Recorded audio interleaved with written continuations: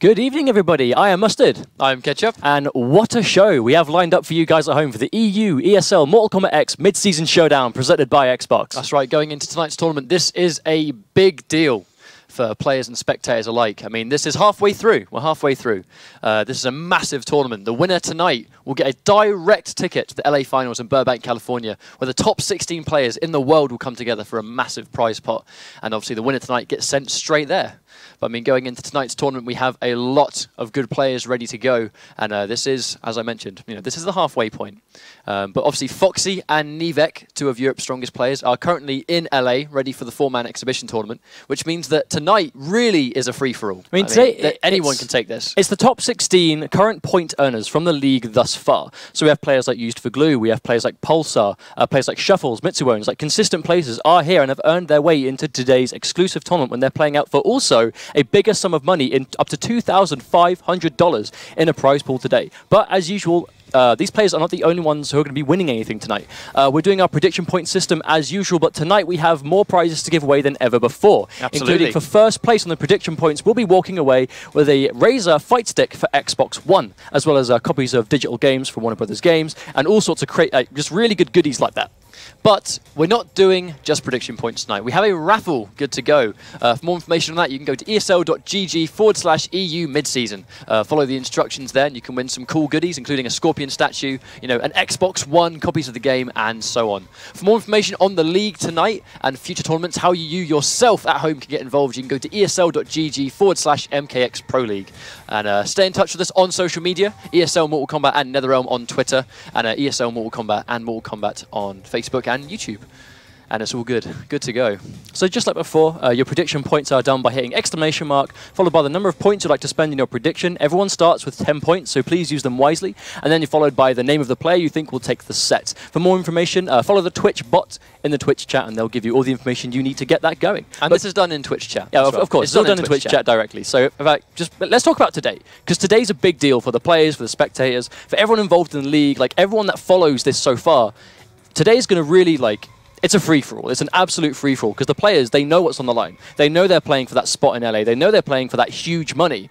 But the setting is the same. We are going to be showing every match today, so not one match from top 16 then moving forward. You will be able to see every game we have tonight, which I can't wait for. I mean, you can see the brackets right here. We have Sumerian, unfortunately, cannot play today, so Gegs will be advancing in that bracket. But we have Mad Props, Pulsar, Mr. Aquari, Tough Gong, Lowlands Lions, Taco. So at least I believe that is. I believe it's Lowland That's Lions. what LLL normally is. Here we go up against Shuffles, who's another player we see do really well consistently. Mitsuones, I'm Still the Daddy, Madzin, Canipa, Curtis G, Used for Glue, Master VHD, and Fasol. So you guys have seen these guys play all the time. But today they have to bring their A game because there is so much on the line. There is no room for error tonight. There is too much to play for, and there is too much to win. It's all riding on tonight. I mean, some of these players don't have enough points to be in that top 5. This is their chance to really just get sent straight there. I mean, you can be in the bottom 10. So within that sort of the 10 marks of these point earners. And then winning tonight, regardless of whether you don't have as much points as 7 other people, you can get sent straight to LA by winning tonight's tournament. Well, for example, Used for Glue has made top 16 once in this entire online league, but that one placement has earned him a place in this top 16. So for his one placement last week, he might have just found himself with a way to get directly to LA by putting in, half the effort of the other players. But if he wins today where it counts, he has done it, you know what I mean? He's done what people will take weeks and weeks and weeks to achieve. But, saying that, we are going into our first prediction of the day. The first match will be Pulsar versus Mad Props. Pulsar versus Mad Props. So you have 3 minutes to make your predictions. Pulsar is a player we saw play Ermac before. He has now since made the change to Shinnok. Looks like he plays Necromancer, which I'm really excited to see. Well, we saw him using Necromancer in the button checks, and Shinnok as a character, as you've no doubt seen before, Shinnok is a character that got buffed quite significantly in the very first balanced patch of the game. He's been given an overhead starter, which gives him combos on reaction. And Necromancer was a variation that got quite significantly buffed, how you can sort of choose where your airborne skeleton hand will now land. So you can really sort of mess with people. You can bait run-ins, you can bait them to just stand still, and all kinds of really good stuff. But I mean, Pulsar, he's no joke. He started off playing a really solid Ermac, made the transition to Shinnok, almost defeated Sumerian last week in a really close 3-2 set. Sumerian, it could very well have been Pulsar going forward. But here he is today. Sumerian's not here to play, and Pulsar is He's ready. But he's coming up against none other than Mad Props. We've seen him a few times now in the top 16. Looks like he does play Jax. I'm not quite sure what variation. I can't quite remember.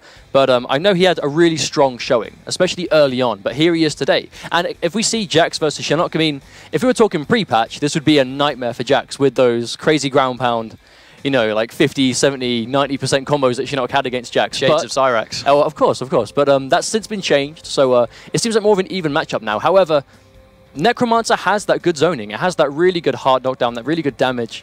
But just in general, Jax, I'm not sure if he's going to struggle that too much with the meter burn dash punch, but it's going to be a very meter-intensive fight between the two of them. No doubt about it. I mean, the armor may potentially help him. I think it depends on what variation that Pulsar goes with Shinnok. You know, Jax has good armor to really close in the gaps. You know, the meter burn dash punch, which he cancels downwards. Bear in mind, the dash punch is now the move that Shinnok takes while he's in the imposter variation. So he can take the overhead version as well. So as far as I'm aware, I don't believe Shinnok can actually cancel the overhead into the low option. I think it is just the straight punch by itself. No, he can get the overhead. Trust me, I already have combos with it. It is ready to go. So Shinnok can take. You take the dash punch, you can go overhead with it by holding down, but he's got really quick lows as well, so you can go low overhead really fast. So if you're not prepared for that in the matchup, it is going to blow you up. So I really hope that Mad Props has done his homework and realizes that's now what Shinnok can do against him. I think that's one of the benefits of Imposter Shinnok, because in essence he almost gets a new mix-up depending on, it's not every character, but you know, if it's a special move that has a mix-up factor to it anyway, Shinnok, in post-patch, a character with overheads and lows, you know, he gets that extra dynamic of extra options that only really apply in specific matchups, or even sometimes only one character in the game. But I mean, going here, I mean, I'm not sure if the players have done their button checks or are ready to go, but it looks like we do have Imposter Shinnok versus Pumped Up Jax. We've seen this matchup many times in the Combat Cup with, you know, Manchester Battle Arena players and ED players in our country running those characters, and it seems to be, again, as always, a battle of momentum, I think. Mad Props is going to have to be very careful with his use of the ground pound, because Shinnok can blow up ground pound on reaction with Tricky Portal every time. But we'll have to see if that does get established. Looks like we'll be going straight into, Pumped Up Jax versus Imposter Shinnok. This will be the first set of the night. This will start the mid-season showdown here in the EU. Who is going to bring their A game? We can't see any mistakes here. These guys, there will no doubt be nerves from almost every player in this tournament. Did manage to bag first hit with the down 4. Didn't go in for the advance. No, so blocked really good. Use of not going in. Here comes the plus frames. Goes straight into a jump. I mean, that's not really guaranteed. Doesn't quite get the hit confirm either. I mean, that's one of the things that Shinnok can do now is meter burn those health sparks on block to become plus 24. Oh, that's 2 for 2 on the drop of the forward 2 by Pulsar. I really hope we see some tight execution here. There's a lot of patience, a lot of players respecting the armor, I think, here. A lot of jumps. Oh, he armors straight through. Well, Jax has phenomenal jump attacks. Very hard to anti-air him with them. Tricky use of the Tricky Portal. Gets the back 2. Back 2 now, plus 2 on block as well, so really good use of that, really good spacing. Something that Pulsar should remember, that string is full combo punishable, but was actually not punished by Mad Props. I think Pulsar might be able to freely throw that string out until Mad Props really punishes it for what it is. I like the way Mad Props is really challenging these jump-ins with the kicks. Like, he knows they can be anti-air, but there you go, he tried to down 2 anti-air, but gets stuffed by the kick, so he's really establishing the threat of that jump. Here comes the plus frames, gets another jump-in, and he gets tagged by the full jump-in. I mean, I don't think the jump-in's guaranteed. The jump-in is definitely not guaranteed. He can backdash that, he can uppercut, he can even down 2 it. He's covered in armor too. Oh, there you go. There's the Tricky Ball attempted on reaction. Oh, he goes to instant low. Unpunished. The health sparks not punished. I mean, regular health sparks by themselves still extremely unsafe, but Mad Props not punishing them. Oh, Pulsar messes up the air to Mad Props again with a really good use of the jump kicks. Oh, down ones after the gotcha grab. Oh, and he tags him with a projectile. That projectile is actually plus on block and hit, so it's a really good projectile to throw out there, and you get the advantage. Here comes the meter burn. Oh, lovely hit confirm into the Mimic. What is the mix-up? Okay. Oh, tries to get him all the way. There you go. There's the low into the overhead punch. That's exactly what I was talking about before. I stand corrected.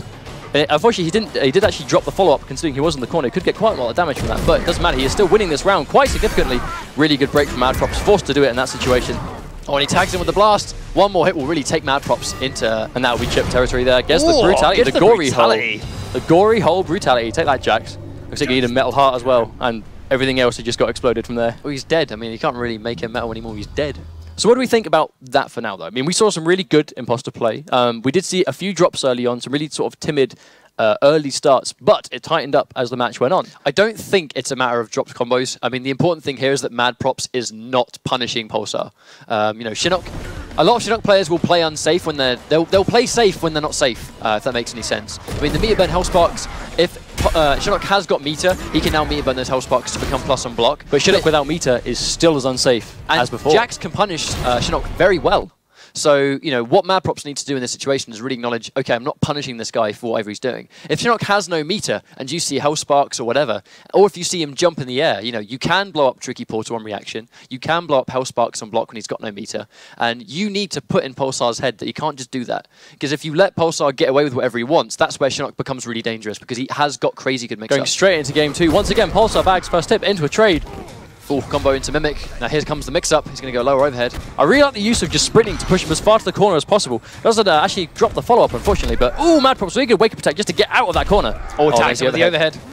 Doesn't have the stamina to follow that one up, though. This is the air-to-air. No conversion from Mad Props. I can't tell. I think Mad Props, there must be some tournament nerves here. I mean, we've seen him play much more solidly than normally. He's getting a good round, though. Lovely ground pound reset. The important thing here is, can he keep him in the corner? He's trying to really just lay on the pressure. That's what he's doing right now, but Pulsar does get the hit. Oh, this next mix-up could kill. Oh, he ends it in the dash punch, of course, because he had the move stolen. If he had the Mimic, he could have potentially killed him in that mix-up, but that's one of the things, you know, you can't spend another Mimic until the stolen move has been used. So Mad Props does manage to take round 1, but both players sitting with no bar right now. Oh, really good read on the air ground pound. Again, something that you can do and pumped up. Oh, gets the air knee. So down 1. Those neutral strings there. Jack's having such good strings, you can actually end yourself in a neutral situation and still be in a good place. And he's going to get the damage buff throw. This will do about 16% damage. Now he's got the 10-second damage buff. That's it. Whenever you get the damage buff, throw becomes a serious problem. Because 16% added to anything you turn Mimic into is a big deal. That's a lot of damage. It's going to add up. Oh, gets the punch again as the ground pound reset. Oh, Tricky Portal whiffs though. We could use those meter burn ground pounds on now. Oh, raw down 2. Down 1 into jump over. I'd like to see Pulsar make the most of these plus frames a bit more. He's getting a lot of down 4s. Oh, really good conversion there. Dash punch just to finish the combo off, but jumps himself into the corner as he jumps over. Jax does change positions here. Lovely grab. Now the question is armor coming? This can be a complete 50-50 situation. What's coming? And he blocks, and then he goes for the armor. Doesn't bite though. Pulsar not biting. Yeah, caught jumping out, manages to tag the last 2 hits of that string, which will take the round for Pulsar. But again, sitting with no bar. Oh, catches the forward 2. What a confirm. Oh, but no follow-up. Oh, he tags him in the neutral jump though. We haven't seen a single Tricky Portal go unpunished yet. Or punished, I mean. Pulsar really starting off strong this time. Mad Props with that delayed wake up. Down 4 on hit. But Pulsar, it's almost like he's respecting armor in a situation where you can't armor because you're so plus after a down 4. And again, that's 2 bars. That's a really expensive situation to get the ground pound, but it has got some damage on the table, which will begin this comeback from Mad Props. Oh, he jumps back. It's an air ground pound. Good jump from Pulsar. This will be a full hit confirm into Mimic. This next mix-up could take Mad Props into 2-0. And he gets the hit. That will take that was really smart. Game 2 for Pulsar. Pulsar made the read that Mad Props was going to try and tech that grab. That's why he went for the string, and that's why it hit. Because Mad Props was pressing buttons, trying to tech the throw, gets hit by the raw string. Because like post-patch, the mix-up is it's overhead or low, really. So if they're going to block, they have to go overhead or low. Pre-patch, it was string or throw. And the string would hit because they were taking the throw. So that was making the most of just the more damage you get off the standing normal to then get the hit, which then took the round. Well, the patch has really doubled Shinnok's mix-up potential, because as you said, pre-patch, the mix-up was string or throw. If you throw, you get a damage buff throw. So any touch, you can do a 40% BNB and turn it into a 56% from the grab restand after the Mimic. However, you know, if you try to take the grab, that's against certain characters. You can't get that much damage against everyone. But this of course, characters with stuns and things that can combo into themselves. So, you know, pre-patch it was, if you think he's going to go for a grab, you have to commit to teching, but you can't block and tech at the same time. And that really was the mix-up. Throw or string. And that was it. Now he's been given the overhead starter. It's low overhead, back throw or forward throw. And in situations where, do you still accept that every touch could potentially become 56% damage on some characters? Or do you start trying to fight back? If you fight back and he commits to a string, you get blown up once again. And that's not even including his overhead and low options. Okay, Mad Props managing to start off aggressive right again. Sitting with no bar right now, but he has managed to bag himself a life lead. Ooh. Really nice patience on there. Nice patience on the jump kick. I mean, jump kicks have such good priority. Oh, it catches the full combo. Mad Props, I don't actually think we've seen a full convert.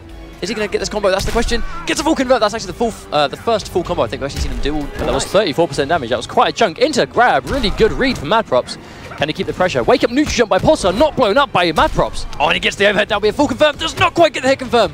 Doesn't come. And no punish on the overhead punch either. Both players. It must be matchup unfamiliarity. Because we're seeing a lot of standard punishes that just aren't happening. Absolutely. I mean, that overhead dash punch is so unsafe, but Pulsar sitting on match point against Mad Props. Mad Props already on the verge of being sent home.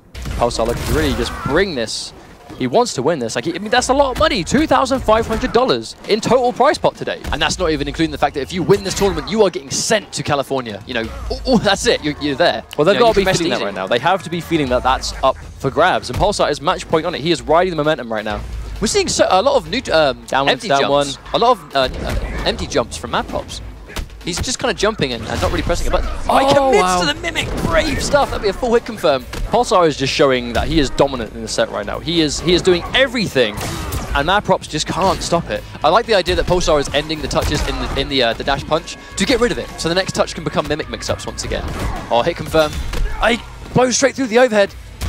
Ooh, really catches him this time. Didn't have the stamina to convert. Mad thing is Pulsar still in a good situation. Oh, and he gets the instant tricky portal into neutral jump kick. I mean, that was a really good call from Pulsar. Pulsar only needed one more hit to win the round. And the neutral jump kick comes out so much faster. If you actually try and blow up tricky portal and a neutral jump kick comes, it's much harder to actually hit. And that was a really good call there from Pulsar, taking it 3-0 moving on in the bracket. Very strong stuff. Pulsar moving on. Unfortunately, Mad Props going home, but, you know, this guy's made multiple top 16, so, you know, he'll be back every week. Well, that's why he's here today. I mean, once again, every player here is here because they've placed and got enough points to become the top 16. This is what they have earned, and their payout will be guaranteed place into the top 16, $2,500 in cash prize. Like, there's a lot to play for today, but these players have earned their right to be here. And just seeing, once again, Pulsar manages to get the good read in the tricky portal, catches the jump back, Mad Props caught doing an air ground pound. I'm not quite sure why that was the move he went for when Pulsar was already in the air. I'm not sure. But he may have just been a false prediction. I think it happens. It does happen. I think, unfortunately, it was just mainly a matchup of things not being punished. And that's the main thing. When you fight Shinnok, you kind of need to make sure that everything is being, you know, if he's in the air, you jump with him, neutrally. If he does tricky portal on reaction, you neutral jump punch on reaction to tricky portal. You know, if you see hell sparks that meter, you punish them. If you see strings that can be armored, Jax is covered in armor, and Shinnok has got holes in the strings that the meter burn overhead would have full combo punished. But unfortunately, Mad Props is going to be going home. See, Pulsar will be excelling. He will be playing against Gegs, as Sumerian cannot play today. So that'll be your first top 8 match when we get there. But next, looks like we will be going to Mr. Aquari versus Tough Gong. Mr. Aquari is a player we have seen multiple times, but he's always online. He's always playing. He's always in ranked. He's always playing sets. Like, he's trying to level up a lot because he knows this is what he's practicing for. But I believe he's going to the Swedish Combat Cup qualifier as well in Sweden next week in DreamHack. But he's here today to try and just get that guaranteed spot in top 16. But what I really like about Mr. Aquari is, at the start, when we would first see Mr. Aquari play, he was very unsafe. You know, he was committing to a lot of things that need not be committed to. Things like unsafe cartwheels in the Spec Ops variation, I believe it's Spec Ops. Or Cover Ops, where she gets the military stance, where she can go low, overhead, command grab. They're unsafe options when committed to. So Mr. Aquari used to kind of do a lot of the mix-up strings and commit to the combo option, not realizing that if you could hit confirm and leave yourself safe on block, you're in a much better situation. Over the couple of weeks, Mr. Aquari has really taken that on board and really tried to practice those hit confirms. He's been doing a really good job, and here he is now doing better as he goes on, because he's now starting to really tighten up, making himself safer, and he's doing really well for himself. Looks like he plays still Sonya. Looks like Sonya is the character he's truly settled on for now. He plays Special Forces and Cover Up, so I have no idea which one we're going to see. But that said, we now have 3 minutes for you at home to make your predictions. Do you think Mr. Aquari will win, or do you think it's going to go the other way? Because, again, it's all to play for today. We have up to a Razer Fight Stick up for grabs for anyone that is a successful prediction point placer tonight. If you're first place, you do win a Razer Arcade Stick, but there are also copies of Warner Brothers digital games to win as well. So good luck on your predictions, and hopefully we'll see how it goes. Let's not forget about the raffle that's also taking place tonight at esl.gg/EU mid-season. We have an Xbox One to win, copies of the game to win, you know, Scorpion statue, all kinds of good goodies that you can, you know, enter, go on the website and follow the instructions. But obviously Mad Props he's against as well, Mr. Aquari versus Mad Props. Mad Props, I do believe we've seen him a couple of times here. I can't remember which character he plays, because I do believe he's changed a couple of times. Very well, Mad Props could be the Kenshi player that we saw a couple of times. I do believe he was playing Possessed. Possessed is obviously, speaking of Kenshi, you know, one of the characters that was buffed in this recent patch in all 3 variations. You know, he can no longer cancel the 114 string, which was a slight nerf to Kenshi. But considering the amount of buffs this character has received in Balanced, Possessed, and in Kenjutsu, you know, this character's awesome. I mean, we were speaking to not personally, but obviously Picketh Hut's been quite vocal about Kenshi. You know, Picketh Hut being really the kind of tournament-proven best Kenshi at the moment. And he went from thinking that Kenshi was a relatively weak character to now, with the buffs, thinking that Kenshi could potentially be top 4 material. But that's it. I mean, a few changes on paper might be like, you know, seeing a move go from like a 10 frame deficit, so it's a bit safer now. On paper, you might think, well, that's not really a big deal. But in practice, you think that's now half the characters now can't deal with it, can't punish it. It's better to throw out. You build more meter because you're doing more of them. But also his standing 1 being increased to, is it 9 frames now or is it 8 frames? I believe it's 9 frames, 8 frames from if it's down 1. I do believe it's a 9 frame standing 1. I could be mistaken, so but I think it's 9 frames. So standing 1 being a 9 frame normal now, again, gives him punish opportunities that he didn't have before. Kenji's a character that hits really hard as well. Usually meterless as well. He doesn't really have to spend a lot of meters to get good damage. But seeing that he now has a fast way to obtain that, as well as better normals and better specials, I mean, if we see Kenji play today, I have no doubt we'll see a lot more success because of that sort of change. I think so, because I mean, you can play the conventional sort of zoning keep away game that you could play in Mortal Kombat 9.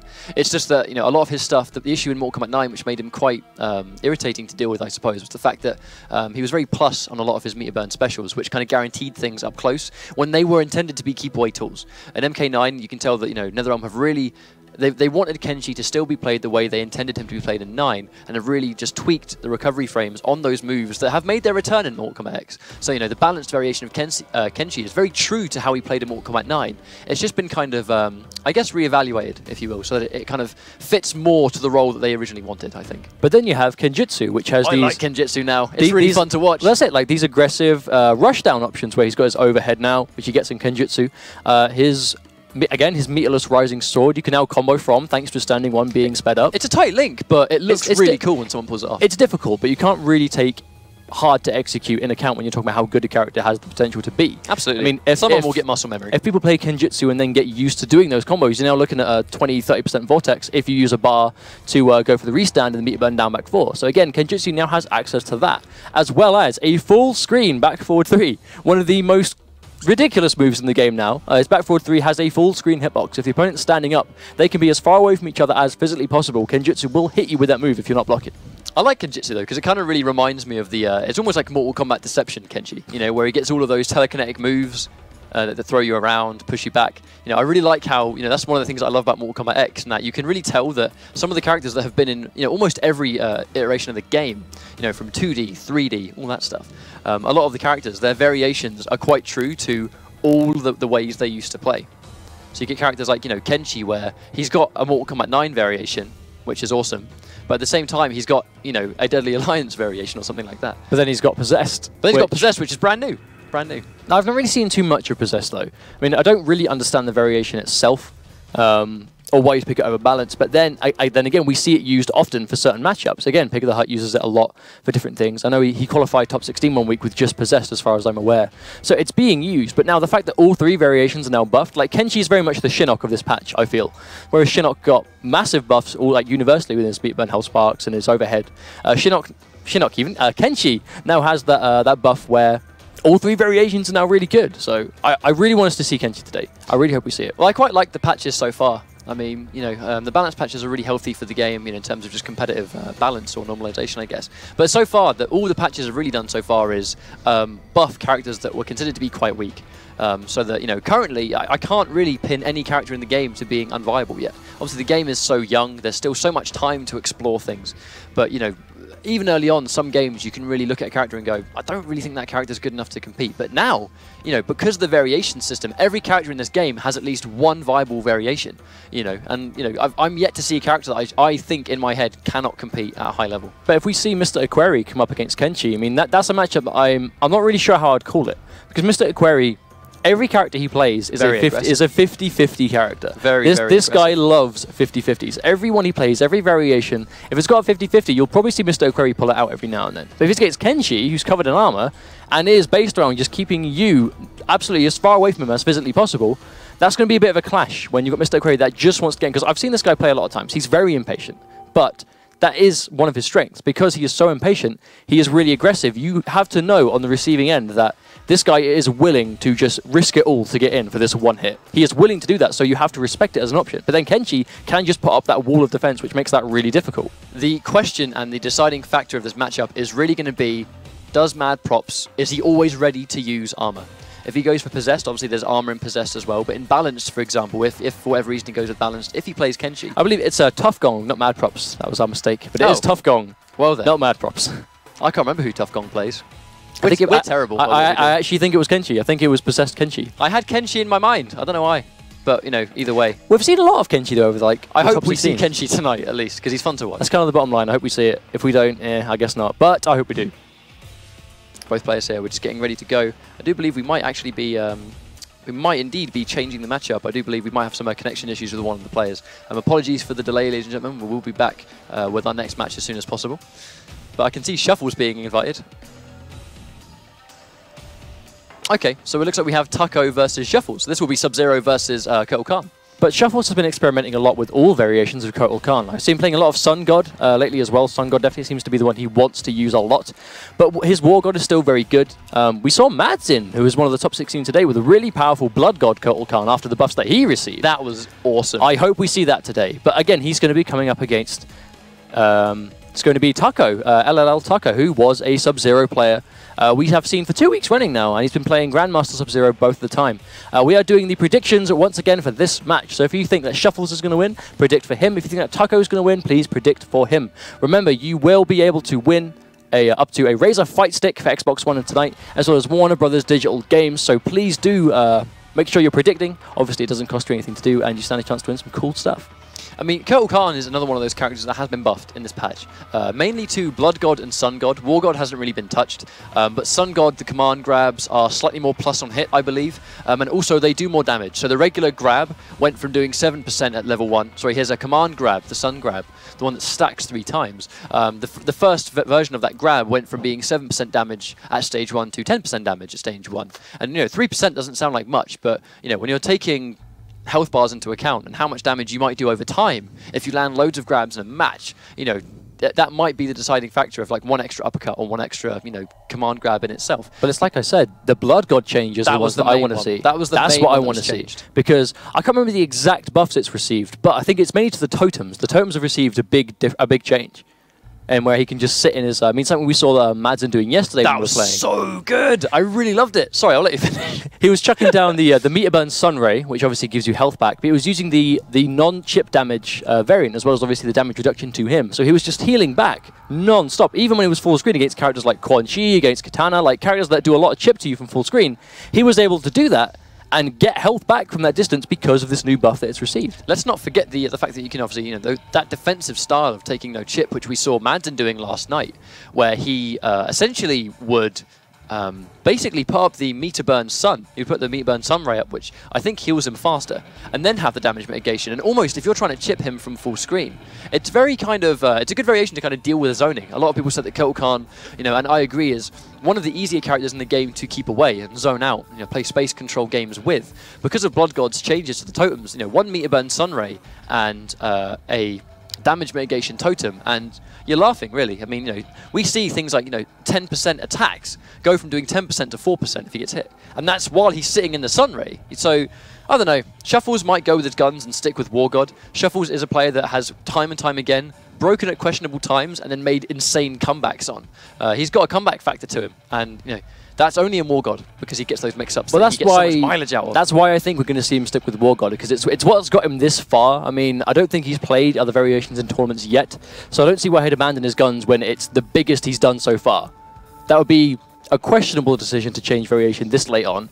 But then at the same time, we saw Foxy Grandpa, who you know all too well, who plays Buzzsaw Kung Lao quite a lot, switch to Tempest for the Combat Cup UK Finals over the weekend, and he again managed to make Grand Finals. He won the actual qualifier itself, but then got second place to ED Ixie in the actual UK Finals itself. But he was playing Tempest all day, and that's a variation he hadn't played in tournament up until that point.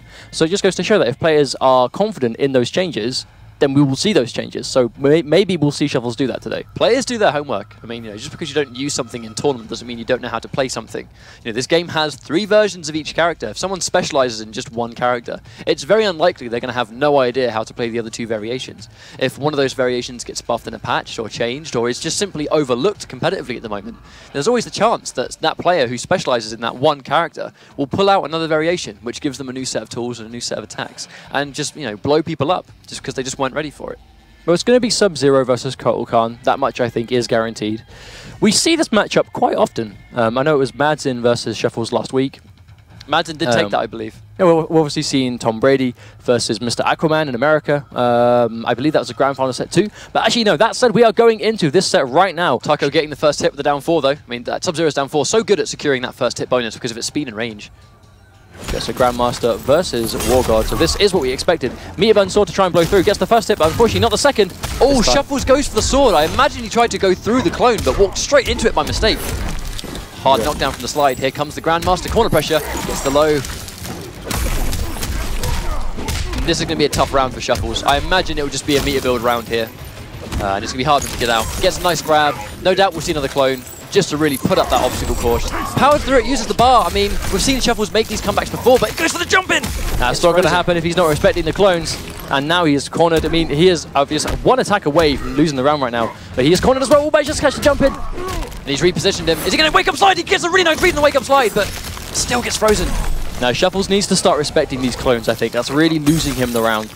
I agree. I mean, also, Shuffles is... I really respect his enthusiasm and I really respect his confidence. However, I do think that quite often he kind of attempt to punish, but really good backdash from Taco to really just blow that up. Shuffles doesn't seem to conserve his meter. I mean, if he's losing in a round, he'll spend the bar.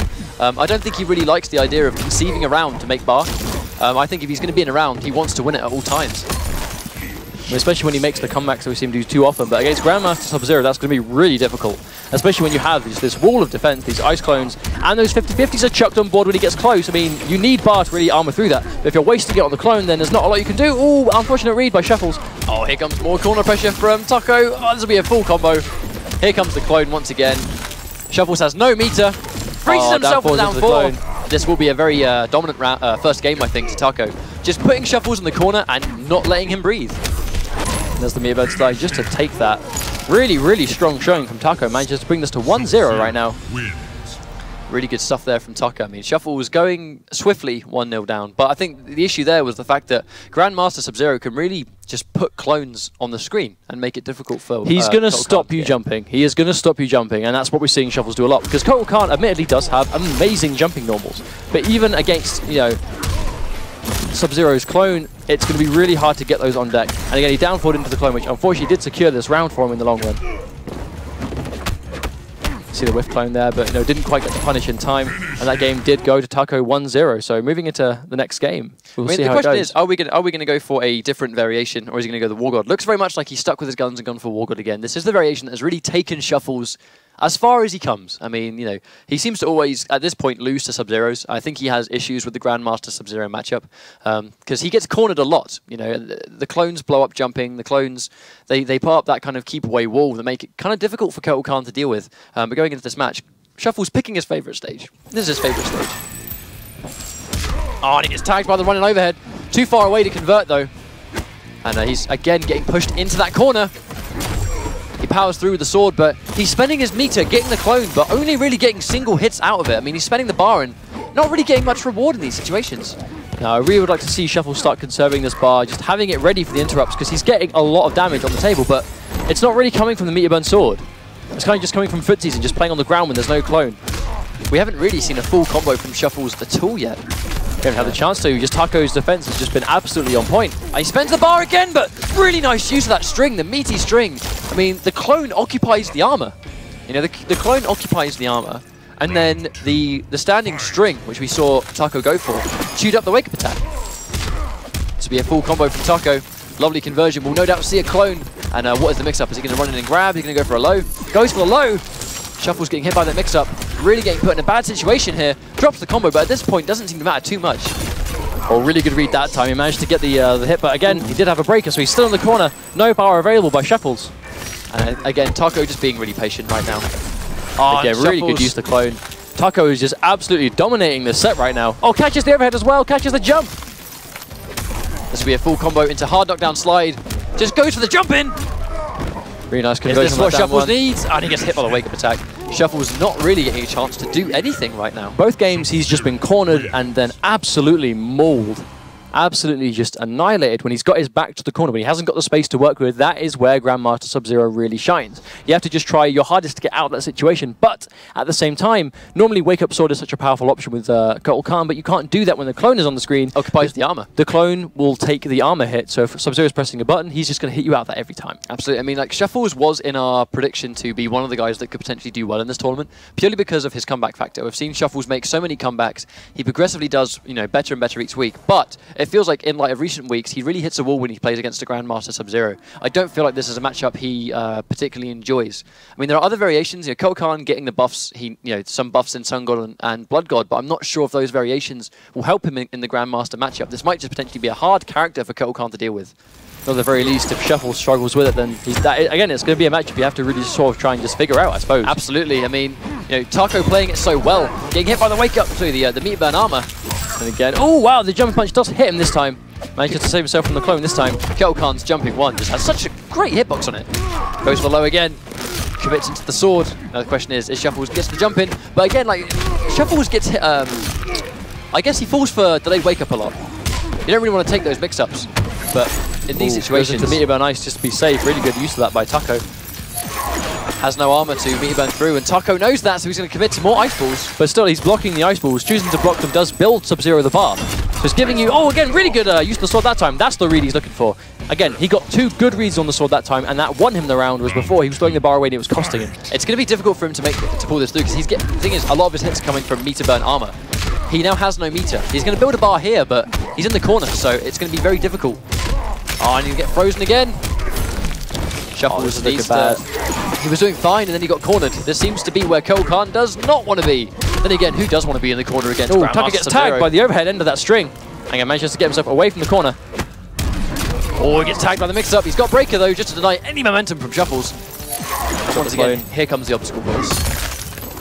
And when you've got this low health, chip damage is a problem. So those clones have to be respected. But again, opting to, really good use of the health. I don't know why Shuffles is blocking those projectiles. I don't know why he isn't just neutral crouching them. He's building in the bar he needs. He practically built Taco a whole bar of meter just for the blocks in that round alone. So hopefully we see the adjustment where he stops doing that, but we'll have to wait and see. He is out of the corner, so it's all to play for right now, but Taco is just trying to bit by bit push him there. Oh, goes for the meat burn sword. If he did it just half a second later, that would have actually anti-aired Taco, but once again, Taco just inserting his dominance in this matchup. Oh, really good whip punish from Shuffles that time. Oh, unfortunately drops the follow on a really good wake-up neutral jump from Taco. Lovely read. And he gets hit by the wake-up armor of his own. Now the question is, what is the mix-up? Is he going to get tagged by a slide? Again, that delayed wake-up. Gets tagged by the overhead sword, though. Taco sitting on 2 bars of meter. Opts to not finish the string. Good break from Taco. Kind of saves himself. Oh, manages to recover in time to not eat the ice ball. Good block on the overhead. Commits into the overhead sword again.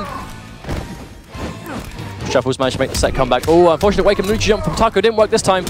Looking at chip territory. Will he make the comeback? He's managed to corner him. Oh, he's put Shuffles in the corner, and he beats the wake-up armor. This next play could be it. This next touch could kill Shuffles, and Taco's sitting on a bar of meter. And he gets the running overhead. The overhead. Snatches that game away from Shuffles and takes it 3-0. That was kind of make or break. From what I saw, it was meter burn swords were either the savior or the death of Shuffles in those matches. When he landed it, he was in a good situation, but when it whiffed or he only got 1 single hit, he wasn't really in a great situation at all. And here we go again. As we can see there, this was in the process. This is when Shuffles was in a good situation. This must have been a 50% life deficit by the time that Taco just got that hit, because at this point it was looking at all Shuffles. Like that's a clean 50%. But Taco got the hit, managed to reposition to the corner. Again, good read on the wake-up sword to make it whiff, and again thrown into the corner. And that one touch was what he needed, just to run in overhead. There were 2 factors there. The first of all was the fact that Shuffles got put into the corner. That sounded really hard to say, like really difficult. It was. He got thrown into the corner from the forward. It was the forward 4-2 string, so he found himself in the corner. So he then whiffed the wake-up armor. So he was still in a winnable situation there. It's just that because Taco got such a good, strong read on the wake-up overhead sword, I mean, those 2 situations, being put in the corner, and when you're in the corner, you panic. You baited into pressing buttons, and you baited into doing something hastily. And unfortunately, Shuffles was very, very hasty in that. and just got punished for his troubles and then went home 3-0. So as we can see, we've got 4 matches left before we move into the top 8. So we can have Mitsu Owens versus I'm Still the Daddy next. We have seen these two play before. I'm Still the Daddy opted to use Thunder God Raiden, which was a character that no one had ever seen him play before he decided to just, pull it out for the top 16 of that week. He did lose that set 3-0, so I don't assume we're going to see him do the same today. But it's always hard to say and predict what character we're going to see I'm Still the Daddy play, because he always changes. We've seen him play Kung Jin, Kung Lao, Jackie Briggs, Takeda. We've seen him play a bit of... there must be some that I'm missing out here.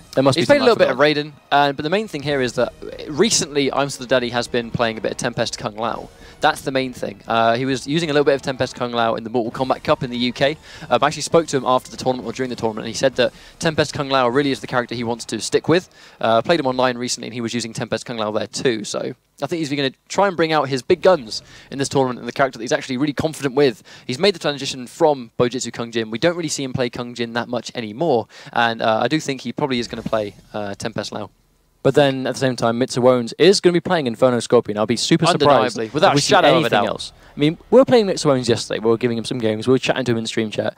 This guy, he's been practicing for today. He's really been putting in the time. And that's what you need to do. When you've got this much up for grabs, and you've got that $2,500 to win, when you've got that guaranteed spot in LA to play for that just huge sum of money, you need to stick with your guns. And we've only ever seen him play Inferno Scorpions. We are seeing character loyalty prevail over character variety, I suppose, and counter-picking quite a lot at this point. We say this all the time. Every single week you probably hear us say that we talk about character loyalty seems to be prevailing because it consistently reigns true week after week. Exactly. I mean, I do strongly think we're going to see Mitsu Owens go for Inferno Scorpion, and this guy is nuts. He doesn't care.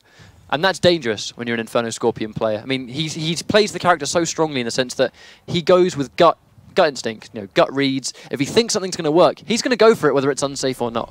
So, we see a lot of low minions on block. We see low minions in the neutral at completely punishable ranges because he's just confident that it's going to hit. And when you've got a play like that, he's not afraid to wake up teleport. He's not afraid to teleport in the neutral. He's not afraid to throw out unsafe moves. That... In this kind of setting where it's high pressure, high stakes, and sometimes you might second guess your reads. That's where Mitsu Owens, I think, will really shine and just overwhelm you with crazy guesses.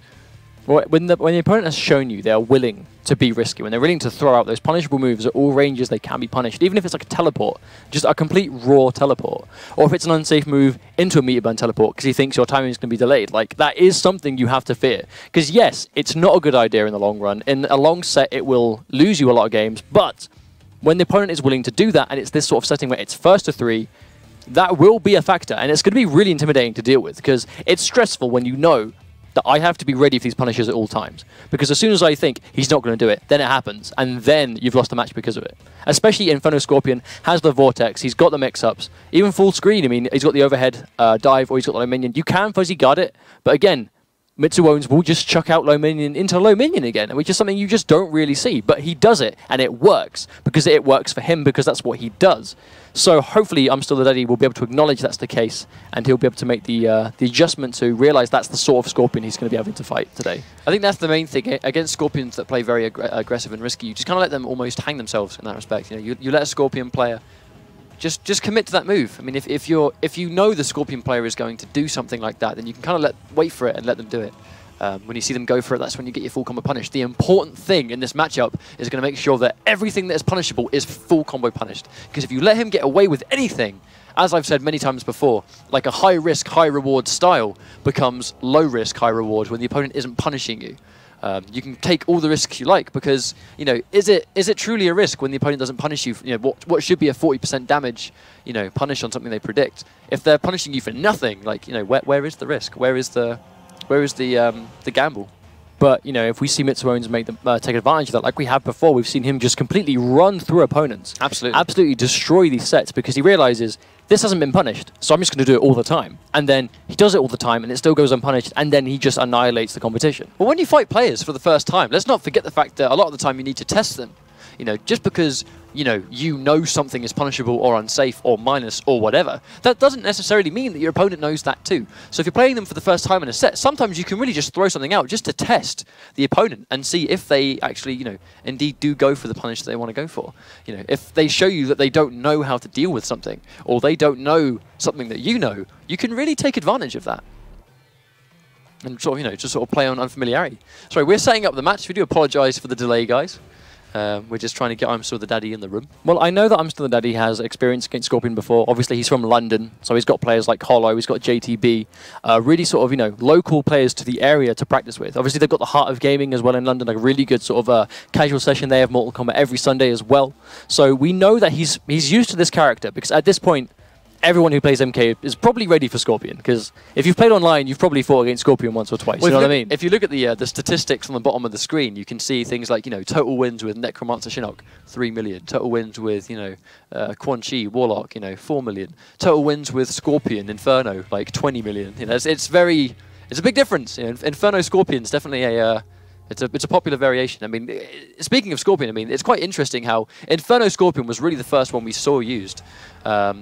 But before we go into anything else, the prediction point system has now begun. You have 3 minutes starting of now to predict whether you think I'm Still the Daddy or Mitsuones is going to win the set. It's done in Twitch chat using !predict, followed by the number, followed by up to 10, followed by the player you think is going to win the set. Again, this is done in Twitch chat. Everyone would have started with 10 points tonight, so hopefully you guys have been successful so far, and best of luck to everyone at home that will be trying to win some cool swag to give away. Well, that's it. There is Razer Fight Sticks to be won for first place. There is digital Warner Brothers games. Like, there is more to give away to people with a prediction system than we've ever had before. So hopefully you guys are successful and you do win some of that cool swag.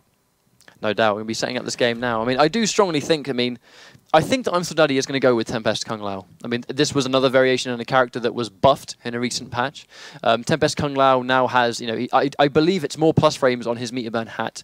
And it's something to do with his regular spinny hat as well, which gives him a 40% meterless combo. It makes a lot of his things, his options, like his overhead and his low, safe. And he hits like a truck. That's one of the things that he does. He hits like an absolute truck. And a really important change, his hat comes back a lot quicker now than it used to as well. So something you'll see Kung Lao do is when he uses a hat-based move, like a hat toss, low hat, spin, anything like that at all, if he gets rid of his hat and he throws it away, he has to wait for it to respawn on his head before he can use those moves again. So if Kung Lao's throwing a hat and it's not on his head, then he can't spin, he can't throw hats anymore, in Buzzsaw he can't low hat.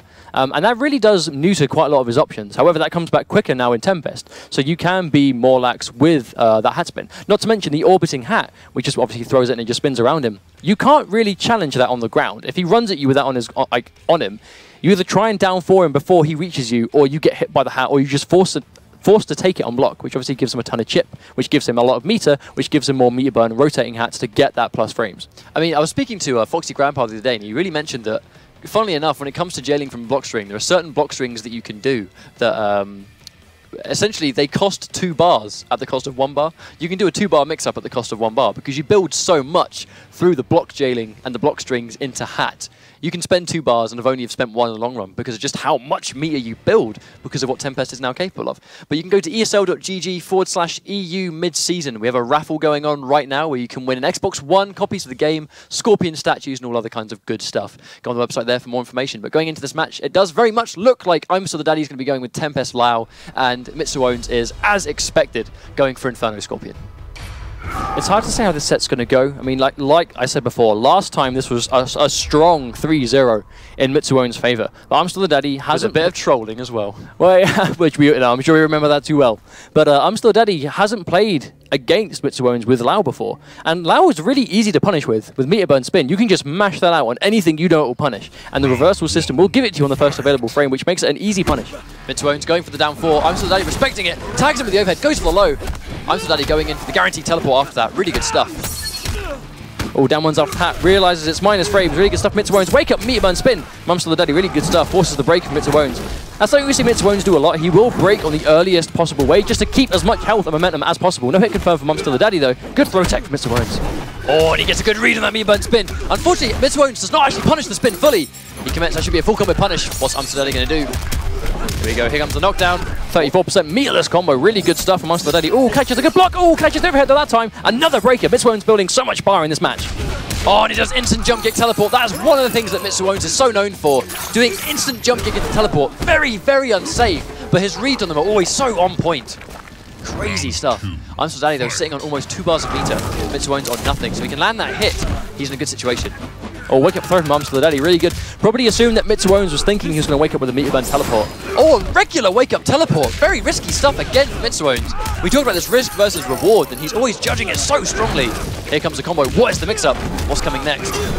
Oh, Meatburn spin just to power through that vortex. Oh, really good stuff. Oh, wonderful throw tech from Mr. Wones, and that will get him. This might be the game if he manages to catch the mix-up. This mix-up, he might even go for a throw at this point. Oh, he goes for the full combo, and he's going to zone again. This is one of the things that Scorpion can do. We see Mitsuones do a lot where he doesn't even go for Vortex. He'll send the opponent full screen with the Meteor Burn, teleport, and uppercut, and then just use the Inferno keep away factor of the dive kick and just chip you out and kill you for... Well, I think sometimes he knows that once you've been hit by that Meat Burn teleport into uppercut, like if you're put full screen at the end of a combo, you probably have to at least block one overhead minion, which obviously is meter for him. So as we see the replay there, that was a strong round. It was very quick. As soon as Mitsuone started to build the momentum, as soon as he got a good read on the throw tech after the combo, that was all him. I think it was risky though. It was very, very risky doing that wake up regular teleport. I mean, wake up attacks in this game, they have no invincibility. You know, you can't just do wake up attacks by themselves normally without getting blown up by a meaty string, but because Daddy there didn't go for a meaty string, the wake up teleport did blow straight through. And as you can see here, sends I'm Still Daddy full screen and then gets that one crucial dive kick. We've seen him do that so many times. It's a good call. I mean, why even risk Vortex and losing the round where you can send them full screen and then almost guarantee you'll win there by having them far away when they're almost chippable life. Especially when you've got that sort of life advantage as well. Looks like we're going straight into game two. A straight up rematch. Tempest. Oh, catches the low minion. That's the sort of stuff we're talking about. Oh, unfortunately dropped by Mitsuones. Really good meter burn spin to just catch that jump from Still Daddy. But because of the way Mitsuones plays from full screen, he's never without meter. Never ever without meter. Oh, and I'm Still Daddy gets the string, but just caught him jumping, so didn't quite connect. That should be a full combo punish. Oh, unfortunately he does it a bit too early. Oh, a nice overhead there. A lot of buttons being pressed again. Interrupted by the meter burn hat. Hitting the air, so he wasn't really sure what to follow up with.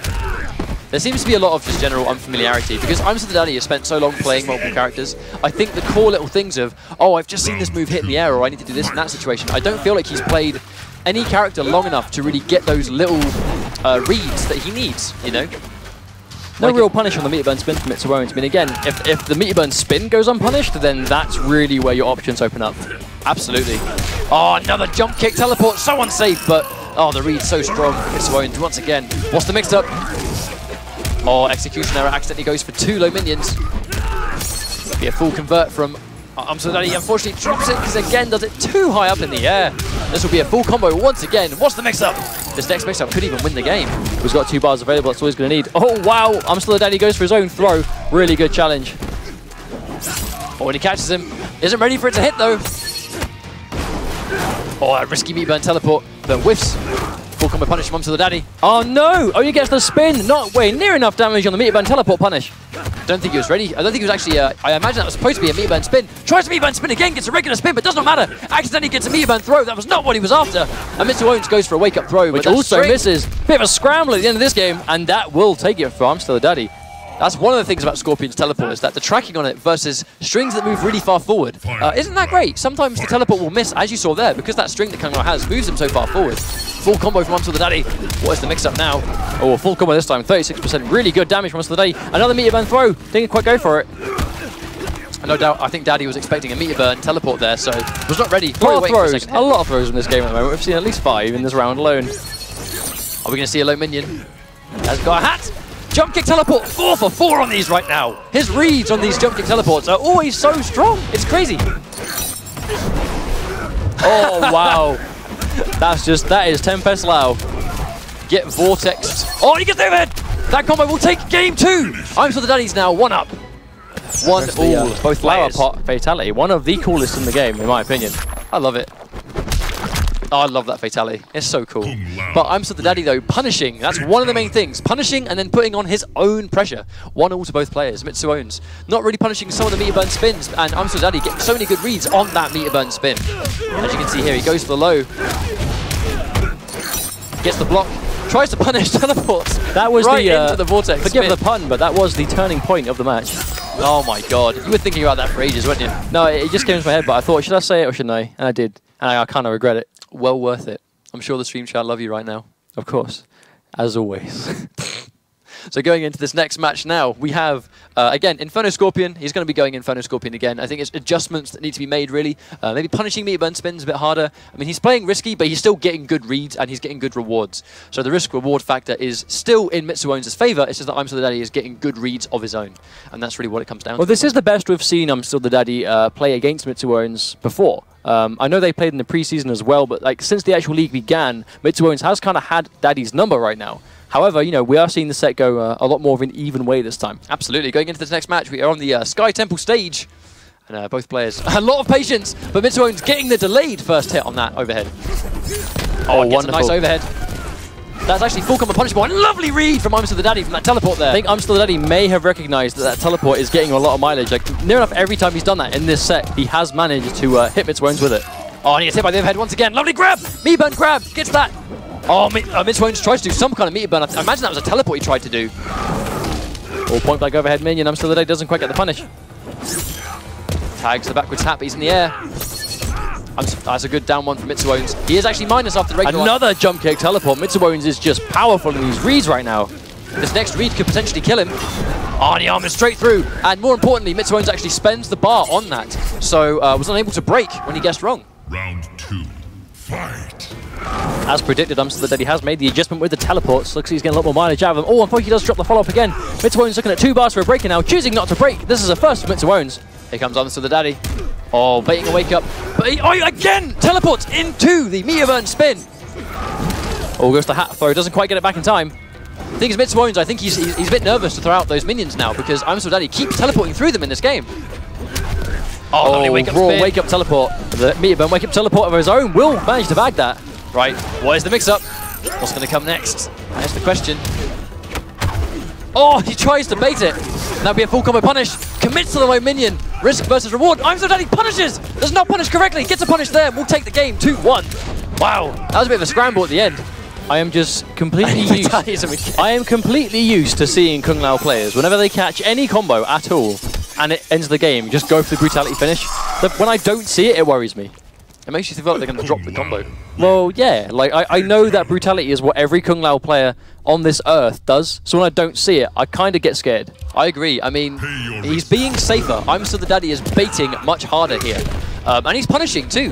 Mitsuone's as well. It's just, in that, I think that first round of 2 successful teleports to beat the full screen minion game, I think that really put in Mitsuone's head, you cannot do this, I will teleport you. And then the fear of that teleport was enough the entire game. But then I'm Still the Daddy stopped doing the teleports because he knew at that point the fear was established. He had made that condition. Mitsuone's was doing it. He was doing exactly what he wanted to. He is reading him like a book, and he took game 3. So it's 2-1 now from I'm Still the Daddy. He is 1 game away from moving forward. This is the first time we've seen I'm Still the Daddy really take it to Mitsuone's. As you said before, I mean, Mitsuone's really had this guy's number. I'm Still the Daddy trying to end that today, and he wants to take this one 3-1. Well, this is the week to do that, though, really. With Absolutely. the $2,500 and the guaranteed place in LA, I mean, that's a big deal. Like I keep saying time and time again, because it really is. Going into the game now, Mitsuone's does manage to start things off aggressive. I'm Still the Daddy with a Meteburn spin just to stop that. Mitsuone's doesn't hit confirm the 2-1. He gets the teleport again, now we have full combo punish. Opting for a jump kick, dive kick just for the damage. Oh, he gets tagged by the low. He's got a bar though. Is Mitsuone's going to wake up? He tries to do a wake up attack, I think. I'm certain that was a wake up teleport that did not come out. I'm Still the Daddy has really just decided to bring his A game now, and Mitsuone's tries to go for Meteburn and teleport, but no armor, which brings I'm Still the Daddy to match point. I really feel like Mitsuone's is razzle-dazzled at the moment. I mean, like this guy, I can't keep a straight face when you use the term razzle-dazzled. But I mean, just like he's just kind of in a situation where he's trying to wake up and just do things, and he's not getting what he wants. Good bait on Meteburn spin this time. He will manage to bag himself a full combo. How much damage, and what will the setup be? Oh, he gets a grab. This round has been completely him. He decided to turn this one round. Hit by the teleport again. Oh, doesn't get the combo. Spending on the Meteburn spin. He's counter-punishing a lot. He thinks Mitsuone's going to go in for a punish. Gets the overhead. This could be big from Still the Daddy. He could be one combo away from doing this. He gets that. Oh, and he gets the teleport anyway. Mitsuone's taking the next round. This is now going to be last round. I find it astounding how Mitsuone's went to that option, considering that exact situation is what lost him round 1. But it won him round 2. Well, as I said, man, risk versus reward. He is not afraid to do things. I think Mitsuone's doing neutral jumps now, trying to blow up these teleports. Again, nice to see Mitsuone's making the adjustment. He's definitely not happy about those teleports hitting him all the time. There'll be a full combo. Gets the double overhead. Does not convert. A lovely punish. This is going to be a punish from I'm Still Daddy. Full combo. 32% meterless. Oh, it chases down the backdash. This could be what I'm Still Daddy needs to end that streak of Mitsuones. Another full combo punish and a meter burn spin. Has to break. Oh, Mitsuones will lose this set 3. I'm Still Daddy finally getting his revenge on Mitsuones from the trolling we saw in one of the very first weeks. You could tell he wanted that for weeks, and he finally got his revenge with Tempest Lau. And in the most important online tournament that ESL has had so far from Mortal Kombat X. I mean, this is where it counted. This was where it counted, and I'm Still Daddy finally getting his revenge. Finally getting his revenge on Mitsuones. Good stuff to Mitsuones, but I just do feel like I'm Still Daddy made the adjustment, played a bit safer, played much more of a baiting game, and Mitsuones also not really having an answer for those meter burn spins. And he gets caught with the double overhead, blocks and punishes that. I mean, he's just all over Mitsuones at this point. The second he put the pressure on Mitsuones, I feel like that was where Daddy really excelled. Full combo punish here, sends him full screen. Again, tries to punish once again, has to break there, but then all he needs is chip at this point. And he acknowledges that he's minus enough on that low minion. He can go in for a hat. I mean, that was a very, very interesting set, I think. I'm Still Daddy made a lot of adjustments, and they definitely helped him out. Well, that was it. I mean, I'm Still Daddy did lose game 1 quite substantially. Quite quickly. I mean, again, that happens a lot when you see Inferno Scorpion. However, because of that adjustment, he managed to take the set entirely. But again, I'm Still Daddy's been playing fighting games for many years, at a very good level as well. Obviously, we've seen him play a lot of Killer Instinct, a lot of Street Fighter 4, where you guys will probably know him from. But here he is playing MKX. I mean, he was interviewed recently in London for the MCM UK exhibition, where he did say he loves the game. He really enjoys the game. The money is obviously a good way to still compete and have a reason to still do that. But he enjoys the game, and he's going through so many characters. He's really trying to find his sort of comfort zone, and who knows, maybe he's found that now in Tempest Kung Lao. As we said, the character hits very hard. The character hits very, very, very hard. And in that situation, it was very defensive. Kung Lao was an aggressive character, but what we saw there was, landing the hit, getting the knockdown, and then baiting, making good reads, and predicting the fact that the opponent might indeed panic and then do wake-up attacks, which, came quite often. But really good stuff to Mitsuones there. He acknowledged, though, I'm Still Daddy acknowledged that normally when I'm Still the Daddy plays a new game, he almost dominates it to a degree. I mean, he played Killer Instinct when that came out and did very, very well for himself. He's undeniably tournament-proven the best Guile in Europe for Street Fighter 4. I mean, this guy is serious with his fighting games, and he loves Mortal Kombat X. And he acknowledges that he has a lot to learn. But week by week, this guy is getting so much better, and here he is now, with a dominant 3-1, moving on in the bracket. So moving on to the next match, we will be seeing Madzin versus Canepa. Again, Madzin being considered by many to be the world's best noob Cybot player in Mortal Kombat 9. I think so. This guy came from Germany, managed to cause some serious upsets in some Mortal Kombat Line Online tournaments back in the day. And he is up against Canepa, who again we've seen play a few times now in this online league. But again, that's why these guys are here. It's because they've been consistently placing.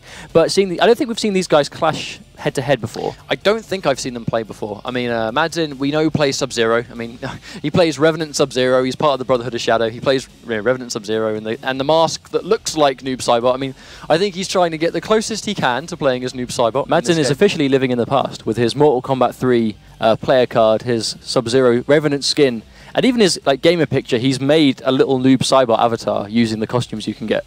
So this guy is trying to cling to Noob Saibot, but it's not the same. Excuse me, we have Cyrex and Sector cards and the MK3 logo. We are just as bad. I know. I was just pointing it out. But starting from now, you have 3 minutes to make your predictions. If you think Madzin's going to win or Canepa, this is done in Twitch chat. Exclamation mark predict, followed by the points you'd like to spend, followed by the player you think is going to win the set. You guys start off with 10. Hopefully you're doing well, and good luck to everyone that's going to be betting. We're going to be going to a quick break right now while we set this match up.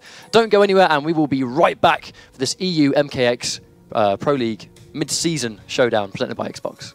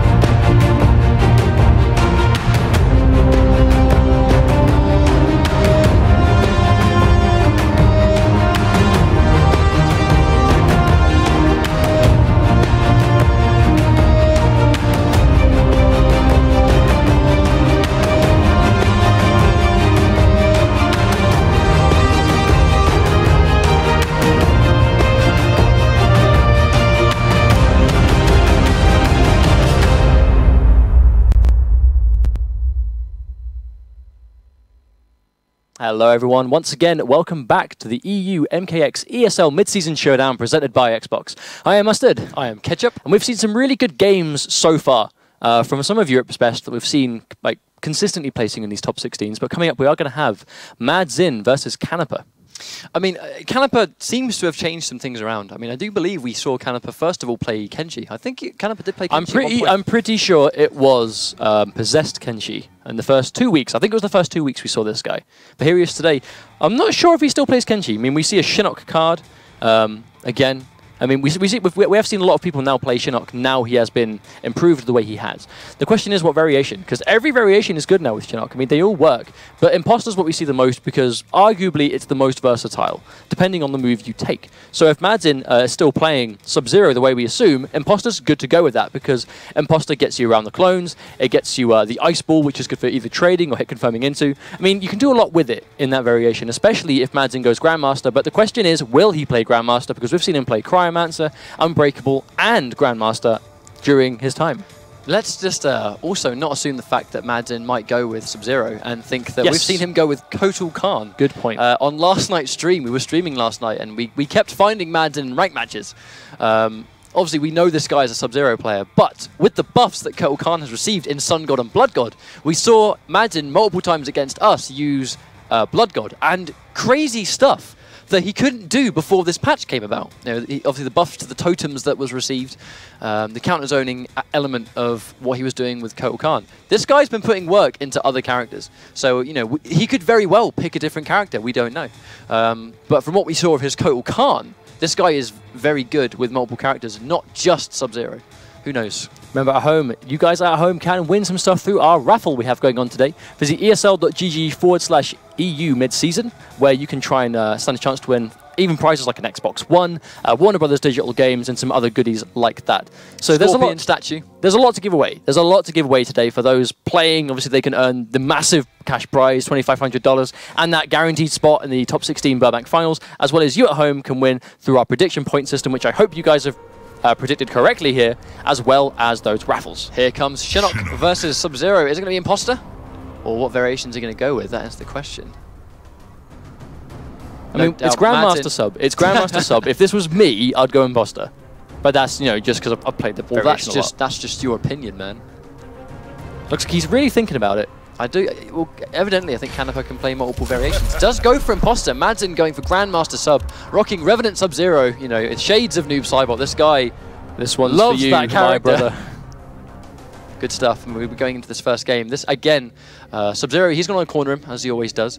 Madzin, I reckon he's going to be very mindful of the tricky portal. He actually plays you online quite a lot, so I think he's actually quite familiar with fighting Shinnok at this point. He does a lot of matchup specific stuff, but Canepa again really good use of the Hell Sparks. Lovely hit confirm into the Hell Sparks. Now what is the mix up? Gets the low! Hit confirms into it once again. Oh, that combo will not work when you've got that amount of gravity. He has now got a Sub-Zero Ice Ball stock, so he can't go into the reset until he gets rid of that. Oh, crazy good stuff. Madzin goes for the jump in, gets the clone. Oh, back 3-3. Gets tagged by the clone, so Madzin actually wastes the bar on that. I'm not sure that was actually what he was expecting. Something we see Madzin do a lot is he'll whiff a slide, knowing it recovers really fast. And he'll be able to use that to just get in. Really good wake-up clone, Madzin, or to just really read that space. Now, it's, oh, it opts to let him out of the corner. Interesting stuff. Madzin jumping into the corner. Oh, tries to push him into the clone. Really good meter burn slide just to get out of the corner. Oh, really good bait on the wake-up as well by Madzin. That's 3 for 3 on crossover jumps into the corner in this round. That's where Grandmaster needs Shinnok to be. Oh, gets the tricky pull. Lovely read and gets the Hell Sparks. Now has 1 bar of meter, so he can Hell Sparks and meter burn if he wants. This is chip territory for Madzin. The Hell Sparks will be a problem, but the neutral jump kick from the tricky portal will take that. Good stuff there. I mean, Madzin, the important thing there was, you know, Shinnok only has 1 bar of meter now. So if he's going to spend the bar on meter burn Hell Sparks, pretty much everything he does after that will become unsafe. And Sub-Zero can slide the hell out of those Hell Sparks when they're blocked. Clever opts to save the meter. Oh, catches the really long-range low. Really good spacing from Madzin. Whipping the clone to build the bar. That's one thing top Sub-Zeros will always do. Whip that clone just with the meter. Oh, lovely read. Lovely read from that needs to jump punch there. Oh, there's a neutral jump kick again from Canepa to get out of the corner. Forward 4 into Mimic. Really risky stuff, but it paid off. Made the read. He's managed to get Madzin in the corner now. Or near enough to the corner. That damage buff throw doing a lot more damage.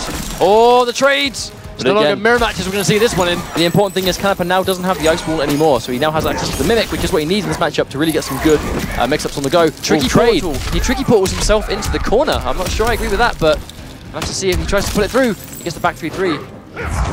There's Tricky Portal again. Madsen doesn't scout it, but he doesn't need to because he is winning this round quite significantly. Gets the double low into the Ice Ground Pound. Madsen playing very strongly, but Canepa is no slouch, doing really well for himself. Needs to fight his way out the corner, but if he wants to get out the corner, he's got to be careful with the Tricky Portal. It's a lovely read! Well, most of Canepa's damage in round 1 came from Hell Sparks, but Madsen is shutting that down now. He's made the adjustment. Hopefully Canepa can do the same. Oh, Madsen, crazy stuff with his clone pressure. As you see once again, hard knockdown into the clone. And he tries to armor, but unfortunately shoulders straight into it. That was what he needs. He's be careful. Goes back into the corner though. Oh, catches it. Probably goes for a clone, but gets the ice instead. Good hit confirmed from Canepa. Forced to use the bar. Madsen forced to break, but he still has himself 1 bar of meter. Canepa's got to be so careful! And right as I say that, he does Hell Sparks and gets traded with the Ice Ball. Must break in that situation. There's the, oh, he will land straight on it. That's something really smart that Madsen does. If he sees you leave the ground, instead of just neutral jumping with you, he puts a clone down and then just stands in front of it. Because he knows that if you go for the Tricky Portal, you will just land straight on it. And he's just gonna, yep. I love how he actually I love how Madsen also prioritizes the Brotherhood of Shadow faction kills because they look more like noob Cybot finish-hims. I love it. I mean, this guy... Finish-hims? You know what I mean. Fatalities. Finish-hims. Whatever. Every character in this game has 2 finish-hims. I wish this game had stage finish-hims. But what a replay, I mean, just Madsen just setting up that space. Canepa gets this hit, but Madsen having the break available just stopped it. Really good use of the slide to get in when he didn't have the stamina because of the break. And there's the trade. That trade sealed this round as far as I'm concerned. That one sealed the deal. I mean, and then he freezes himself. I mean, that's one of the dangers. The Tricky Portal, it's not really a teleport as such. The Tricky Portal simply readjusts your jump arc. So if you're jumping in the air, Tricky Portal will just simply replace you somewhere else. There's no invincibility, nothing like that. So if you Tricky Portal into clone, you're going to get frozen. Going into this next game, though, they're going back on the same stage. Sub-Zero versus Shinnok once again. That was a close game, though. I mean, Canepa did manage to take the first round. Looks like this adjustment to Shinnok really has been worth it.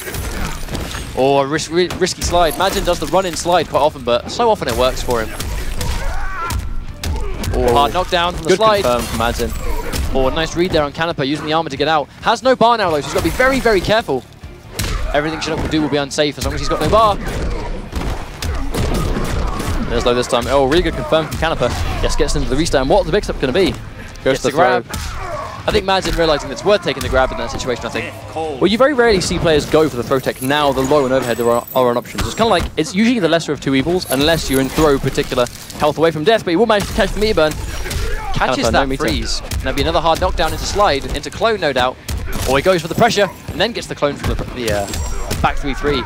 Madsen taking round 2, or round 1 of game 2. I mean, Shinnok without meter is quite a miserable situation for him to be in, because you have no safe options on block for special moves at that point, especially against a character like Sub-Zero, who will be able to punish you very significantly. Even if it's just a slide, it's a hard knockdown.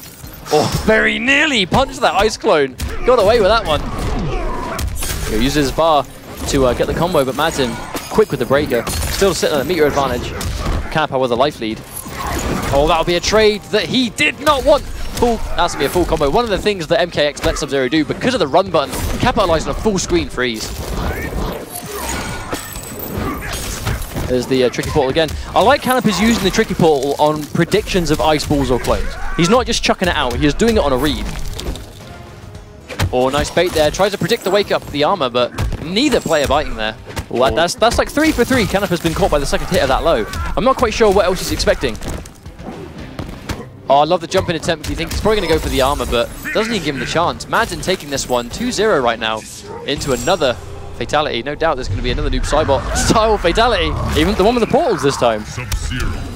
I like how he does it on these fatalities. He goes for the Brotherhood of Shadow fatalities. It's so good. It's such a nice touch for someone that played so long with noob Cybot. This is a tribute. As you can see there, just putting him in the corner, doing what Grandmaster Sub-Zero does best, and just keeping you in there. And Canepa doesn't, he has a bar of meter, but do you spend your only bar of meter to get out of a clone? But even then, the clone's there, so it can occupy the armor and then he's just blocking and blocking. As soon as he tried pressing a button, he ate the clone for it. It's like, this is a swift 2-0 up to Madsen right now. I mean, this is a good matchup. Like, Shinnok can do well here, but the corner is the corner when you're against Grandmaster Sub. It is a miserable place to be. Doesn't matter who you are. You have to take that mix-up. Absolutely. I mean, Grandmaster sub in the corner is so dangerous, and it always has been. Even though this character's been downgraded, the corner game is still so strong with this character. But again, going straight in, same stage, same characters, is Canepa going to make the necessary adjustments? Oh, what a confirm for Madsen. Hard knockdown from the slide into clone pressure, and he gets the really good wake-up armor. Doesn't get the wake-up armor, does a regular wake-up attack, and just gets blown straight through the clone. I don't think we've seen Canepa go to the overhead yet. I think he's just going for the low every time, but Madsen, knowing it, oh, just as I say, gets it but he blocks, but no punish for Madsen. Oh, and he tries to go for the swaggy combo, but unfortunately drops it and corners himself in the process. Wake up down 2. A damage buff wake up down 2, no less, for about 18% damage. Oh, tries to whip punish the slide. No meter to burn, can't make it safe. Oh, what a good trade for Canepa. The question is, are we going to see a tricky portal? That'll be a full whip punish on the Hell Sparked. I don't think the combo is going to kill, but the next setup could. Is Canepa going to spend the bar? Madsen drops the combo. There's a tricky portal once again. I mean, Canepa just really good use. He's just trying to get nowhere near Madsen. He knows the 50-50 is a threat, so he's just trying to get that mid-screen space. He just has to watch for the trades on the tricky portals. No, the tricky portals, the Hell Sparks even. 20%. Gets the grab, keeping him in the corner as well. Damage buff throw, 16% damage. Oh, tags him with the overhead. Oh, Madsen just sticks his standing one just slightly out of the clone's range. Opts to break. Doesn't want any part of that mix-up. One thing we don't see Madsen ever do is neutral jump with, right there. Like, we never see him actually neutral jump on reaction to Canepa's jumping. Canepa going to tricky portal quite a lot. One thing he could do is put the ice cone up and then just wait for the tricky portal, because it comes quite a lot. Double low into meter burn ice just to confirm its safety, even if it was blocked. Good move from Madsen. That's what Canepa blocked. Ooh, really good use of the neutral jump kick just to make the clone disappear. Doesn't quite get the low into He's the Hell cornered. Sparks. Oh, drops the combo. That could have been everything. Oh, jump in one. Here comes the clone again. But again, right as I say, every time there's a clone up there, Canepa always goes for the tricky portal. I'm very surprised that Madsen isn't trying to blow that up. Oh, that might be game. This will be the game from Madsen. Oh no, that's round 1, of course. Yeah, my mistake. So we'll take the round from Madsen at the very least. So used to winning the first round. It is match point Madsen though. He has 1 round left to take, and he will be moving on. Manages to catch the ice. Canepa really not respecting the ice ball at that range. And as I said, once again, every time he's in the corner or every time there's a clone on the screen, Canepa does go for that tricky portal. That's the trade that's losing Canepa a lot of life. It's when his Hell Sparks trade with the ice clone, because it's always in Madsen's favor. Oh, see, I think go on standby once again. There we go. We've got the game footage back. And again, very much a dominant set. We're seeing so many and once dominant again, the sets trade. right now. The trade that Canepa simply can't take when he's this down on life. Hard knockdown, Madsen opts to corner himself. So close at this point, and just that's it. The slide for the chip. Swift 3-0. I mean, it's just very much that was completely Madsen's thing. I mean, keeping him in the corner, putting him in the corner. I mean, although Canepa was going for the tricky portals quite a lot, Madsen wasn't really blowing up the tricky portals, but it wasn't really necessary. He just had the momentum the entire time. Shinnok is a momentum-based character, and we just didn't really get one sequence of Shinnok's post-patch mix-ups at all. Well, every time he touched Madsen, he had a breaker available, so he couldn't really do that because Madsen was just conserving his meter really well. The only sort of meter burns we saw him use on the neutral were either meter burn ice to make something safe, even if he wasn't trying to hit confirm it, or a meter burn slide to blow through something. I agree. I mean, one of the things you can do is obviously when you touch Shinnok, when you touch Sub-Zero in that matchup, and you get the hit that you need, you can very much kind of there are combos you can do into Ice Ball, which will kind of keep you in that situation. You can really kind of keep the opponent in that situation where you're, I guess you combo into freeze. It doesn't do as much damage, but if you combo into the freeze, then you can kind of loop that. You can keep it going, and you can essentially keep that vortex on the go, comboing into the stun, back into Mimic, and that will constantly loop. We just didn't really get to see any kind of Shinnok sequence there. That said, next game is going to be Curtis G versus Used for Glue. I think, again, this is going to be a Sub-Zero mirror match, because we did see this last week. Sub-Zeros we saw this last week, but Used for Glue does make his return, thanks to the points he earned last week has secured him a place in this top 16. Again, he's on the same side as Madsen once again, so if he's successful in this set, he will be having to play more sub-mirror matches by the looks of things. However, Curtis G, he lost the set last week, but we've seen players so many times make the adjustment. They've realized what it was that made them lose. They watch their footage back. They listen to the commentary. They see comments. They see what people think about the set, and they take that on board and they make improvements. I mean, again, Shuffle's a player, regrettably did not advance in the tournament today. However, we've seen him make adjustment after adjustment to the point that he consistently places better and better each week. Curtis G is now in the situation that he can do the same. So I hope we see that. Top players and competitive players of this game, they will go away after a set and realize what was going on. They realize what they did wrong. They do their homework. They figure out what's going on, what they need to do to win next week. This is pretty much the exact same situation that Use for Glue was in last week, where he fought 2 Sub-Zeros and respectfully beat them very convincingly. Use for Glue, a lot of 3-0s, 3-1s. As far as Use for Glue went in the bracket, the Sub-Zeros he fought last week is a very dominant in his favor. But as we see here, Madsen is no joke. This guy is here to play, and if Use for Glue wins now, he's going to have to fight Madsen. Madsen, again, another Sub-Zero player that would have done his homework also. He won't have to fight Madsen until top 4. So if he does win, he's going to have, he's still got a bit of a hill to climb before he'll get that rematch. But, that said, we are still in top 16 right now. I mean, we're getting near the end of this side of the bracket, so we're moving into top 8 very soon. But just so you guys at home know how the money is getting broken down, it's going to be $1,250 for first place, $750 for second, and then third and fourth will take home $250 respectively. $1,250. We're doing well. That's not bad. But I'll tell you what else isn't bad is the prediction system we have going on tonight. Starting from now, you have 3 minutes to make your predictions. Do you think Curtis G or Use for Glue is going to win this set? In Twitch chat, do !predict, followed by the points you'd like to spend, followed by the player you think is going to win this set. As I've said many, many times, everyone started with 10 points tonight. The more successful you are tonight results in winning a Razer arcade stick for Xbox One, Warner Brothers digital games, and t-shirts and other kinds of good stuff for successful predictions throughout the night. Hopefully you guys have been successful so far, and good luck. That's not all. Remember, we have our raffle you can take part in at home as well. For details on how that works, visit esl.gg/EU midseason, where you can win, again, you can win t-shirts, an Xbox One, a Scorpion statue, like a lot of crazy cool stuff just for tuning in for this tonight. It's in celebration of this mid-season. I mean, we are halfway in the league. We're halfway here. It's gone so well so far. These players are here to play. CIS, Europe and North America have had so many strong players. And immediately after this, we're going to see the North America stream too, where we can have even more top competition from the other side of the planet. Well, actually, speaking of the American side of the CSL stuff, we have our MK Fan Choice Top 4 that's taking place as well tonight. Thanks to everyone at home, Justin Wong, Perfect Legend, Foxy Grandpa, and Nivek will be playing for $10,000 tonight, thanks to Fan Choice voting them into this situation. So we actually have 2 EU versus 2 NA. Tonight is going to be America versus EU, and it's thanks to you guys at home that made this happen.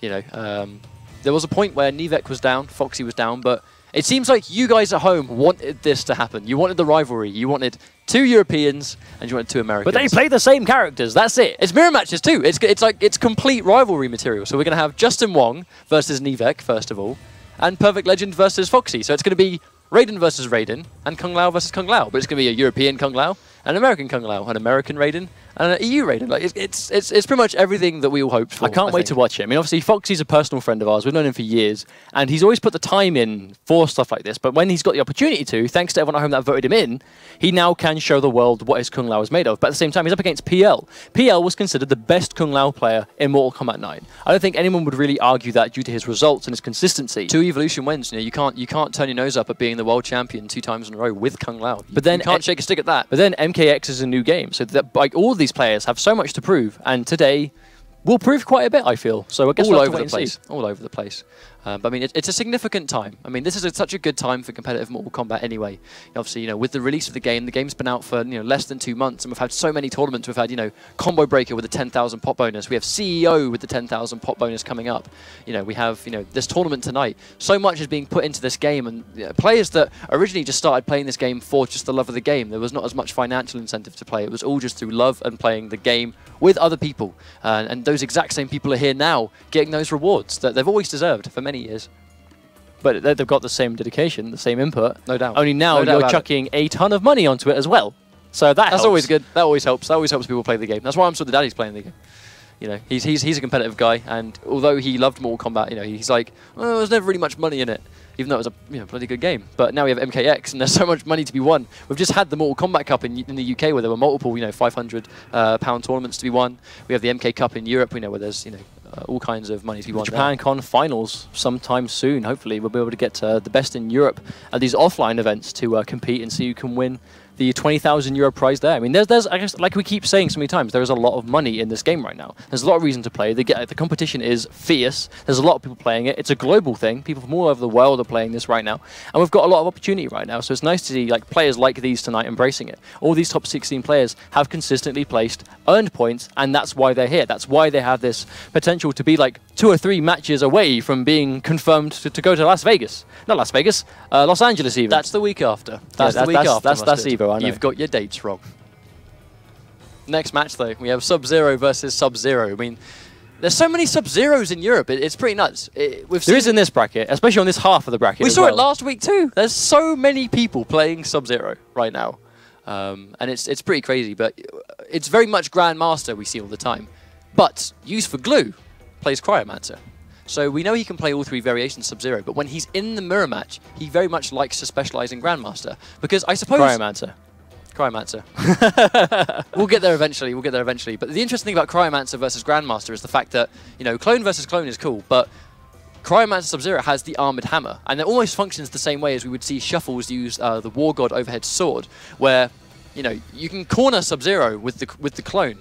But at the same time, the threat of the fact that Cryomancer Sub-Zero can just armor straight through and then blow that up. I mean, that's, again, one of the things that really excites me as a competitive player. And here we go. Actually, it looks like we're going to see Devora versus Sub-Zero. Interesting choice from K-Man, going for Venomous once again. I believe we saw K-Man go to Devora for the last match of their set last week. Looks like he's starting off with it this time.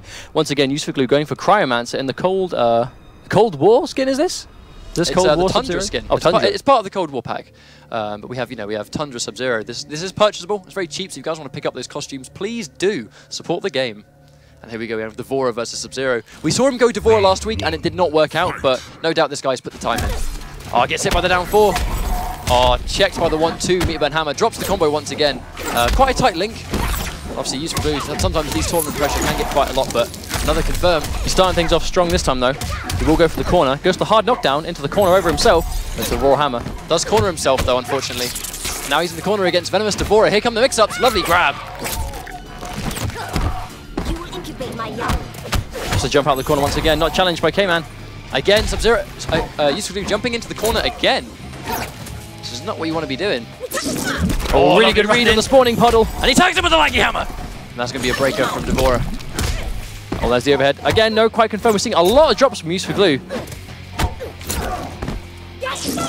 Oh, and he's going to jump in. That chip will take it. Yeah, that's chip territory. Tags That's meter build city as well. Round 2. Going into this next round. Use for Glue just all over him right now. Oh, tagged by the string. Oh, delay wake up to make the back 2 not hit. A lot of patience there, but they're going right in. Armors through. Unfortunately, drops the combo once again. Oh, tries to anti-air. Gets tagged. Drops the combo again. So many combo drops. Forward into hammer, really good. On block, that's a good string, but on hit, gets the full hammer into this really good knockdown. You get from the situation. Use for Glue sitting with no meter right now. Oh, good block on the overhead. Tags right at the end. I mean, she can let go of that bug spray whenever she likes. Tags again. This is the power of Venomous, leaving them standing and not giving them room to breathe. Going for the throw, though, does let him out. Sitting on full meter, too. This is really good for K-Man at the moment. Oh, lovely grab. Such good pressure right now. Oh, gets the full jump over. Must break. He tries to, but didn't quite have the sprint. Drops the combo again, and that will take the next round. Use for Glue needs to stop dropping these combos if he wants to stay in. Crazy stuff right now. K-Man just keeping all over him and not really spending any bar on it either. We're sitting at full X-ray right now. Oh, tries to anti-air, but gets hit by a full jump in. Oh, forced to break. Really smart decision. Oh, that will trade, but Use for Glue does simply more damage and once again catches it, but hasn't got the stamina to follow up. And yeah, again, hasn't quite built it. Never having the stamina to combo off these. Oh, it's to hammer. Oh, counter pokes with the Meteor Burn Hammer. Doesn't drop it this time. You see the 33% damage. Oh, Meteor Burn over Positor to really challenge that. All goes to the forward 3. And that will take game 1 for Use for Glue. Oh. I'm not sure what the sword was about, but that's one way to finish him. Use for Glue taking the first game. 1-0. A really ropey start on that game, I feel. Really ropey. I'm not going to lie. With all respect intended, it was a very messy first round. But you know, right in the third round, Use for Glue tightening it up. I mean, you can't drop combos in these situations. And in the second round, you know, K-Man just keeping that Venomous momentum. I mean, that insect spray, which only Venomous gets access to, leaving the opponent standing, really enforcing a 50-50 style of play. And every time you get hit, leaving you in that situation where on block, she's building tons of meter, and on hit, you're taking damage and getting stuck there. We have to take the next mix-up. So it's really good first round from K-Man, but unfortunately the final round was just completely Use for Glue. But he was going for the forward 1-1 into the bug spray. Can be armored out of on block. It is not a guaranteed block string. However, it hits multiple times. So if they're late with the interrupt and they don't get it quite in time, the spray will hit multiple times and it will just choose straight through it. But Cryomancer has access to the hammer, which Meter Burn has armor, which gives the launcher. That's why we see him use it so often. So it's a question of, will we see that interrupt? Because that round 2 was all bug spray. That was just really, really good use from Curtis G to make sure that was going to be the one to take the round. Going into this next game, they've gone for a stage change, but the characters are very similar. Used for glue. Which player, again, getting the first hit bonus. That down 4, so good at securing the first hit. Drops the back 2. Again, unfortunately. Oh, gets the back 3 into the hammer. Not a true combo. Does manage to get the full unscaled damage of the hammer. Oh, goes for the down 4. Trying to press out of plus frames, and Used for glue once again dropping the combo. There it is. Forward 1-1 into spray. This could be bad. Oh, wants to go for the throw. Lets him out of the blender. Just tries to get some good damage on the board. Oh, wake up hammer. Goes straight through that with the armor. That'd be a full combo. Tags him with the jump in. Keep him with the combo. Is Used for glue going to get this combo? That's the question. That's what he needs. That's what he needs. And that will take the round, surely. Yes. 33% to Used for glue. Curtis G, really good use of the bug spray, but I think going for the throw that early to let him out really set Used for glue up for a lot of potential to just keep that health bar. Good block on the overhead from Curtis G. Oh, he tries to challenge it with a grab of his own. Here comes K-Man. Oh, tries to anti-cross up standing 1, but does trade. Really good stuff by Curtis G to try that. Ooh. Unfortunately, commits to the Meter Burn hammer there. Oh, lovely block from K-Man. Not a full combo punish, though, but does get the Intech spray. Blocks it all the way and then gets the jump in. Good block on the overhead there from K-Man. Good block on the hammer again. Really good defense from K-Man right now. He's just eating a lot of these jump-ins, which is a bit confusing considering Devora's down 2 is so powerful. Oh, he goes for the preemptive down 2. I'm not sure if that was a mistake or not. This will be a full combo from Used for glue. Oh, and the Cryomancer restand. This is where a chunk of damage comes from right at the end. He's sitting at no bar right now. He will not have enough to build a breaker. If he gets tagged, then this might be the round. Oh, now Len the patent Used for glue brutality. If you watch him play online, that's all he ever goes for at the end. Chill of despair. The chill of despair. Once again, Curtis G down 2-0, but I like how he's gone for Devora though. I mean, the bug spray is doing a lot of work. I mean, again, he did it in both rounds. I feel going for the throw that early is kind of not really making the most of it. Enforce the threat of your 50-50s first. I mean, that's always our advice. You know, well, he's not gone low yet. He's not gone low yet off the bug spray. So he's only ever done overhead into it or the throw. Like, the mix-up right now is overhead or throw, which right now isn't getting you a lot of damage, especially when you're up against Cryomancer Sub-Zero. Is going to, if you're trading blow for blow, he's going to hit you really hard, especially if he's got a lot of bar. Actually, yep, it looks like K-Man actually is opting to go for Sub-Zero, running the mirror match. I don't think he feels like Devora is giving him what he needs. He's doing really well. I mean, you see these character changes all the time. We clearly know that K-Man can play multiple characters. Did really well with Sub-Zero last week. It's just that I feel like... No, he's opting to stick with Devora. Okay, there we go. He's sticking with the character. At the very least, hovering over on the variations, though. So, what variation? Going for Venomous once again. Full-on rematch now. So this is potentially the last game of the set. We'll have to see Curtis G make a serious adjustment here. I think that the problem is he's letting a lot of these jumps go unpunished. Exactly. A lot of them. But Devora's down 2 is so godlike. It's so powerful, just getting rid of jumps. If someone jumps in, bam.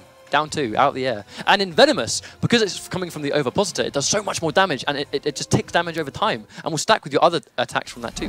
Oh, starts off strong with the jump in, doesn't quite get it. Used for glue manages to bag himself first bar, has already used 2 Meter Burn hammers. There's the down 2 challenge we need to see. And now he goes for the 50-50, here comes Venomous. Lovely grab.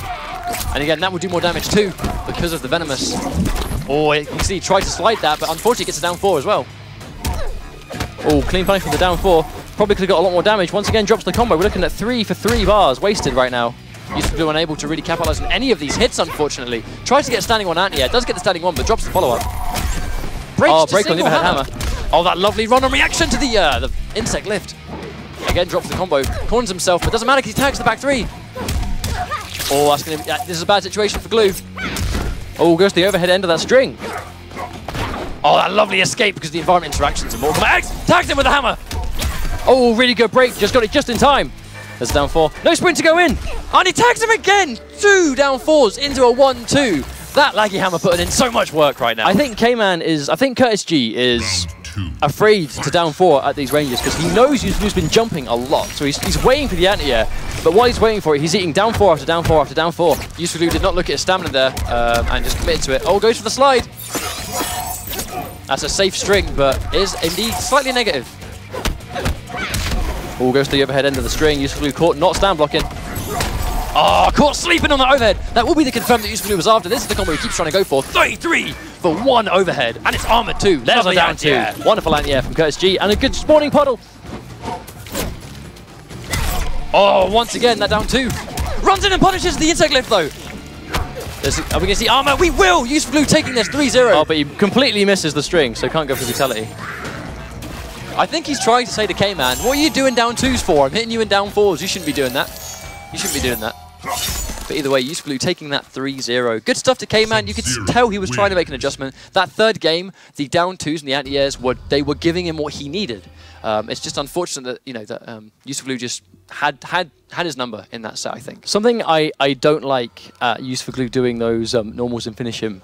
It may look like trolling. It probably was. However, if he's doing that, he's showing that it got to him, that it annoyed him, and you can't do that in a tournament set. Like, if you're in the middle of a set and you're thinking to yourself, why is this guy down? Why is he doing that? Why is he doing that? But it's hitting you in the middle of the set, especially after. He's basically showing everyone else the competition right now.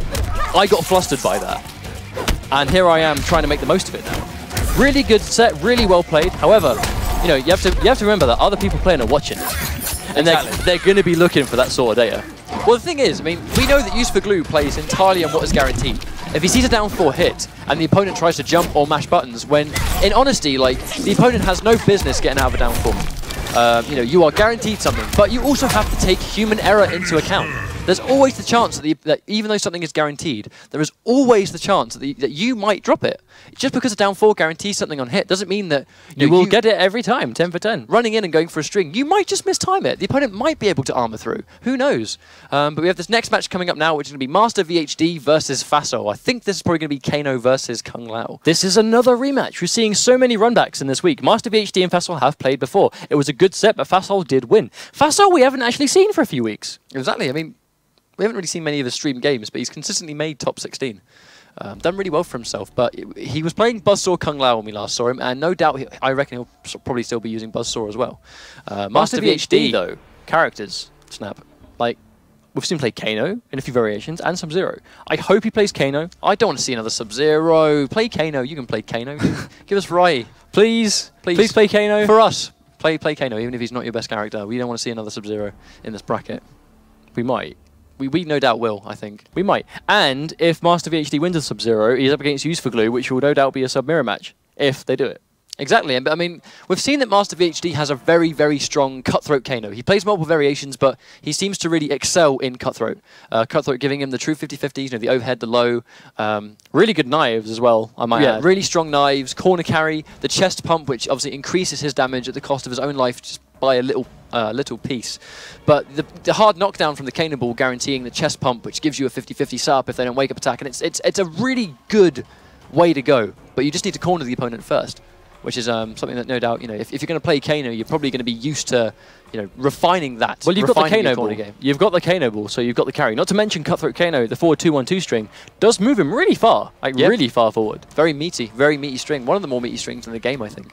To those of you at home that are just joining us, thank you for tuning in. This is the EU ESL MKX mid-season showdown. There are 16 players playing today. They are playing for a larger tournament prize than they normally get on these weekly tournaments that we do. Normally this is a competitive league where top placers will earn points week after week after week. Top 5 point earners will be securing their spot in the LA Top 16 Global ESL Grand Finals, where they will play out for a big cash prize. However, today is the mid-season showdown, where there is $2,500 up for grabs. First place will walk home with $1,250, second place will get $750, and third and fourth, respectively, will get $250. However, today's winner for first place will bag themselves a secured spot in that top 16 global finals. This is by far the biggest prize they have played for so far, without a doubt. As I mentioned before, this is a good time for competitive Mortal Kombat players. I mean, we're in a situation here where there is a lot riding on this tournament. And we can see nerves will get to players. You know, sometimes when you sit down and realize, you know, damn, I'm playing for a lot of money. And if I win this one tournament, you know, by this time, in an hour's time, I could be the one that's getting sent to LA, you know? I mean, as I've said before, there are some players here that are very much not in the top 5 point earners, but they're here today and they're progressing. So, like Use for Glue, for example, has only been in one of these seasons and he hasn't got much points. And it's going to be very hard for him to potentially be one of those 5 places at the moment. However, if he wins today, then he can just disregard all the rest because he's the one that's going to get sent if he wins. But the same can be said for Fasol, for exactly. Master VHD. No doubt about it. Master VHD as well, another one of those guys that we haven't seen in the sort of the top 4 areas at all. And he needs this. You know, he needs to win this tournament to really put himself in a good situation to get sent to Burbank. So on the topic of Master VHD versus Fasol, predictions have begun. You now have just under 3 minutes to make your predictions. Remember, successful prediction point earners tonight will have the chance to win a Razer arcade stick for Xbox One and also digital games from Warner Brothers. So it's all to play for. T-shirts. Loads of stuff. I like T-shirts. I love T-shirts. I've got loads. Quite. That's kind of the point. Everyone's got T-shirts. But these are special ESL T-shirts. Mortal Kombat T-shirts. I think they should be. I reckon they're Mortal Kombat T-shirts. So you've now got about 2 minutes, most likely, to make your predictions. So best of luck. Hopefully you are successful. And moving into this game, it looks like Master VHD is doing his button check in Kano. So hopefully we see him stick with that. Like I said before, he's the only real Kano player we see in this top 16. So I hope we see him stick with it. I feel like Kano's a much more popular character over in the US. We don't seem to have a whole lot of people playing Kano. I mean, we only have one Kano player in the UK. You know, we have Xalaris playing Kano. The European, you know, in the ESL League, we only really ever see Kano being represented by Master VHD. But over in, you know, the US, we see a lot more people repping Kano in these sort of preliminary tournaments and sometimes in the top 16. But I'm glad we have someone representing this character, because I do strongly feel like this is the most viable that Kano has ever been in Mortal Kombat. And the same can be said for loads of characters. You have people like Scorpion, Sub-Zero, you know, characters that were not very strong in MK9. And here in MKX, because of the variation system, because of how the mechanics of the game work, it's a much higher chance for them to be good, and they have more variations and more possibilities. So if you're at home and want to get involved in the weeks coming up for the online league, please do check out esl.gg/MKX Pro League, where you yourself can enter these tournaments and stand a chance to be one of those 5 European players who will be going to LA for the global finals on July 11th. Stay up to date with us on social media as well, ESL Mortal Kombat and NetherRealm on Twitter, and ESL Mortal Kombat and Mortal Kombat on Facebook also. Going into this match, looks very much like Fasol deciding on his character, but Master VHD seems confident he's going to rock Kano. The question is, what variation is Master going to play? Yep, Kung Lao, Buzzsaw Kung Lao. This has gotten Fasol this far, so why change? And you have Master VHD, I think, will rep Cutthroat. This will be an aggressive set, absolutely. But that's if Fasol goes for Buzzsaw. He is still contemplating. Don't think Fasol's sure yet. I mean, I would bet quite heavily that Fasol was at least experimented in Tempest. You know, there's been good representation of Tempest in the US. You know, DJT recently winning a tournament with Tempest Kung Lao, showing what this character can do also. You know, Foxy doing really well in the UK Combat Cup. He's running out of time. Fasol's got to choose his character, and he goes for Buzzsaw. Obviously, change the stage select as well. Deadwoods being the obviously original MKX stage, the first one revealed, the first one that hyped us all up all those months ago when we first saw MKX at E3. I was so excited. What a day. I was so excited for that. I was sitting at work at my desk, and then I saw MKX was coming out, and then I just lost it. I'm pretty sure we all did going into this match. Fasol starting off with a jump. That will send a message. The first hit bonus hasn't been applied because they did trade, but Fasol getting that first hit on that dive kick. Here comes the low hat. Tags him once again. Oh, Fasol with that jump back ball, just a bait and advancement.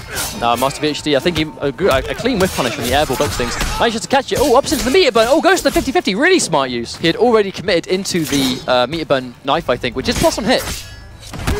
Oh, lovely bait on the spin. Not a full combo punish. You can tell he tried to punish that, but did not get what he was after. Well, 4-2-1 is only -5. Fasol went for the punish. Wasn't a clean punish, but Master VHD were not ready for the spin punish of his own. Oh, tries to block it, and that's that meaty low hat. So strong in Buzzsaw. Fasol, no meter. Got a bar now, though. Oh, and he drops the combo. This is not where you want to be dropping combos at this stage. Oh, he gets the overhead. Hard knockdown. Here he comes. Oh, risky situation. Oh, gets the teleport, and Fasol's going to take that first round. What a read on that teleport. He knew a knife was coming. That's why he did that. But then just the clean punish. Master VHD can't be happy with how that round ended. Speaking of punishes, that reaction Kano ball. I love the idea that he doesn't commit to the rest of the string because it's unsafe. He's hit confirming that string. And there you go, right there, seeing that it's blocked and leaving himself neutral. And again, reacting to the neutral jump with that hard knockdown Kano ball. Oh, punish. So much mileage. Master VHD is awake right now. Full combo punish on that overhead. He was ready for that this time. Oh, he tags him again. Fasol not respecting plus frames. And he's going to get tagged by a full combo. Here comes Master VHD. Hard knockdown. Probably tries to chest pump there, I think. That was a forward 2. Chest pump input is down 3. Well then. Clean anti-air, anti-cross-up down. One thing you will see Master do really well is anti-air with that uppercut. It's such a good move with Kano. Oh, Faso baiting him with a Kano ball. Respecting it this time. Oh, gets hit by the overhead though. Here comes Master VHD. Overhead once again. Faso opts the break, saves himself a bit of meter, but health bar, I should say. Crosses him 2 bars to the break. Oh, and he's looking at 1 left. Anti-cross-up uppercut. Master VHD. And a lovely air-to-air with the Kano ball.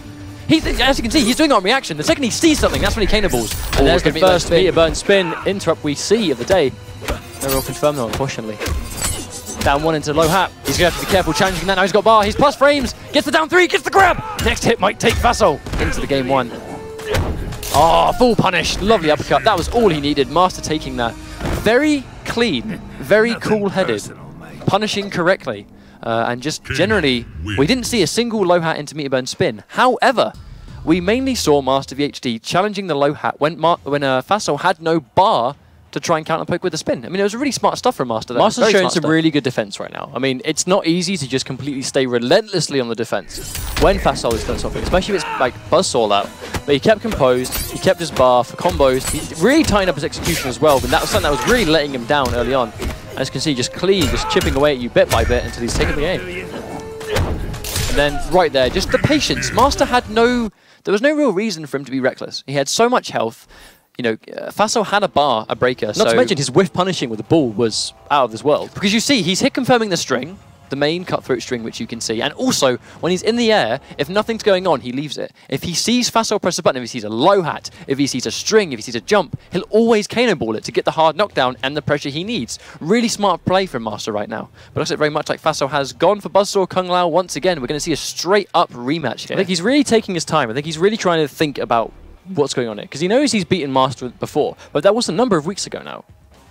So that there has been plenty of time for both players to really We've said this plenty of times. 2 weeks is, you know, that's not long for a it's all the time you need. Adjustments. It's all the time you need to really, you know, show one player that beat you how you can then bring it back to them the next time you fight. Absolutely, Master's done. He's been so consistent in these leagues, but unfortunately just has yet to make top 4, and he wants to change that today, I think. We're going straight into this next game. Who's going to get the first hit? Tagged by the low side of that Kano ball. Tagged by the overhead. Lovely hit confirm into the knife. Hard knockdown. That's 2 for 2. We've seen him whiff for forward 2 after that combo was landed. I wonder what he's trying to go for. Oh, gets the string. Gets the grab as well.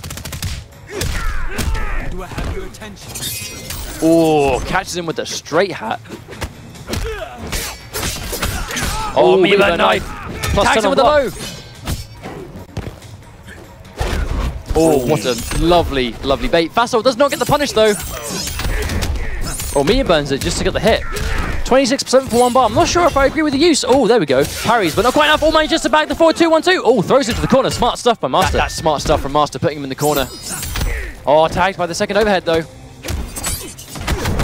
Oh, and the patience from Master VHD. The patience. He challenges it. I respect that from Faso, though. So often, Master was challenging that low hat. The one time he didn't, that is when the low hat came, the meter burn spin came out. So smart from Master VHD. Here comes Faso. Oh, that lovely jump back Kano ball once again.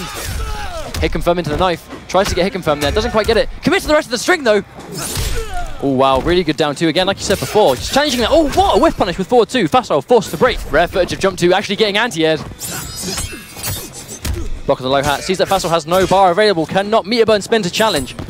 Master VHD playing just so fundamentally strong right now in this matchup. You can tell he knows how to fight this character, and that's that wake-up reversal where you can cancel the meter burn Kano ball and get a full combo off. So good. Challenge on the teleport. Lovely reactions. Doesn't quite follow up the combo, but the chip alone will kill now. Oh, he's trying to chip. That's why he's going for the chip damage right now. Is this what Faso needs, though? And we have to be careful with it because of that. Oh, is this what Faso needs? Is the comeback coming? Is this what he wants to get? This next setup could kill. Oh, and he goes for the up Kano ball, not punished. Oh, and the jump back Kano ball. Oh, that's in the process of being such a remarkable comeback, but unfortunately, that whiffed Kano ball could have been the punish that Faso needed to win. The Master really started to crumble. Like, he was sitting at a substantial life lead, like significant lead, but he was going for the chip when it wasn't chip territory quite at that point, but he was consistently going for it. So I can understand why he would, because all you need is like 1 or 2 Kano balls in that situation. Let's look at what happened here, though. Here comes the punish. This was the start. The amount of health he was throwing away with them being blocked and punished. I mean, if he got, for example, like the one here, the up ball that came, he got hit by that. If that whiffed up ball was punished, that would have been the loss. At this point, all Kung Lao needed was an uppercut. Like that, all he needed was an uppercut there. I mean, I'm not sure whether they were connected. I know he didn't have the hat. That was one of the factors. I don't know whether Fasol was ready. I think he was trying to low hat, because he was doing standing 2. I think he was going for the low hat, but he didn't actually have it on his head, so he couldn't. Yeah, I mean, that's one of the things in Buzzsaw, and Kung Lao in general. He can't use the hat if the hat's not on his head. So in that situation there, I mean, very well, it could have been that Fasol tried to punish with something just through muscle memory, but didn't realize that the hat wasn't on his head, so he couldn't actually get the move he was after. Very unfortunate, but Fasol, I think, actually sitting on the character select screen, pondering what character he's going to play, I think. He might go Kung Lao again, he might go for a different variation, or he might play a different character. We know he can play a little bit of Katana as well. Well, Master is locked to Kano as well, being the winner. I mean, that's how it works. Obviously, loser gets to choose at their will, but winner will be locked until they lose a match. Fasol has gone for Buzzsaw Kung Lao, I think. Once again, so we're going to see a straight-up rematch. Will Master be able to take the set 3-0? Who knows? Upset things that happened last time. Very strong play from Master right now, just playing fundamentally sound.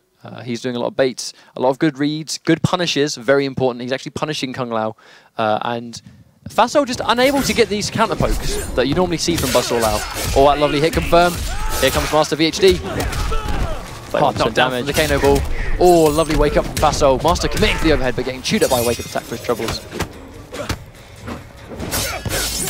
Oh, whiff punish on the back too. Oh, that wake up. So strong for Kano. Unsafe on block, but I mean, just something you must respect if he's got meter. Much like the wake up spin for Kung Lao. Oh, challenging that so often. But you know the next time the meat burn spin comes, Master might not bite. I mean, the more you get away with, the more tempting it is to try and counter poke. He's really trying to play patiently right now. He wants no business getting close, but he just does run into a hat by accident. Oh, there it is again. Will he break? No, he's trying, but he hasn't got the stamina available. Oh, drops the combo from Master VHD. And that will potentially cost him the round if he gets the hit, which Fasol just does the dive kick. Oh, are we going to see Meatburn spin? And right as I say it, we do. And he spends all of his meter on that one read. Unfortunately, it's not successful, so that was an expensive way to make a read. Match point, Master This VHD. is going to be difficult for Fasol to come back from, because in that situation, you have the round, but you use all 3 bars on one wrong read. Master VHD really putting on the pressure right now. Oh, and he tries to anti-air that with the down 2, but it's just too far away. Good read there. Doesn't quite get the punish. That's a full combo punish on that dive kick. Hard knockdown from the Kano ball. I wonder why we see him go for that so often, but a lovely punish there. Ready for the uppercut. Oh, down 2. Possibly a preemptive on a jump. Oh, and he tags him again. Master VHD dropping another the combo, unfortunately. There's the whiff punish. Will he drop it again? No, he manages to bag it this time. Really good stuff from Master VHD. Hard knockdown. And he's now going to just try and zone him. Is he going to teleport? That's the question. If he sees a teleport, with no doubt he's ready for it. Here comes Fasol. He needs to get something going. Lovely block. Here comes the punish. We can see a repeat of what we saw beforehand. Hard knockdown. Gets the low hat. Oh, blocks. Doesn't get the low hat because the hat whiffed.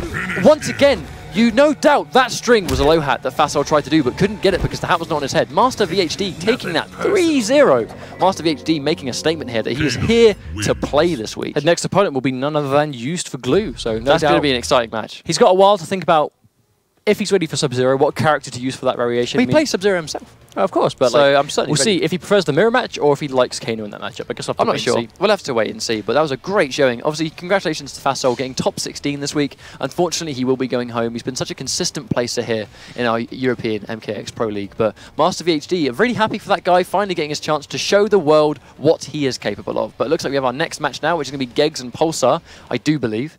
They are next in the bracket. Pulsar, no doubt, going to be using Shinnok once again. Sumerian, unfortunately, was unable to play today, so that was why Gegs goes straight forward, getting a bye in this tournament.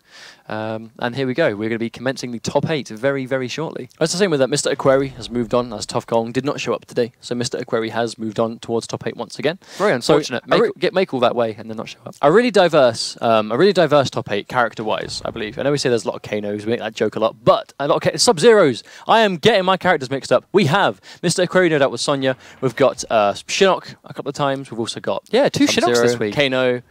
Am I forgetting any? I'm still Daddy. I can't call what character. He probably played actually Tempest. I reckon Daddy's going to be. I reckon Daddy's going to be rocking Kung Lao again. I mean, he's done so well with Kung Lao today, finally getting his revenge on Mitsuones. I mean, the trolling we saw Mitsuones do to I'm Still the Daddy a couple of weeks ago was quite hard to watch because you know that he's not happy about that. But you know, I'm Still the Daddy finally getting his revenge this week. The revenge that brewed for like 3 weeks. He's like, it is mine now. That was why he went to Tempest. He went a character that just excels Salt. You know. Okay, so we're going to be setting up our next match right now, and while we set this game up, we're going to be going to a quick break. Don't go anywhere, and we have top 8 starting for you very, very shortly. See you later. Peggy 18. Researching a new role? I've played gunslingers before. I'm the real deal. Aaron Black. Mercenary for Outworld is as mysterious as he is deadly. Originally from Earthrealm, this gun-toting cowboy offers up a dirty bag of tricks and services to the highest bidder. He's a personal favorite of the Fatal 8 champion, CR Sonic Vods.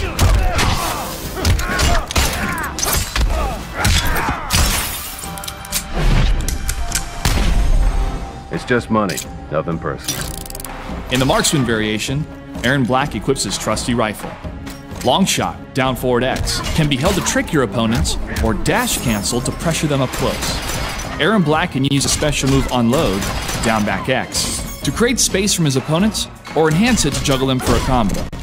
Don't forget to lay down your caltrops, down back A, to cover your retreat, and enhance your swing shot, down back Y, for high damage follow-ups.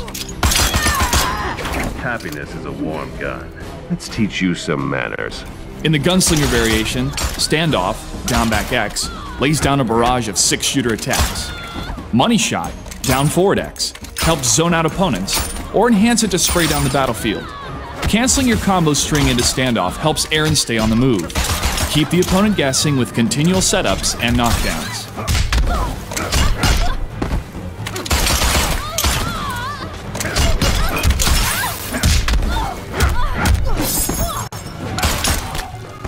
Couple of bullets ought to deflate that ego. In the Outlaw variation, Aaron Black gains a few new combo strings.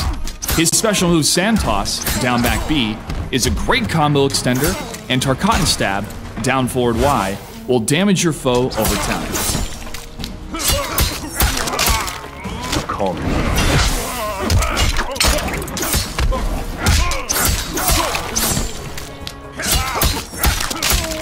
Aaron Black has very fast overhead and low combo openers, which make him especially dangerous in the corner. Punish your opponents with caltrops and sand traps, and watch them bleed out over time. Abandon, XX back A, is a quick opener that leads into enhanced sand grenade, back forward A plus right trigger, to continue the offensive.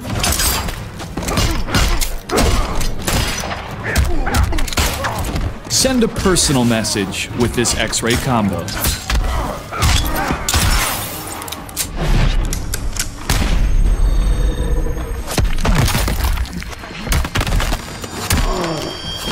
Finish the job in Sandstorm style with a hipfire fatality. Finish her!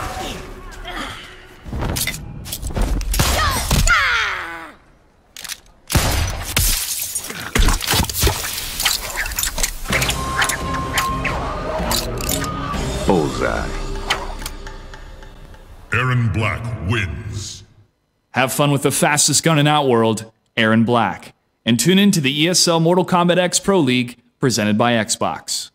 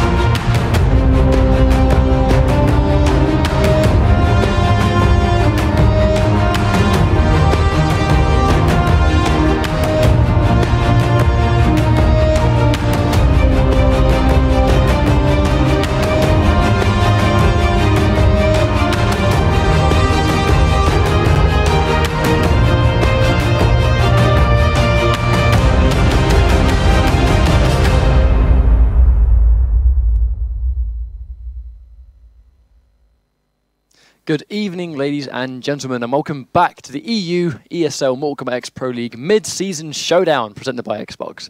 Going into this next match now, which I do believe is going to be Pulsar versus Gang, I think. It's going to be Gegs versus Pulsar. It'll be our first match of top 8 for the night. So typically you see us do one game of top 16, then a top 8. Today, considering it's the mid-season showdown, you will see every match today. As always, we have our prediction point system, so you have 3 minutes to decide who do you think will win. Please predict in the chat. Follow the Twitch bot as well if you have any questions about that. We have 3 minutes to predict. Do you think Gegs or Pulsar is going to win? Pulsar There's been multiple Shinnocks, it's fine. Well, Pulsar is going to be playing Shinnok again, I would assume. Oh, no doubt. I mean, he's told us many times that he has made the transition to Shinnok. He's dropped Ermac and now he plays Shinnok instead.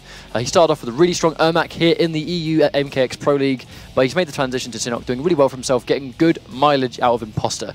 Imposter undeniably better than it was before the patch came out. I've not seen Gegs play in quite some time, so I can't call who I think he's going to play. I mean, I have no idea. I have no clue. Well, this will be Gegs' first match of the day. His original opponent was Sumerian, who unfortunately could not make it today, so he was excelled into the bracket anyway. So he's going to be going into this with less practice, I should assume. However, he has made it to top 16.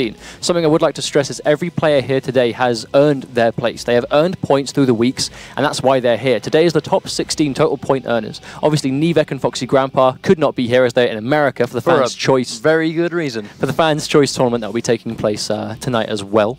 So it's the top 16 point earners underneath those two. So obviously you see players like Shuffles, Vassal, Master VHD. All these players you see so many times are here because they've earned their right to be here. So it's not easy to call. I'd very much like to really enforce the almost the pressure here. Purely because a lot of players here are not in the top 5 point earners, and some of them are actually quite far away from being in the top 5. But the whole deal with this mid-season showdown is that whoever wins this tournament, regardless of how much points they have, is going straight to LA for the Burbank finals, the top 16, world finals. You could have been the 16th on the list, but still go through winning today. I mean, it is all to play for, but the players know that. We're seeing a lot of good matches already, a lot of good games, a lot of character variety. However, this is by far the most that's been up for grabs that we've ever seen on ESL so far. Absolutely, but we're going into this match, we're going to have Shinnok versus Gegs. Apparently seems to have some Scorpion graphics.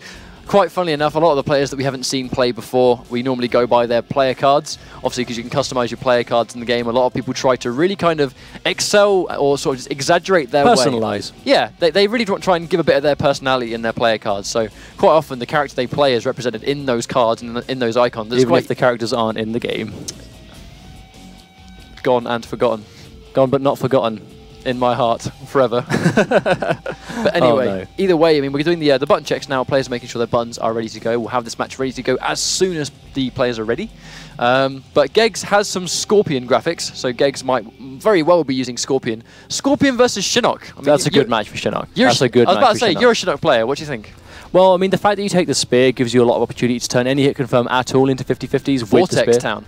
Well, the thing is, like, you could use just the spear by itself to get a meatless Vortex on the go, because that's the way Shinnok works, especially in Imposter, which we've seen Pulsar play. If you steal a move, and you can combo from it into it, or anything like that at all, you can start your combo, go into their move, combo from it, and then still end in the Mimic. So you are at all times ending in a restand, so they can't wake up, and they have to take your mix-up. Not to mention you get your damage buff. I was just about to say, let's not forget the damage increase after a successful Mimic. The throw is always the lesser of 2 evils, but lesser of 3 evils, I suppose I could say. But it does 16% damage when damage buffed. So if you're looking at a guaranteed 16%, if you are literally just trying to take that 50-50 and block, if you're trying to fuzz, like the overhead can be fuzzy guarded if you're really paying attention. So if you're just crouch blocking, waiting for the overhead, you get thrown, that is always going to throw you. So you're taking an additional 16% every time you get hit. Be that off of forward 224, which normally is just, you know, a hit into Mimic, but you're turning any string into at least 16% damage. And then you're having their move at the end of it. And if, with Scorpion, it's a spear, so you've got a Vortex against him. I mean, that's the thing as well, getting the damage from those spear combos. Shinnok gets quite a good amount of damage, meterless anyway, and then can spend his bar. Now he's been buffed. Shinnok can then use no meter to get the combo damage on Scorpion and put him in the Vortex. However, if he sees that the Vortex has been blocked, because of the patch that Shinnok has received, he can now use the Hell Sparks, the 3 fireballs. You can now meter burn those on block, on reaction to a blocked mix-up, making you plus 24. Basically, long story short, meaning that you can move way before the opponent can. So you can throw out these mix-ups, give them these mix-ups they have to respect, but then if you see them block, hit confirm into meter burn Hell Sparks to be plus 24, giving you another mix-up directly after that.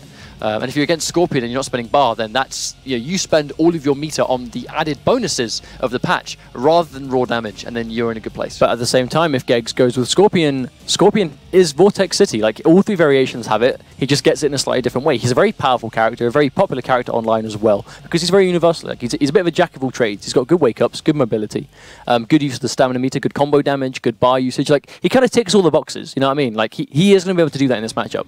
Against Shinnok or not, I mean, again, they're both going to have to take each other's mix-ups. Like, it's going to be a guessing game through and through. Absolutely. I mean, this first game here, the practice game has been ended. I do believe we might very well be going into the next match soon.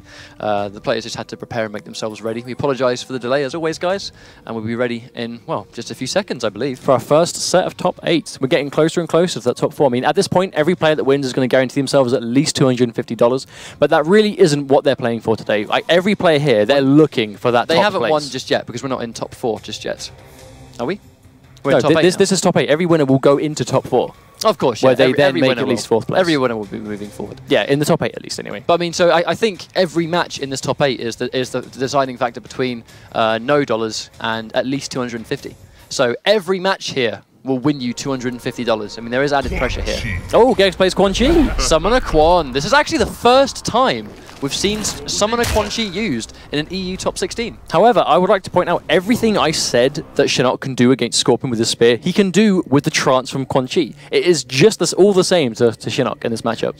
Instead of comboing into spear, you combo into trance, which gives you all the exact same combos. So everything we just said about Scorpion still applies here against Quan Chi. So I think this is an even matchup. Vortex aside, I really feel like both characters have an edge. Your lesson begins. But the question is Geggs going to get that one hit he needs and then start playing Summoner Vortex? Commits to a bat, but doesn't quite get the bat he was after. Gets the down 3 though for the first hit. Oh, raw commits trance. to a trance. I don't know about that. Oh, good combo from Pulsar. Geggs forced to break. The Summoner Quan with no bar still has all those mix-ups. Pulsar also with no meter. Oh, blocks the low. Has to go for the meter. Hit confirms. Does not quite get the mimic though. Gets the grab. Summoner Quan Chi, one of the characters that can punish the Hell Sparks at all ranges.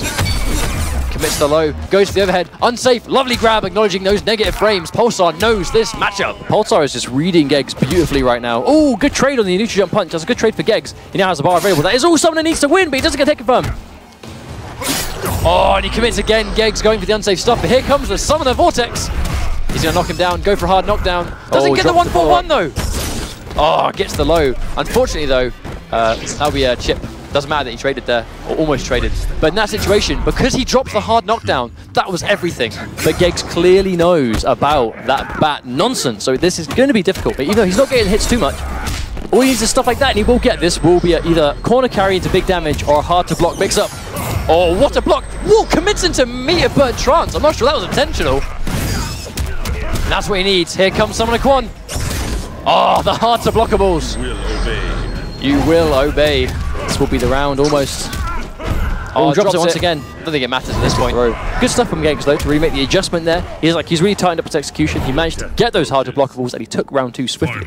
I mean, here's the thing about Quan Chi though. He has this really scary Vortex, but he has one of the worst defenses in the game. If you knock him on his backside, he's not in a great situation. So if Pulsar can just keep the momentum, he's going to be in a good situation. Oh, catches that backdash. Oh, doesn't get the hit confirm he needed though. Commits into trance! Wow, that could have been everything. I don't think anyone was ready for that. And he gets the damage buff grab. Is Geggs going to go for the Hail Mary meter burn head stomp? Oh, chip damage territory, and here we go. Is this going to be a brutality? No gory hold, just go straight down for down 2. Really good stuff from Pulsar. I think that was a straight up outplaying situation. Geggs clearly knows the Summoner Vortex. Oh, I've never seen this one before. Ha! And suddenly he is a skeleton. There was a skeleton living inside him the whole time. Who'd have known? Great stuff though. I mean, you can see there that Geggs knows the Summoner Vortex. He's just very, very unsafe. You actually don't need to play that unsafe with Quan, but with Summoner Quan, risk-reward is always there. You land that one hit, and because of the Bat Vortex, you can potentially win the entire round on that. Forward 2, chases down the backdash. What a read from Pulsar, but didn't matter that he dropped the combo, because that right there won in the round. Risky stuff, but it paid off. Showing that. I really don't think anyone was ready for that. Well, sometimes all you need is the read. All you need is that one read to win you the round, and that's what happened. And that's it. Chip damage will do it. I mean, that was great stuff from Pulsar. the most of those buffs, but obviously, you know, Geggs, this is the first time we've seen, surprisingly, because Summoner Quan, I mean, I genuinely believe that Summoner Quan could be the best character in the game because of that Bat Vortex and how the patch for Quan Chi didn't really touch him that much. Obviously, that's my own opinion, but I still think that Summoner Quan is a top contender from, you know, really good character. Well, think about what this character can do. He can take you to the corner for big damage, meatless damage no less as well, if he confirms into any trance. His corner carry is phenomenal, but when he gets into the corner, he's got that neutral jump punch overhead as well as the low bat at the same time. So it's almost really like impossible to get out of. I mean, it's difficult, it can be done, but it's so hard. Geggs making the change to War God Kotal Khan. Again, you can actually keep the opponent in a vortex with Shinnok too, because you can combo into the air grab. So once again, everything we said about Quan Chi and Scorpion, Shinnok can do with Kotal Khan as well. But Geggs keeping him here right now, doing a really good job. Tagging him with the low, committing to the low sweep though, probably was not ready for that to connect. Here comes those War God mix-ups. Overhead, good block on the overhead. Lovely jump, puts him in the corner, doesn't confirm though. Obviously burn the bar, Pulsar going for it, burns 2 bars. Oh, tags the overhead, doesn't get the overhead though, probably goes for a double overhead there. Spends the entire farm, doesn't get the low, gets a grab though. He spent a lot of bar on not even half damage. I hope it works out for him. Catches the German punch, I think he was quite ready for that to confirm. Geggs doesn't go in with the advantage. Oh, that's so unsafe on block, but he gets away with it. And Geggs with a swift forward 2 to take that round. A really good play from Geggs so far. I mean, he's really just enforcing a mix-up. Like, Geggs seems to like hard to block stuff. I mean, he's committing every string into an overhead or a low, and he's using these strings that go overhead, low. I mean, he really likes making it hard for the opponent to block, like really difficult. Oh, that 1 bar combo, 39%. Here comes the pressure. Oh, gets the Mia Burn charge. Chases it down that jump. Here comes the Vortex. Oh, really nice combo from Pulsar, but doesn't get the mimic, so he doesn't get the restand. Oh, wake up down two. Now we're playing online. Here we go. Here comes the mix-up. He's going to grab. Or he's going to go for a... Yep, here comes the late grab just to mess with him. Oh, really good use of the environment interaction to just dodge the Hell Sparks. So this round could still be Geggs. Neutral jump punch. He challenges it with his own. This next hit is everything, and he gets the tricky ball into the jump kick, but it's still not over. And he whip punishes it with his own uppercut. Oh my days. That was insane. Geggs, just the magic pixel, but he goes for it. I mean, really good use of the down 2. Just kept it together and just took it to Pulsar. Delayed wake up into down 2 just to make it whiff. He was on like, you couldn't even see his health bar. Let's look at that again. That was the start of the sequence. The really lovely use of environment interaction. Here he was still in this. And let's see what happens next. So he goes for the sword throw there. Goes in, that lovely neutral jump, but he whiff punishes with his own uppercut. Delays wake up any minute here. That could have been the game. But then that amazing delayed wake up. I mean, Pulsar bet the game on that charge. If he doesn't delay wake up, he's dead. If he delays wake up, I'm dead. He went the entire thing on that one read. Was, you know, that was make or break. Unfortunately, that was break in that one situation, but Pulsar taking necessary risks. Beautiful game, absolutely beautiful match. Brings it to 1-1. No doubt Pulsar will stick with Shinnok from what we've seen of him so far, but I mean, does Geggs know any other characters? If he loses this game, do you reckon we'll see him switch again? Who knows? I mean, this Kotal Khan is, not to be messed with. He's doing really good. So, you know, I think he could do well. He could potentially take this set with Kotal Khan at the moment. Oh, starts the back too. I find it interesting how he went from Summoner Quan to Kotal Khan. So Kotal Khan, undeniably not as good as Quan. What an air-to-air. What an air-to-air. Yep, that amazing conversion. Oh, delays it though. Lovely delay wake up. Both players getting good mileage out of their delay wake ups right now. Nice grab. Meter burn grab. Sorry, the damage increase grab. Serve me and live. Serve me and live. Oh, jump into jump. Oh, good block on the overhead. Tries to punish, but doesn't quite get it. But the block pressure is enough. Another delay wake up. Oh, what a tech from Geggs. Geggs is paying attention. There could be another air-to-air. Oh, Geggs unfortunately drops at the end. Oh, gets the meter burn. That will take round 1 for Geggs. This character change has proved extremely good for him. I completely agree with changing to Kotal Khan. Oh, that whiff punish though for the tricky ball. There we go. What a combo. Lovely stuff from Pulsar. Going for the grab once again. Pulsar not really having the meter to make his mix-up safe, so decides to go for the throw, just for that guaranteed damage, I think. Nice mix-up from Geggs there once again. You can do the back 1-4, you can go overhead or low there. Oh, that lovely combo though, the lovely conversion. Here comes the Hell Sparks. Gets caught low, but doesn't commit to anything. Here comes Pulsar. Postal sitting on no bar right now, looking really unsafe, especially to Cole Khan. Catches a backdash. Really good read from Geggs. This could be all he needs to take the game. Next touch might take Pulsar 2-1 down. And he gets the environment interaction. Geggs, this character change was very, very smart. Oh, he's bringing it back, man. I mean, like, Pulsar made the read. I think the reason he went for the meatbone shoulder was to get out of the corner above all else. However, Geggs with the chase down. With the interaction. Let's not forget that Cole Khan's jumps are amazing too. I mean, he's getting so much mileage out of just chasing things down. But at the same time, Shinnok's Hellsparks do a really good job of just shutting down that space. And like, Cole Khan can punish Hellsparks quite easily. However, until that's enforced, then you should go for the Hellsparks pressure, especially when you've got the meter to burn it. But the problem is Pulsar is getting caught without meter a lot of the time, and Geggs is acknowledging that and really making the most of it. No doubt. I mean, Shinnok without meter is not as scary at all.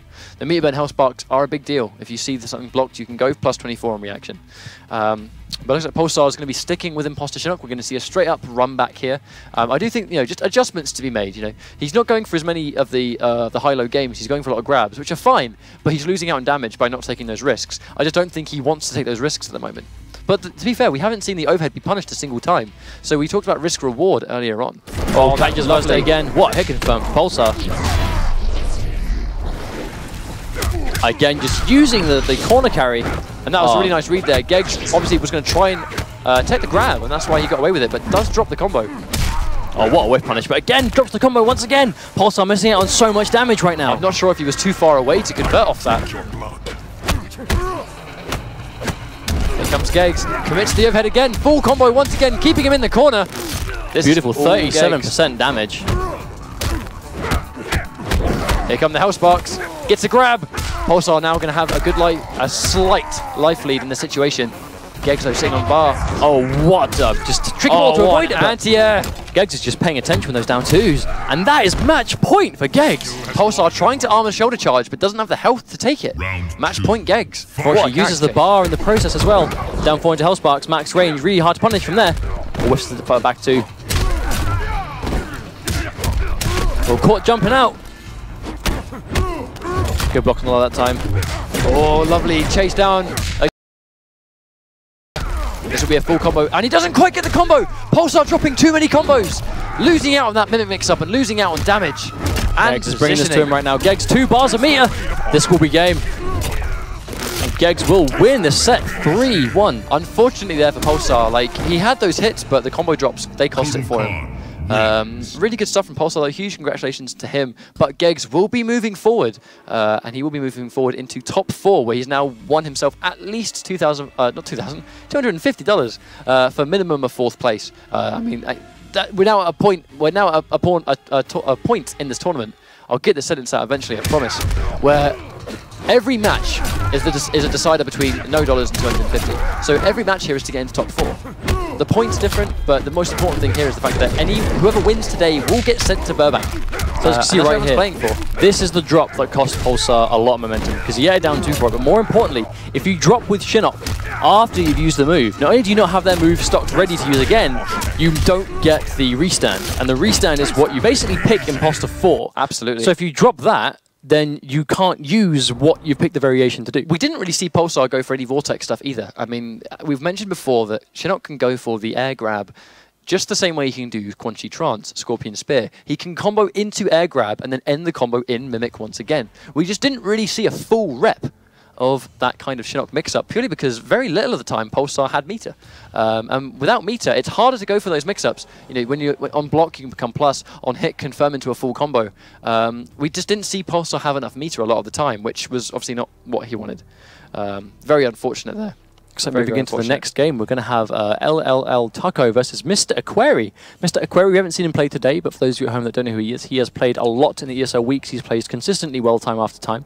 Plays a really powerful and very aggressive Sonya Blade. He plays Special Forces as well as Cover Ops. Cover Ops with obviously the 50-50s and the stance in the military stance that he gets access to.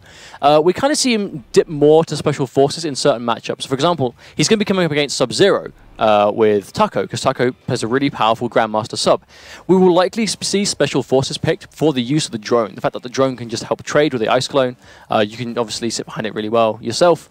But it's a question of, will this aggressive play be shut down by Taco's Grandmaster? Because Taco's earned his point here to be for Grandmaster. Okay, cool. So, I mean, I'm excited for what the tournament's doing right now. We have a lot of high-level matches coming up. Obviously, you know, we have Mr. Aquari, as you just said. Mr. Aquari is, we've said this many times, that he's done a really good job of just progressively getting better. He played, obviously, he plays Sonya, he played a bit of Aaron Black at the start of the game. Very 50-50 heavy player in general, I think. Mr. Aquari seems to really gravitate towards the 50-50s for the really hard-to-block stuff. Because, you know, if that's his comfort zone, then, you know, to the power to him. He's picked the right characters for it, and the right variations also. Yeah, no doubt. I mean, with progress, I think out of all the players here, before I go into this, I'm just going to quickly remind you guys at home. Obviously, we have Taco versus Mr. Aquari. You have 3 minutes starting from now to make your prediction who you think is going to win. This is done in Twitch chat. Twitch bot will be there to help you out, but it's !predict followed by the points you'd like to spend, followed by the player you think is going to win the set. Mr. Aquari versus Taco. So it'll be Sonya Blade, no doubt, versus Sub-Zero. I think it probably will be. The guys, if they're sticking with their guns, they'll be going with their main characters. But speaking of Mr. Aquari, though, we've said this before, but I think out of every single player, he is the guy that he's been very consistent. He makes top 16 almost every single week. But as each week goes on, he gets progressively better and better. So basically, like, you know, these crucial changes he needs. When he started playing originally, he knew the mix-ups and he had combos, but he was very unsafe, committed to so many unsafe options, and would beat people that were unfamiliar with Sonya. But then when he fought people like Foxy or Sumerian or Nivek that know the Sonya matchup and will punish him for those unsafe commitments, you know, and he would lose a lot of games quite swiftly to that. But as the weeks have been going on, he's been getting better and better, and he's been going for the same mix-ups, but making himself safer on block. When a Sonya player starts hit confirming things properly, that's when Sonya becomes really dangerous, because on block she becomes safe, and on hit she becomes high damage, meterless damage into a mix-up, you know, hard knockdown or any kind of cancels. I mean, if you're in cover ops, you've got the military stance, which gives you the low, which gives you the overhead, gives you the command grab, but then you've got things like, you know, the variation where she gets the drone, which she can command. We know Mr. Aquari plays both those variations, so I think it's very matchup specific on which version of Sonya he wants to go with. Well, cover ops gives her the military stance, as we said before, but the thing about that is you get a lot of meterless damage because you can hit confirm into the stance to get a launcher. Special ops, you kind of need to wait until the drone's out before you can get big damage, so you don't really have to worry about damage unless the drone is out. But in cover ops, it's a constant threat non-stop. But Sub-Zero is covered in armor, so going into military stance on block at all is going to result in meter burn slides, I would assume. Absolutely. Just to get out of that pressure, to just deny that momentum. I think there's going to be a lot of reads to be made in this set. I mean, both characters have armor. Sub-Zero has armor. He has a reversal too. He's got wake-up attacks, and he's got pressure of his own. So it's going to be, as always, it'll probably be a match of both players, depending on the variation that Taco goes with. I mean, Taco has been very much sort of specializing in Grandmaster Sub-Zero. But that's going to help you against Sonya. Like, obviously, undeniably. In theory, Grandmaster seems to be like a real powerhouse to just stop the advancement, because it's the defense you need against Sonya Blade. Like, especially against a player like Mr. Aquari, who is not afraid to take big risks for big payouts. He does that consistently, he does it a lot, but Grandmaster's Clone is going to really slow that down, whether Aquari wants it to or not. It's an obstacle course. Yeah, it really is an obstacle course. The second, I mean, Sonya has no real... She's got advancing armor in the form of her meter burn arc kick, I believe, but that's not really going to help you massively against Grandmaster Sub-Zero. Well, it knocks them down and sends them away. You want to be as close as possible to him at all times, and then obviously bait and read on those wake-up meter burns that Sub-Zero will do if he thinks you can press buttons. He's going to want to keep them away. I mean, when you fight Sonya as a defensive character, I mean, I know Grandmaster can be offensive and defensive, but when you're no doubt going to want to play a defensive game against Sonya for the most part. Land that hit and then corner carry. Put Sonya in the corner and then try and keep her there. Unfortunately, you know, she has got the dive kick. She's got wake-ups of her own. But when you put her in the corner, you want to try and keep her there for as long as possible. Unfortunately, when you're in the corner and you're keeping Sonya in the corner, one mistake and then she'll put you in the corner, and then if she's in cover ops, and that's when the mix-ups really begin, because you can combo off her low. Or something that Aquari does a lot that we've seen he is not afraid to go to as an option is his X-ray. We have seen this guy do so many X-rays to counter, because obviously with Sonya, her X-ray is a counter attack. If she full-on parry. Yeah, it's a parry. If she goes into the stance and you punch her for like a certain amount of time, you will eat a full combo for that, as it does launch at the end. Mr. Aquari will convert it into 50% damage, looking at a 50% parry if he's got 3 bars stocked. If you have no breaker, that's guaranteed 50% just because you pressed a button at the wrong time. And his reads on the parry are always so good as well. I mean, the second this guy gets... A lot of the time, you kind of forget that he's even got bar. He'll build the X-ray and then immediately use it and then go for the parry. 50% damage if you've got no breaker. And it's won him a lot of games, those clutch parries.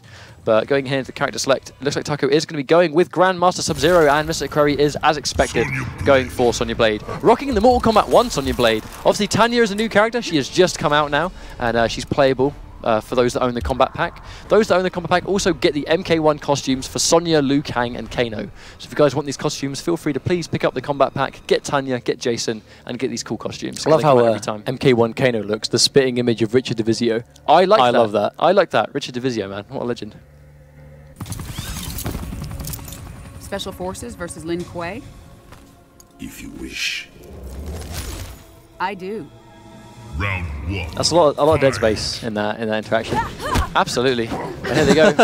Full Combat 1 fights. I mean, I'm surprised. I'm a bit disappointed that Taco hasn't gone for the classic Sub-Zero. This will be awesome. Goes in for the overhead, though. Lovely cartwheel. Drops the combo, though. Here comes Aquari. Once again, getting the overhead. This is what Sonya does best, is get that hit. Ooh, catches the jump in. Really good stuff from Taco. Converts it really good, just change in the corner. He has Aquari corner now. This is where he needs to keep Sonya, and the dive kick go into the clone. Aquari not being patient enough. Right, here comes Aquari. Once again, the same thing again. Breaks, though, putting Sub-Zero in the corner. Commits to the cartwheel there. Crazy stuff. Oh, crazy hit confirm there into Ice Ball. Hard knockdown into clone. Aquari uses the bar, trying to just do anything to get out of the corner. Because a lot of this match has been all Taco. However, Mr. Aquari still has the life lead, as he's just simply doing more damage. Those two combos right at the start were massive, because you look at the damage that Sonya gets. They were very important hits. Very, very important hits. And Taco is ended in the corner against Sonya Blade. This is not good. Oh, especially with the instant jump one. As Sonya Aquari goes to a lot, he will instantly jump one just to challenge that jumping attempt. Or once again, that's one of the changes that Grandmaster Sub-Zero got. If he blocks an attack while the clone is active, the clone disappears. Dive kicks into another clone. Aquari getting frozen by so many of these, but not really getting hit by massive damage. Tries to do the same thing again. And a lovely hit confirm into the full combo there. Here comes Taco, get knocked on the ground. He gets tagged by the overhead. He has just to break. Making full use of the dive kick right now. Hard knockdown though. Mr. Aquari trying to run in, but having no stamina. Here it is again. I mean, I really like the use of that just to get over the clone, because he knows that if Sub-Zero blocks it, the clone disappears. Really smart stuff, and that's a swift game one to Mr. Aquari. Nice, good stuff from Mr. Aquari there. But I mean, I like how when he sees, when he sees the ice clone, he goes for the instant jump into a dive kick. Because if Sub-Zero blocks the dive kick, normally pre-patch, if he blocked the dive kick, he would then immediately land straight on the clone and get frozen. Post-patch, however, because Sub-Zero has been changed in Grandmaster, he's going for the dive kick now, because when the dive kick is blocked, the clone disappears, leaving you at a neutral situation. That then leaves Mr. Aquari up close against Sub-Zero, where he wants to be. So it's a good call. He tried doing it in the corner, and it did not work. He kept dive kicking into the clone and getting frozen. Mid-screen, though, I think you can get a lot more mileage out of doing that. Aquari is really understanding that using the dive kick does alter your jump arc, so Aquari is doing a really good job of just spacing it so he is forced to block these clones. I mean, the only thing that Taco can do is sort of just backdash or jump back on a prediction. However, if you're doing that, you're then putting space between you and your clone and Aquari when if he's not got the life lead, that isn't really what he wants to do, because he's effectively just wasting time. Absolutely, but going into this next match, looks like we have Grandmaster Sub-Zero versus Sonya once again. Mr. Aquari going for the player 2 color right now. We're straight into the match now, watching what's going on. Here we go, Mr. Opting for the purple pants on your blade. Committing to the cartwheel. Risk versus reward through and through.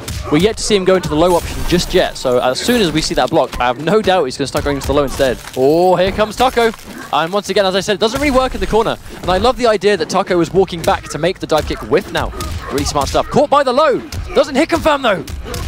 Oh, so many hits. Just Aquari, every button he's pressing is resulting in a hit. Here comes the hard knockdown. Is he going to just try and slide? I respect the attempt, just to try and get out the corner. He commits, though! He has Mr. Aquari in the corner. And he drops the combo, unfortunately. Corners himself!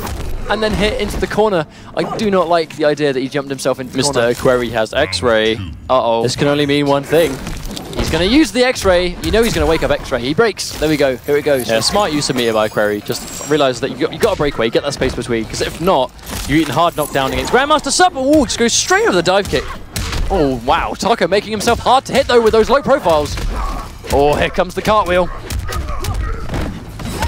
Oh, good knockdown set by Aquari, but Taco scouts it out with the meter burn wake up for the armor. Dive kick straight into the clone. Unfortunate, but Mr. Aquari. It's not what you want to do. Hard knockdown once again.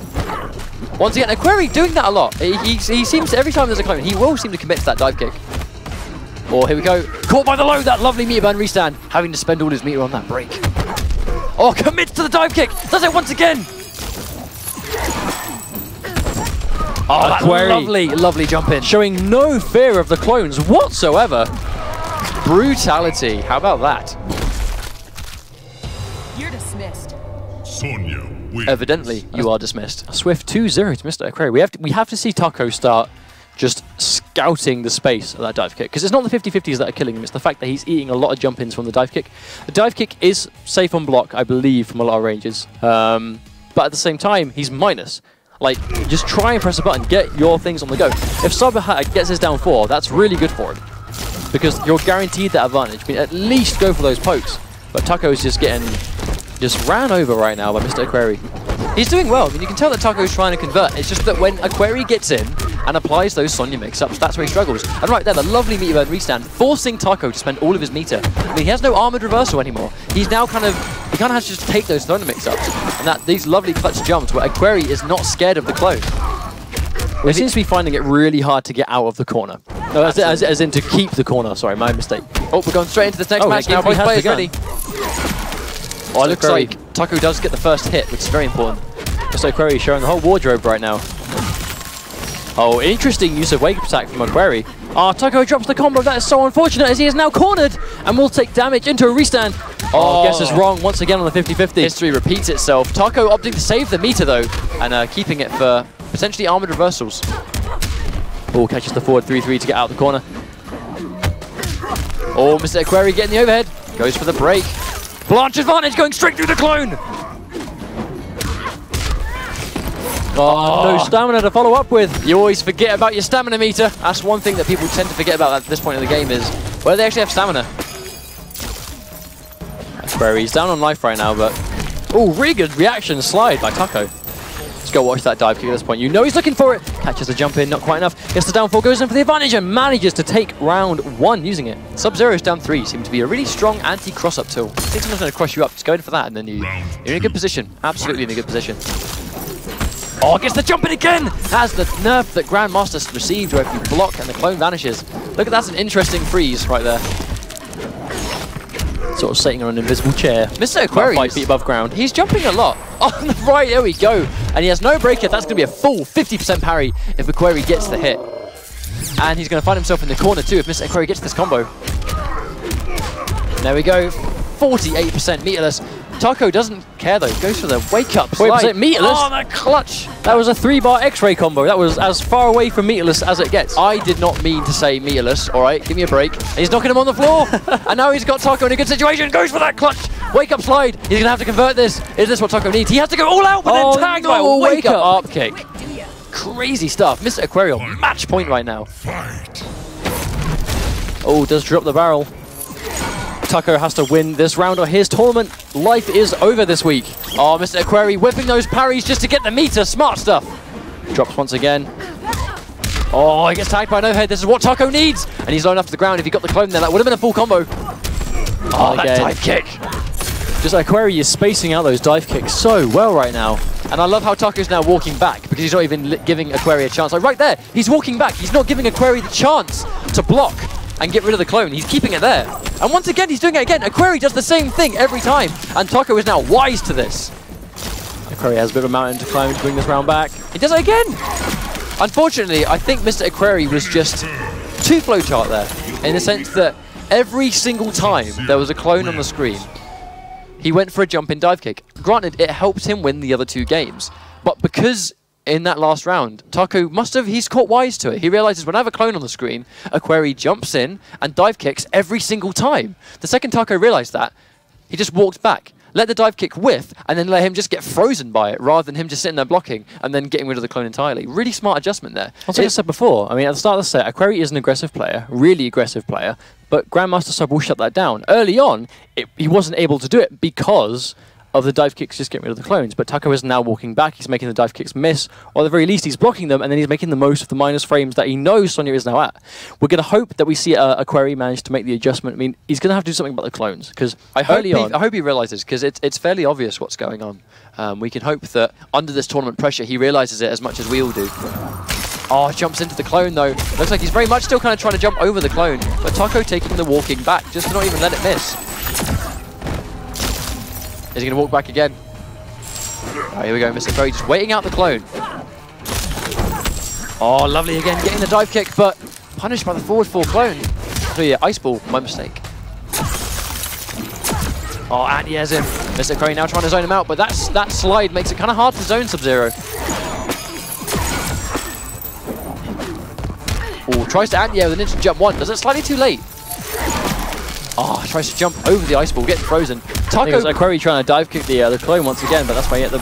Oh, he's going for it again. I think the interesting thing here is that he's going for the... He's being so patient, but again, that is an amazing... That forward 4 punish. I'm not sure if that's either a punish or Aquari is pressing buttons. If that's a clean punish, then fantastic. He has found the answer to what is losing in these rounds. He's putting the clone up and letting Mr. Aquari hang himself with these dive kicks. And this is just building bar. Runs in for the back 2. Oh, that's cornered, but it doesn't matter. He managed to take round 1. This could be what makes Taco win the set. This one adjustment, that change of pace, and letting Aquari just basically lose the match for himself when a clone is on the screen. Oh, and he goes in. Lovely hit confirm into forward 4-2. Meeburn freeze. Taco made that necessary adjustment right now. Catch him with the overhead. Mr. Aquari keeping his bar. Are we going to see an X-ray? And right, I say it, he does the X-ray. And jumps into a clone. Mr. Aquari is crumbling right now. Taco, this is the momentum he needs. And he jumps into a clone once again. This is not the Aquari that we saw earlier. Taco has made such an adjustment here. Oh my days. Full combo into the game win. Wow. Is that a flawless victory? Just like that, we are now 2-all up. Taco making that adjustment, slowing it down. Flawless victory. Wow. What a statement to make going into the game 5? It's a game 5 now. 2-all, game 5. But still, that one thing, the dive kicks now not being a problem with the clone up, has changed the entire match around. Sometimes you just got to slow it down. If you realize that, hang on a minute, every time I've got a clone up, Mr. Aquari's jumping in. And when he jumps in, he goes for a dive kick. He's trying to make me block to get rid of the clone. So I'm just going to walk back. His jump's going to miss, and he's going to jump into the clone. It's a really smart adjustment, and unfortunately, I think Aquari just not really being wise to this adjustment just yet, but it's 2-all right now. We're in a good situation for Taco. I mean, just riding this momentum. That was a swift game 4, and it was just completely all him. This adjustment, the ability to keep it composed and realize what you're doing, it's helping out for him. And this is why this guy is here in the top 8. And that's why he's here. You know, he's here to play and he wants to win. We're in the process of seeing a full-on 3-game straight comeback from Taco. I mean, this guy has shown he knows how to play. He knows what he's doing.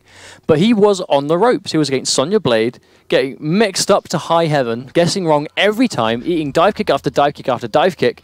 But now, the dive kicks have been shut down.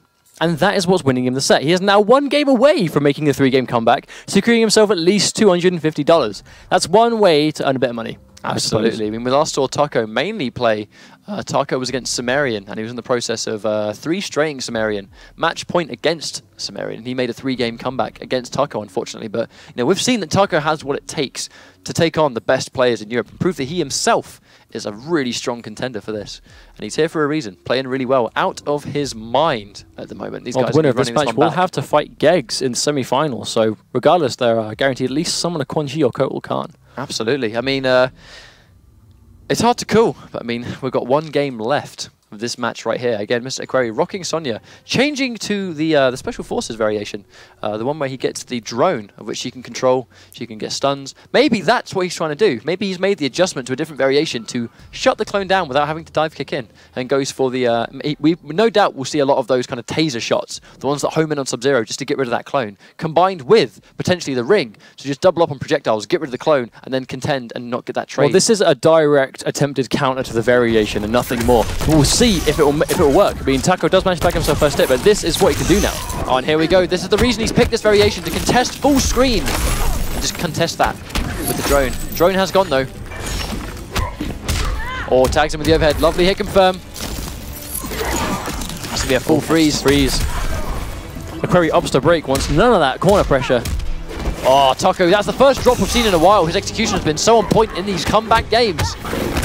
Oh, and he gets the low. Full combo. Summons the minion again. Here comes trade Sonya. Somewhat.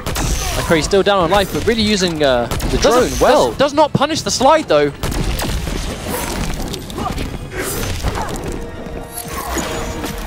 Oh, and he trades. That was not a trade that he wanted. Drops the combo, though, but it does not matter. Taco finding himself a match point against Aquari. I think Aquari really has to just stop using so many drone shots, because it's getting him hit so many times, and before he knows it, he's got no health left to then make these risky plays. Hit confirmed from Taco. Wow, he has brought this back 3 straight games. He made the adjustment. Meeburn art kick to go through that clone, but Oh, that lovely slide. On reaction as well. I mean, Taco is just showing. I think he knows this matchup better than he did cover-ups.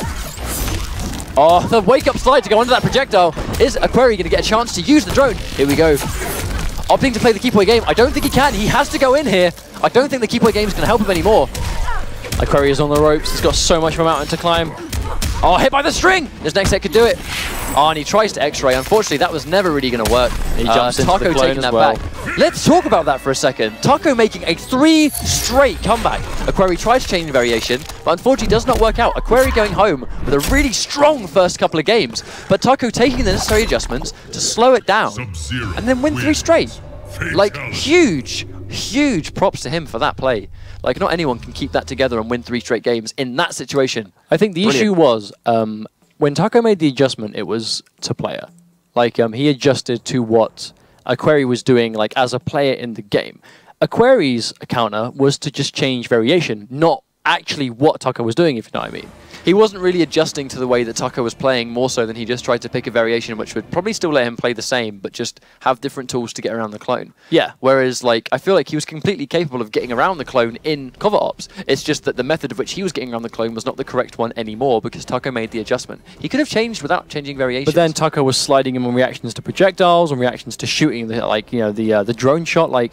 Taco immediately showed counters to that variation, but Aquari just didn't return in time. And he, again, with the X-ray, as soon as that X-ray missed at the end, that was basically when the game was over. It's basically Aquari admitting that I don't know what to do. I'm out of options. If I get this X-ray, I'm in a good situation, but if not, it felt like quite a defeatist thing to do, the X-ray. I mean, I respect the attempt.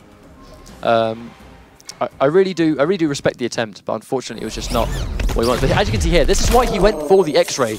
When Sub-Zero has no break, you can see the damage of which you get from this X-ray. So 48% on the parry. That is basically a 50% damage parry into a knockdown. That's why he went for the X-ray. If he got that X-ray at the end, he would have been in a good situation. But unfortunately, Taco really realizing there's no reason for him to go in. So he played it safe, and evidently that was the good call to make, because here he is in top 4. So coming up next, we've got Mitsuones versus not Mitsuones, we've got Madzin versus I'm Still the Daddy. I'm Still the Daddy did manage to defeat Mitsuones in a set that was 3-0. I'm Still the Daddy with a new Tempest Kung Lao as a character we've not seen him play before. We were talking to him at the Combat Cup UK finals over the weekend, and he mentioned that Tempest Lao is really who he wants to play. He feels it really suits the way he plays, and he just enjoys the character as a whole. The first time we saw him play Mitsuones for a few weeks, last time they fought, I'm Still the Daddy did play Raiden and was defeated 3-0. Mitsuones showing some disrespect in the finish-ins and trolling, but I'm Still the Daddy managed to get his revenge on that today, where he did the exact same thing when that set was over. It's always good getting your revenge. It always is. It always is. Going into this next match, though, you have 3 minutes starting from now to make your predictions. Do you think I'm Still the Daddy or Madden's going to win? You do in Twitch chat, !predict, followed by the points you'd like to spend, followed by the player that you think is going to win the set. As I've mentioned many times today, you started off with 10 points, and spend them wisely, and you might win some cool stuff. You have a Razer Fight Stick for Xbox One for the first place. We have Warner Brothers digital products and games. And also, other cool things as well, like T-shirts, cool swag. And not only that, if you at home want to stand a chance to win some more stuff, we have a raffle that'll be going on all night for the mid-season showdown. Visit esl.gg/EU mid-season, where you can find where you can stand a chance to win prizes like Xbox Ones, T-shirts, Warner Brothers digital games, and even a Scorpion statue. So it's all to play for, even at home if you're watching. I think this matchup we see right now, though, Madzin versus I'm Still the Daddy. I'm Still the Daddy, I think, is very much going to stick with Tempest Kung Lao. He's made some really nice adjustments. I mean, this character seems to speak to him. For more information on this league and the state of today, what's going on, how you can sign up yourself, they are free to enter weekly tournaments where there is normally a cash pot of $1,000 each week. When taking home 500 of that for each successful week. It's esl.gg/MKX Pro League for all the information that you need. Follow us on social media at ESL Mortal Kombat and NetherRealm on Twitter, ESL Mortal Kombat and Mortal Kombat on Facebook, and ESL and MK Community Manager on YouTube.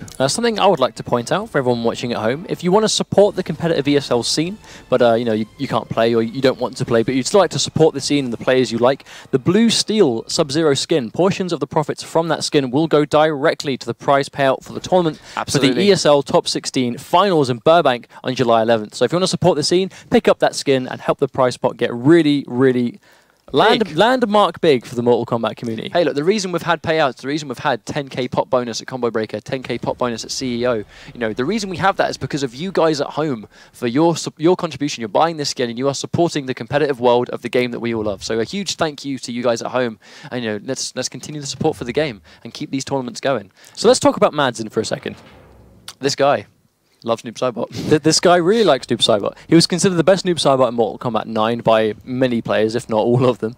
But he is back in Mortal Kombat X. This is his second... No, this will be his third appearance on the EU weeklies. Yep. He has placed really well 2 weeks. Last week he lost to Usfuglu. In a Sub-Zero mirror. The week before, I cannot remember exactly who his opponent was. However, I know that Madzin has fought Foxy Grandpa numerous times on PS4 as well as Xbox Live.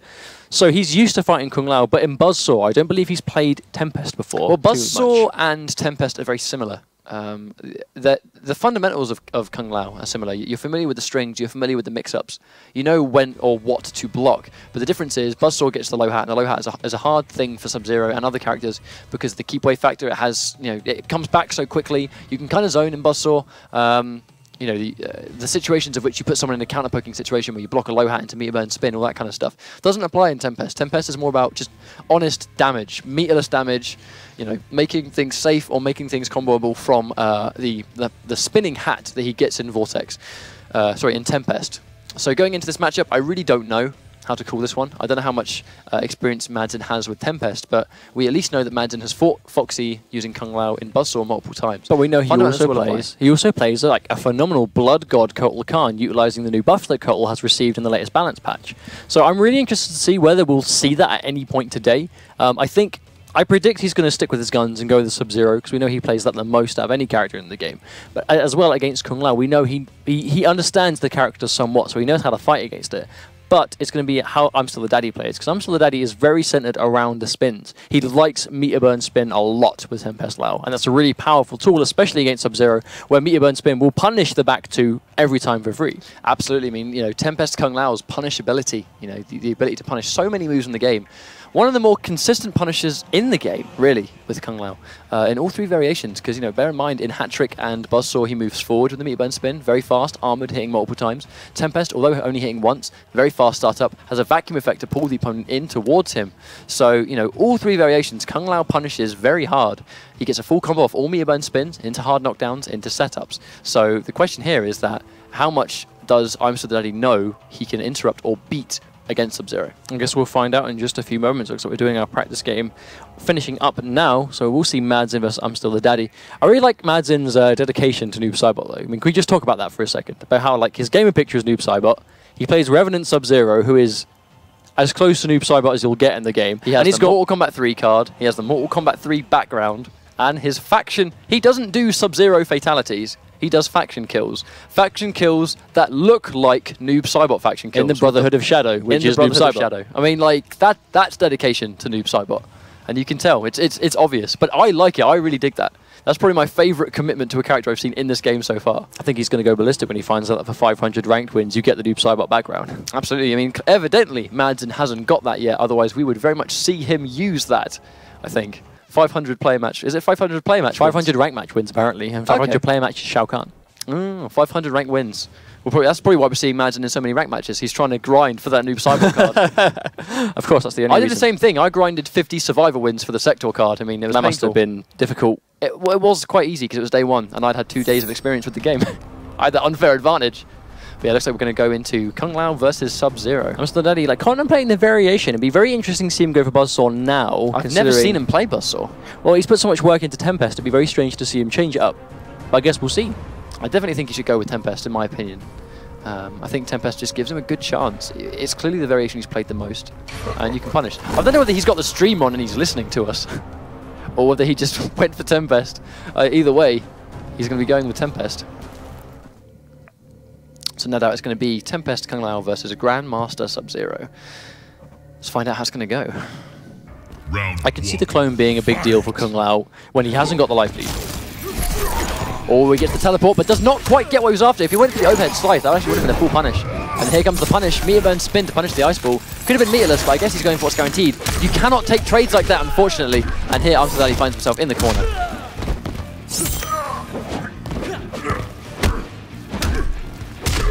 All good footsies from Madsen right now. Corner game, here comes the combo. Doesn't get the clone because he's too high up. Oh, lovely block overhead. I love the challenge, acknowledging that the regular Tempest Hat Vortex move is minus. It's not plus.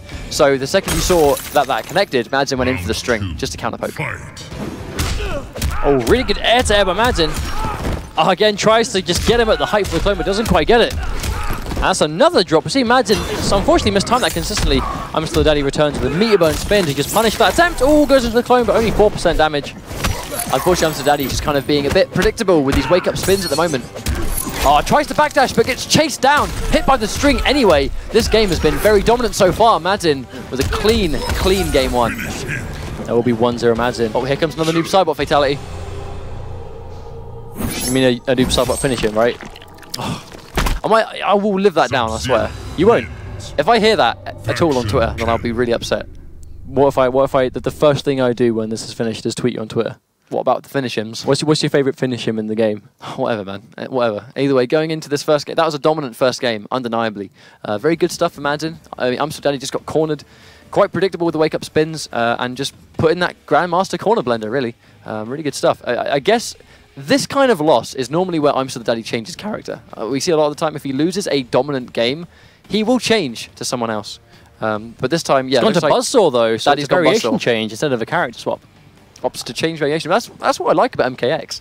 If it's not working out, you can change variation, so you can still be the character you want to play, but you're no longer the character you want to play in that regard, which I like. I like that. Well, it just adds dynamics to character specialists. Well, obviously, Use for Glue Foxy Grandpa play a lot, and I know that Use for Glue cannot stand fighting Buzzsaw because the low hat just really annoys him. Because it's not even like, you know, sometimes it's just unbeatable. It's just when it is annoying to play, it's just not really a particularly fun experience. I'm Still Daddy managed just to catch that. Oh, God. Gets the standing 4-4, but goes into a clone. Oh, lovely anti-air from I'm Still Daddy, ready for that jump in. The double dive kick into the corner carry. I'm Still Daddy just being really aggressive right now. He's sitting on the life lead, though, but Madsen with the meter burn ice. Oh, he's in the corner again. Oh, catches him in the overhead. And that will be low enough to connect the clone. Here comes the hard knockdown. Here comes the clone. I'm Still Daddy. Is he going to spend the bar or keep it? Oh, lovely whiff punish on the meter burn spin. I'm Still Daddy can still pull this one back. Oh, and he commits to the string. Doesn't get follow-up, though, because he's already in the air. Are we going to see a teleport? Oh, meter burn slide. Madsen goes to that as an option so frequently as well, just as a raw read. Even when he's got, like, punishable health, he seems to go to that a lot, just on the read. I mean, again, it's just knowing you're in your opponent's head, knowing that if I'm going to slide, you have to throw more low hats. If we throw low hats, I get clones, I get the trade. What reactions from Madsen, punishing that teleport. We're punishing the uppercut with a meter burn spin. Here comes the knockdown.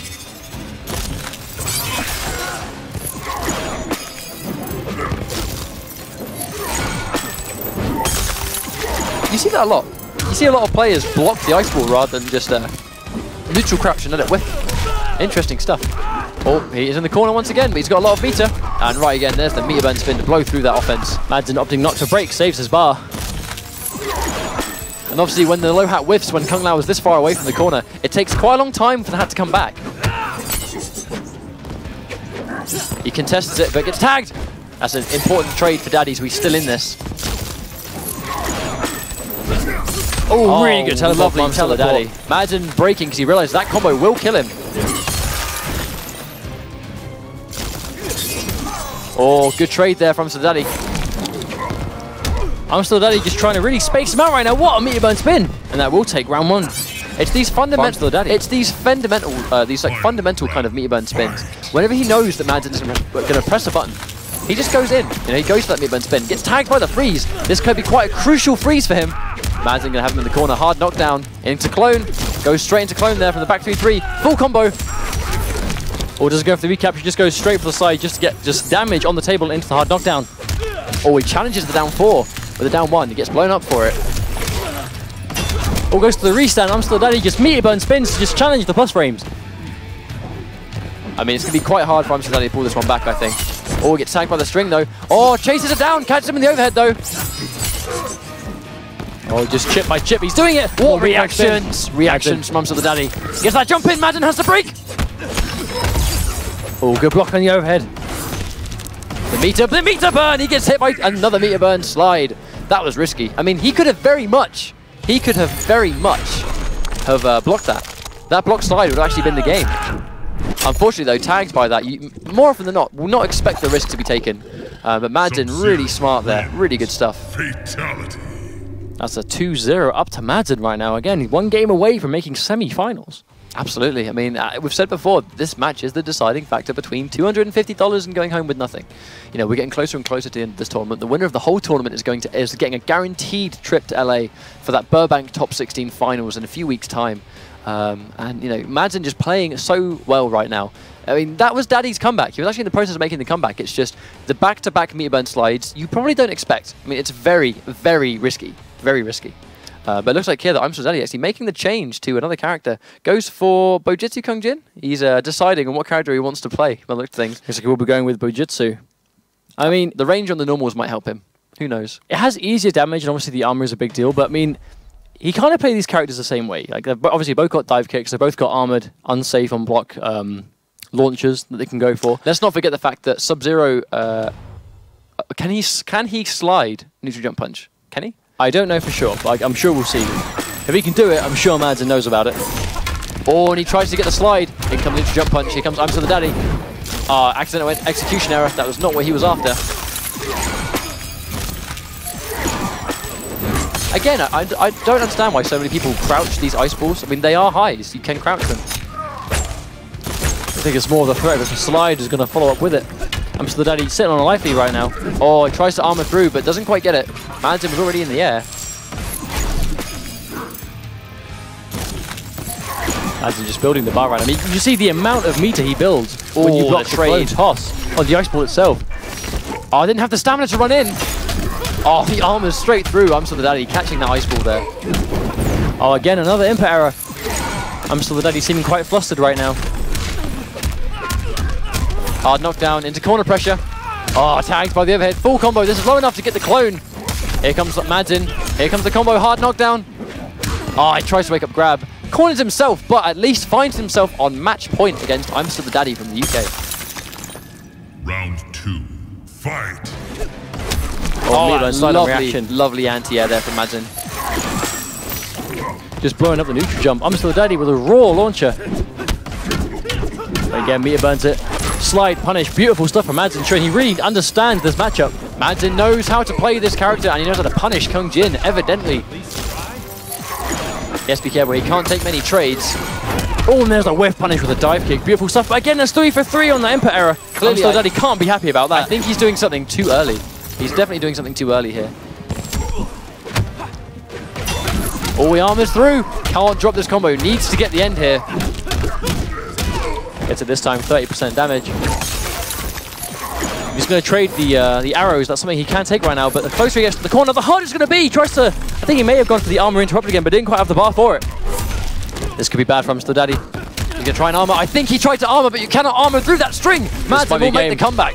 Wow, Madsen takes that 3-0 against I'm the Daddy.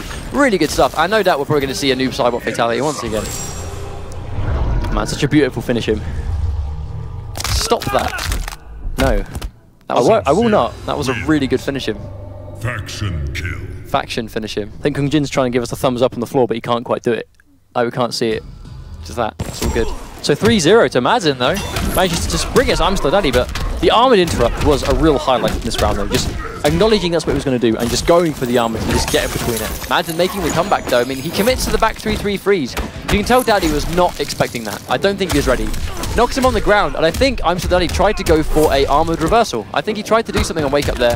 Right there, I really feel like he tried to armor through between the jumping punch and the back 3-3. Unfortunately, got hit by a full combo for trying to do that. But you know, Madsen will take that 3-0 and move on into the semi-finals, where he'll meet either the winner, either Use for Glue or Master VHD. This is the final match of the original top 8 we have. We're moving into the semi-finals after this match. We'll have the top 4. This is the last chance for one of these two players to get into the top 4 of the mid-season showdown. So we have Use for Glue, no doubt will be rocking Sub-Zero versus Master VHD, who I strongly think will be going with Kano. We know he plays Sub-Zero, but Kano seems to be his main character. So it's going to be Kano versus Sub. Cryomancer, though. It's going to be Cryomancer. I don't see him going with Grandmaster, especially, I mean, we could see that for all we know, but I know that Use for Glue's comfort zone really is Cryomancer. We see a lot of use of the meter button hammer. That seems to be sort of his bread and butter, really, with this variation. That it is his go-to thing. He uses it as just a standard armored interrupt, the same way you'd use a Kung Lao spin, but we see him get really good results with it. This is the last match of top 8, so this is the last time players are going to be playing for a difference between no money or $250. This is the last time that will happen, but then it will become the difference between 250 and 750. So this is going to get this. We are in a crucial stage in this tournament. This is the final match where it's a difference between no cash and some cash. But then in the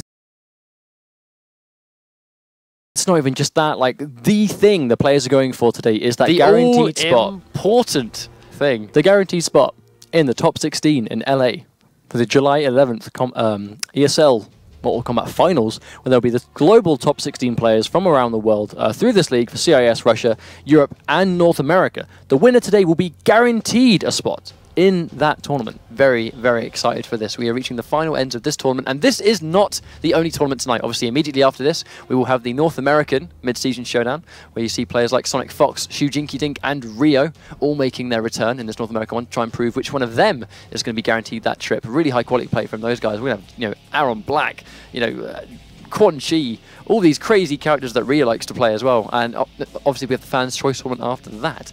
Going into this match right now, though, again, you have 3 minutes to make your predictions. If you think Useful Glue or Master VHD is going to win this, it's in Twitch chat, !predict, followed by the points you'd like to spend, followed by the player you think is going to win the set. You can win a Razer arcade stick for Xbox One, so that's all really good stuff to win there. You can win Warner Brothers digital games, and you can also win t-shirts for successful predictions. I hope you guys have been successful right now, and good luck. But that's not all. You at home can also enter our raffle at esl.gg/EU mid-season, where you can stand a chance to win some really cool prizes like Xbox Ones, Warner Brothers digital games, Scorpion statues, ESL t-shirts, like all sorts of crazy prizes. So today, everyone's got a big chance to win something. Absolutely. We're setting this match up right now. Apologies for the delay as always, but we'll be ready as soon as possible. We're going to be setting up. I think Kano versus Sub-Zero is going to be an interesting one, because I do think that Useful Glue is probably going to be rocking Cryomancer against this character. The knives, the sheer speed of which Kano can throw knives might make the clone a little bit, not redundant as such. I think the clone will always put in work. However, I think the Cryomancer will be quite an interesting choice to really just kind of bring it to Kano and armor through whatever Kano wants to try and do. But the armored hammer it's a very big deal. It bags him good damage, really easy. Armored hammer back to forward 4-2 into the grab, and that's like 33% damage. That's a question of how familiar both players are with these characters as well, obviously. I mean, in Europe as a whole, we don't really have too many Kano players, but we have an abundance of Sub-Zero players. No doubt. So many people in Europe seem to play Sub-Zero right now. It's pretty crazy. But looks here, the button checks. After their button check game, we will be going straight into this next match. We do hope you guys have enjoyed the tournament so far. As I've said before, stay tuned. We have an entire night of this. This is just where the insanity begins, but it's going to continue all throughout the night with these really important tournaments that will be coming up after this. But speaking of this tournament right now, this one is not over. We have a few matches left, and we are reaching the higher end of this. The last game of top 8. We're going into the last game of top 8 now, so after this will be the semi-finals, where we'll have the top 4 bagging themselves some money, but one step closer to that important placement, just place in the top 16 finals. It'll be one of the European representatives. I mean, like I said before, this is the top 16 European point earners up until this point. Foxy Grandpa and Nivek are not available for this due to their participation in the Fans' Choice Tournament, so it's a really good reason to not be here. So it's the 16 point earners below them who will be here today and have been playing. So they've truly earned their place here. When it comes to the Fan Choice Tournament, I mean, that's only possible. It is the way it is now because of you guys at home. You're the guys that voted for Foxy, Perfect Legend, Justin Wong, and Nivek. You wanted to see the EU versus UK. You wanted to kind of spark EU versus US.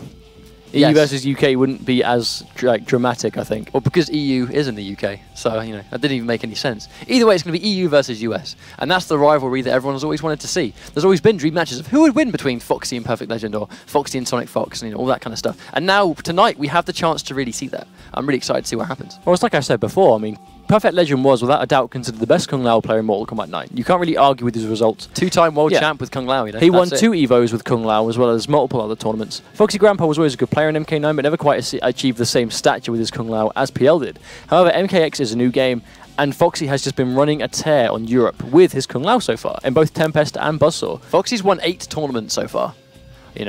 Kung Lao has won Foxy 8 tournaments since the game's come out. It's not even 2 months old. That's not even a tournament a week anymore. You know, this is pretty heavy stuff, and he's in the US to try and prove that he's got what it takes to take on the US as well. But we're going to be going into this next match now. I do think we're almost ready to go. Players are going to be choosing their characters, and we're going to see who they play. I'm really excited for this matchup. I've not seen Use for Glue fight Master before, but I've known about both players for so long. I hope we see Glue go with Cryomancer Sub-Zero, because I personally find Cryomancer the funnest to watch, due to its tools, due to the strings he gets. I think it's a really cool character to watch. But Cryomancer just makes that, you know, just that one step better. Especially with the Meteor Burn Hammer just giving him so much utility, and just he hits blow for blow, does so much damage. But it looks like they... Yep, Master going for Cutthroat Kano. What variation is Use for Glue going to pick? That is the question. I reckon he's thinking long and hard about this. What version of Sub-Zero does Use for Glue think is going to help him the most? He goes for Cryomancer. Let's see if it pays off. Both characters have amazing down 4s, but I do believe that Sub-Zero's down 4 is slightly faster than Kano's. If they both do a down 4 at the start, I do think that Sub-Zero might bag this first hit bonus. We'll have to wait and see what happens. Well, the meter's going to be important, because Master VHD is going to need it for damage. Use for Glue is going to need it for damage, but they're also going to need it for reversals. And without meter, they're going to be just fully on the defense. But it's going to be a lot difficult. All starts off with a jump. Maven Prediction blocks the overhead. Gets tagged by the knife, though. That'll be a full confirm. Unfortunately, doesn't quite get the string. Oh, goes to the chase down, 1-2 hammer. And that's it. You cannot press buttons after getting hit by a down 4. You must respect the frame advantage. Oh, interesting use for the cannonball there. I mean, Master VHD sitting on full meter. Oh, goes to the hammer again. A completely unscaled 12% from the hammer, because back 3-3 does not combo into it. Good block on the hammer, but an air-to-air from Use for Glue, and that will take round 1 very solidly there. Good stuff from Use for Glue. Master VHD, though, sitting on full meter, full bars right there. When I see 3 bars with Kano, I think 3 meaty reversals. Absolutely. Meaty reversals, combo damage as well. And meter burn knives for frame advantage, like right there. Oh, backdashes it, but gets tagged by the string anyway. Oh, tries to run in. Oh, he tries to whip punish, but gets tagged anyway. Oh, he actually has a jump over. Full jump to really convert it this time. Master opting to... Oh, actually uses the breaker. Oh, air-to-air with the Kano ball. Nice block on the wake-up slide. Does not get the punish, though. Oh, catch it this time. Here comes Use for Glue. Hard knockdown from the slide. Nice delay wake-up. Good block on that Meteor Burn Hammer. Good block on the Kano ball. Full combo punish. Doesn't get the ice ball, though. Oh, he burns to the advantage. Backdash again. Good punish from Use for Glue. Catches him in the air, though. Oh, that lovely delayed wake-up from Master VHD. Maximum delayed wake-up to just stay on the ground as long as possible to make that whiff. Very even right now. Both players sitting on 1 bar almost. Oh, that interaction. Wow. Catches low this time. Here comes Use for Glue. Oh, drops the combo once again. I just get the low, but no confirm. Use for Glue, unfortunately, not hit confirming that back 3-3. That could have been a full combo. This would be into a good setup from Master VHD. Just goes to the raw 50-50. Use for Glue going for the jump in there. Oh, tries to jump out of the down 4. Use for Glue opting not to break, saves the bar. But now he's not in a great situation, unfortunately. Oh, he gets the hammer. This could be the comeback that Use for Glue needs. Oh, goes for hard knockdown. And he gets the Meteor hammer. It does connect, though. Looking very difficult for Use for Glue right now. Gets capped by a forward 2. That will take game 1 for Master VHD. I mean, that almost, very almost would have been Use for Glue's game. Unfortunately, he actually gets tagged by the end of that string before the Meteor Burn Hammer comes out. It was very fortunate that he got caught pressing buttons there, because he got hit by the string, that allowed the Meteor Burn Hammer to whiff. If the Meteor Burn Hammer didn't whiff, Use for Glue would have taken that game. But a really good round for both players. Very little combo drops, that's the important thing. I think it was just the down 4 was putting in a lot of work, but that one time it was jumped over. He gets caught here. He presses a button and gets tagged.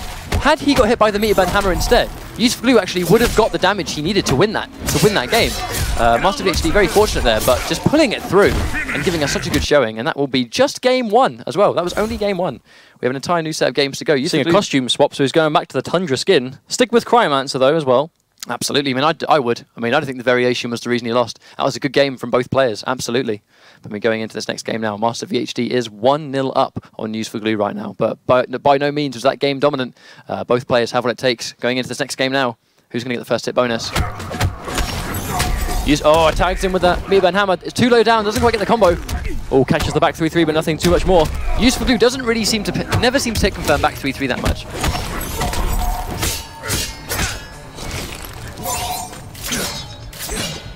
Then it's just that knife game that's just going to do so much work. Oh, wonderful down 2, clean anti-air. Goes for the wake up slide, gets it. Oh, VHD caught pressing buttons there. You can't jump out of a down 4 and hit.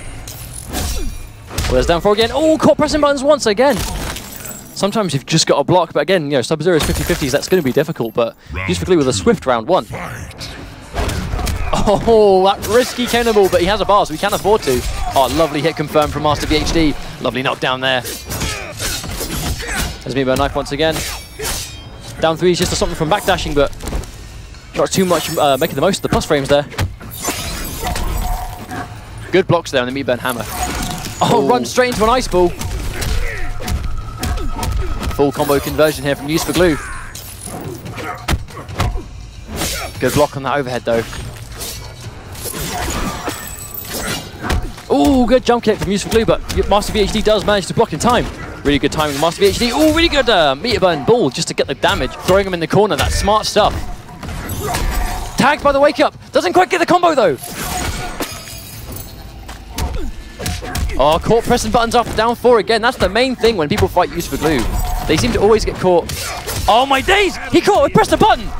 Wow! Meter burn Kano ball on block. I can't dash cancelled. I honestly can't believe he got that button press. He was so minus after that. Oh, lovely anti-air from Use for Glue. It's making it as hard as possible for Master to get these 50-50s on deck. Here comes Use for Glue. Full combo conversion. Master VHD setting an almost full bar though.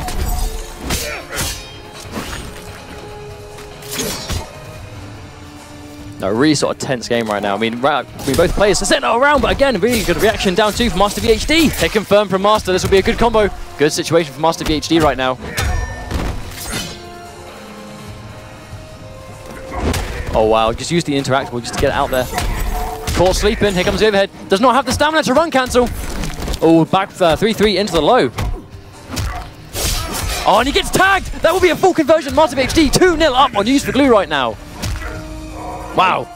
Use for Glue has to win 3 games straight to excel to the semi-finals. Master VHD playing so well right now. I think the main thing here is that Use for Glue is getting the mix-ups. He's getting back 1-2s, he's getting back 3-3s, but he's actually not hit confirming into Ice Ball. That's the main thing that's going on at the moment. And also Master VHD is he's blocking a lot of those meter burn hammers too. You know, he's doing a really good job of blocking those meter burn hammers that are just coming out on block. Use for Glue not really counter-poking with them as much as he's just kind of just extending a combo string with it. He's been caught by it a few times, but for the most part, Master VHD not really biting in this situation.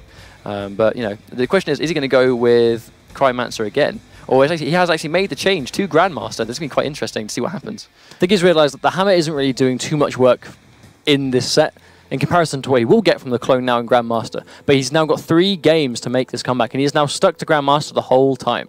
So, yeah, he's got his work cut out for him, but we've seen players today alone make 3 games straight comebacks. So absolutely, now is the time to do it. And there's a lot riding on this set. Useful getting that first hit. Again, Master VHD caught pressing buttons again. I mean, he doesn't respect the plus frames of a down 4, evidently. Oh, wow. Run and grab. Very crazy stuff there. Oh, clean jumping from Use for Glue.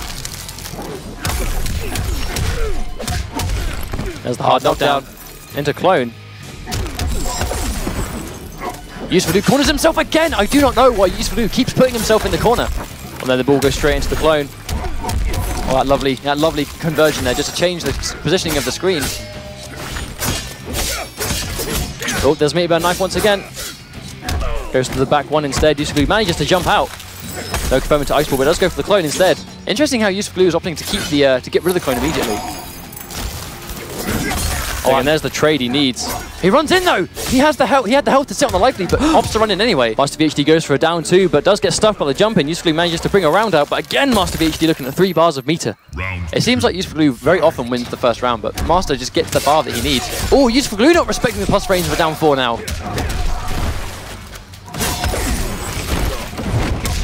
Oh, he jumps over that wake up. Both players just doing so many wake ups right now, but they're just not quite getting the correct reads on each other. Tries to get the down 4. Again, caught sleeping, pressing the plus frames on that down 4. Here comes Use for Glue. Oh, that'd be a clean jump, and doesn't confirm it though. I don't think he was ready for it to connect. Oh, down 4's into the clone. That's unfortunate. Use for Glue putting up that corner pressure right now. Jumps himself into the corner again, but oh, he doesn't quite get the break. Doesn't go for the combo there. Does not want to give him the chance to break. Tags him with the overhead again. Master VHD not breaking. Yeah, Master VHD just opting not to break. I think he just conceded the match. Interesting choice, but I mean, in this situation, I mean, we've seen comeback after comeback from so many players this week. You don't see people really just sort of sticking at it. I feel like the switch to Grandmaster is good though, because evidently the hammer really wasn't putting in as much work as he thought it would. So he's made the transition to the clone, and the clone is evidently a bit of an issue. You know, so that helps him very much take that next game. The question is, you know, Master VHD can change characters if he likes. You know, and that's his reward for winning all these games. He now has the breathing space. Unfortunately, it could have been very bad. Glue jumps himself into the corner, but that's not a huge issue. The interesting thing here is that he opts not to break. I mean, that was the crazy thing, but that was a lovely conversion from using Glue. That's quite a tight link. That's quite a tight link to do in those situations, but you know, Glue pulling it through. The question is Master going to change character or go back to... well, it's like you said before, that's the situation you get yourself in, really. I mean, if you win 2 games, or if you lose 2 games even, and you then change, if you win the game, your opponent then has the option to counterpick you directly because they have 1 game left. They've got 1 character. Like, Use for Glue is stuck as Grandmaster sub. No matter what happens now, Master VHD has free reign to counter if he wants, but he's put in loads of work with Kano right now, but we'll see. So it might be picking a character that doesn't have quite as much. Master VHD has actually changed to Summoner Quan Chi. Oh, wow. We've seen him use Summoner Quan in the past. That was a while ago, so I don't know what we're going to do here. He might try and zone out Sub-Zero. That might be one of the things he tries to do, but if Glue can just put Master in the corner, that's where Summoner Quan... It doesn't matter whether you're Quan Chi or not. You have no wake-ups. You have to take the mix-up. So the question is Use for Glue going to be able to put him in the corner and keep him there? I mean, we know that Sub-Zero can. He has so much corner carry on his combos. So what's going to go on now? We'll have to wait and see. Air Skull, that's the sort of staple for Quan. Commits to the overhead, though. Oh, clean jumping from Use for Glue. Oh, again, the Air Skull doing a lot of work for Master right now. Here comes the zoning. Oh, lovely really grab. You grow weaker. Oh, Use for Glue jumping himself into the corner again. He needs to stop putting himself in the corner if he wants to pull this one back. Now here comes Quan Chi, unfortunately. Full combo from the Quan Chi right now. This will take round 1 and put Master VHD on match point against Use for Glue. Unfortunately, Glue keeps jumping himself in the corner. This is not what you want to do against Quan Chi. Oh, wow, lovely reaction. Just to get Master in that corner. Oh, we'll get whiff punished with a back 2. This is bad for Use for Glue. Will he opt to break? Yes, he does. Opts to throw him into the corner. This is where he needs to be. Full convert. Does not get the conversion. Pulls a Quan Chi and gets an instant neutral jump punch of his own. Really just interesting trades right now. Catches the back 2. This is where Use for Glue needs Master to stay. Just cornered. Master needs to really... Oh, he gets out of the corner. Very unfortunate. He's actually caught in the corner himself. I'm not sure that was intentional. Just some repositioning there on Wake Up. Just a mix-up. Caught jumping. Oh, he does a clean neutral jump. Gets tagged by the back 3. Oh, managed to jump out this time. Oh, the down 2, but Master does whiff. Oh, drops it once again. Oh, and he gets it. I mean, that was a very interesting round. It was a weird round. It was a very weird round. My heart, I have to try so hard to not be biased because Use for Glue is one of our guys. But I mean, you know, this is so crazy right now. Master still on match point, playing so well today. Oh, catches the low. Oh, lovely job of getting rid of that clone. Oh, does neutral punch too early. Master manages to bag the back 2 overhead. Gets the overhead. This is what Master needs. Oh, great blocks from Use for Glue. There's the trade, I mean, just completely in Use for Glue's favor, but he's looking low on life right now. I love the idea of Use for Glue using that Air Skull as a chance to get in. Oh, corners himself once again. Oh, manages to bag it this time, gets the convert, throws him into the corner. Use for Glue, here we go. Oh man, just so tense right now, so hard to call. It's impossible to call at this point. All Master needs is 1 hit, he's got so much meter. Oh, and there's the down 2. Does manage to clean the anti-air. Oh, gets the down 4. Jumping back on the down 4, but that's what he needs. Master VHD is going to win this set with Summoner Quan Chi. Very unfortunate there. I mean, Use for Glue going home. That was his chance, but unfortunately just kept putting himself in the corner. That was it. That was the deciding factor. When you have Quan in the corner, you keep them there.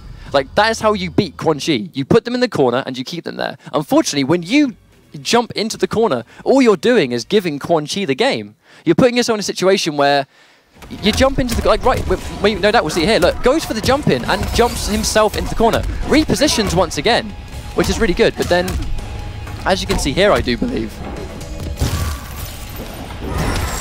I mean, this was tense in this situation. But again, goes for the cross-up. Goes for the cross-up punch and then gives Quan the distance that he needs to close in the space. and then he gets the max range overhead to win the game. I mean, it's heartbreaking for us, because, I mean, like I say, Yusufu's been one of our training partners for so long, but it's sad to see him go. But Master VHD, huge congratulations to him, will be moving on in the tournament. With a Summoner Quan Chi? I mean, I didn't even know he played this character. I mean, to me, he's always been a Kano guy. But our top 4 will be Geggs, Taco, Madsen, and Master VHD. So no doubt we're going to have the top 4 here. I mean, every match, everyone here has earned $250. Everyone here has earned $250. But now this is the deciding factor between $250 and $750 or $1,250 for winning the entire thing. But that's not the entire thing. The most important thing about tonight is the fact that whoever wins this tournament is getting sent to Burbank, California. Whoever wins the tournament will be getting sent there. I mean, I'm really excited to see who goes. Looks like we are moving into top 4 now. So every player at this point has guaranteed themselves at least $250. But they are 2 sets away from being that winner who will go to the live finals in Burbank for the top 16. They are 2 sets of Mortal Kombat away from being sent to America. I mean, that's a lot of pressure. That is a lot of pressure to be put on. But I mean, we're in this situation now where this is where, if you get tournament nerves, this is where they will be absolutely annihilating you, because there's so much riding on these remaining games. I mean, it's going to be impossible to call. Absolutely. I mean, it's going to be an interesting match. I mean, we're going to see Geggs. We saw play Summoner Quan and Kotal Khan. He used Kotal Khan to make an amazing comeback with Kotal Khan. And we have Taco, Sub-Zero, the furthest, and Madsen too. So we have 2 Sub-Zeros left in this right now. Oh, as opposed to the 3 that could have been. I mean, this could have been an all Sub-Zero top 4 with any if the brackets went the right way. Well, unfortunately, that would have been like an interesting sight to have just Sub-Zero. Maybe we would have seen, maybe we would have seen 3 Sub-Zeros in there. But unfortunately, as we mentioned, the importance of screen positioning. You beat Quan Chi by putting him in the corner and keeping him there. But we have 3 minutes as of now to make your predictions. Who thinks going to win, Taco or Geggs? It's completely up to you who you think you're going to win. It's done in Twitch chat by doing !predict, followed by the points you'd like to spend, followed by the player you think is going to win the set. You have a Razer Xbox One fight stick to win. You have copies of the game. You have Warner Brothers digital products and t-shirts as well. We're going to take a quick break while we set this match up, and don't go anywhere.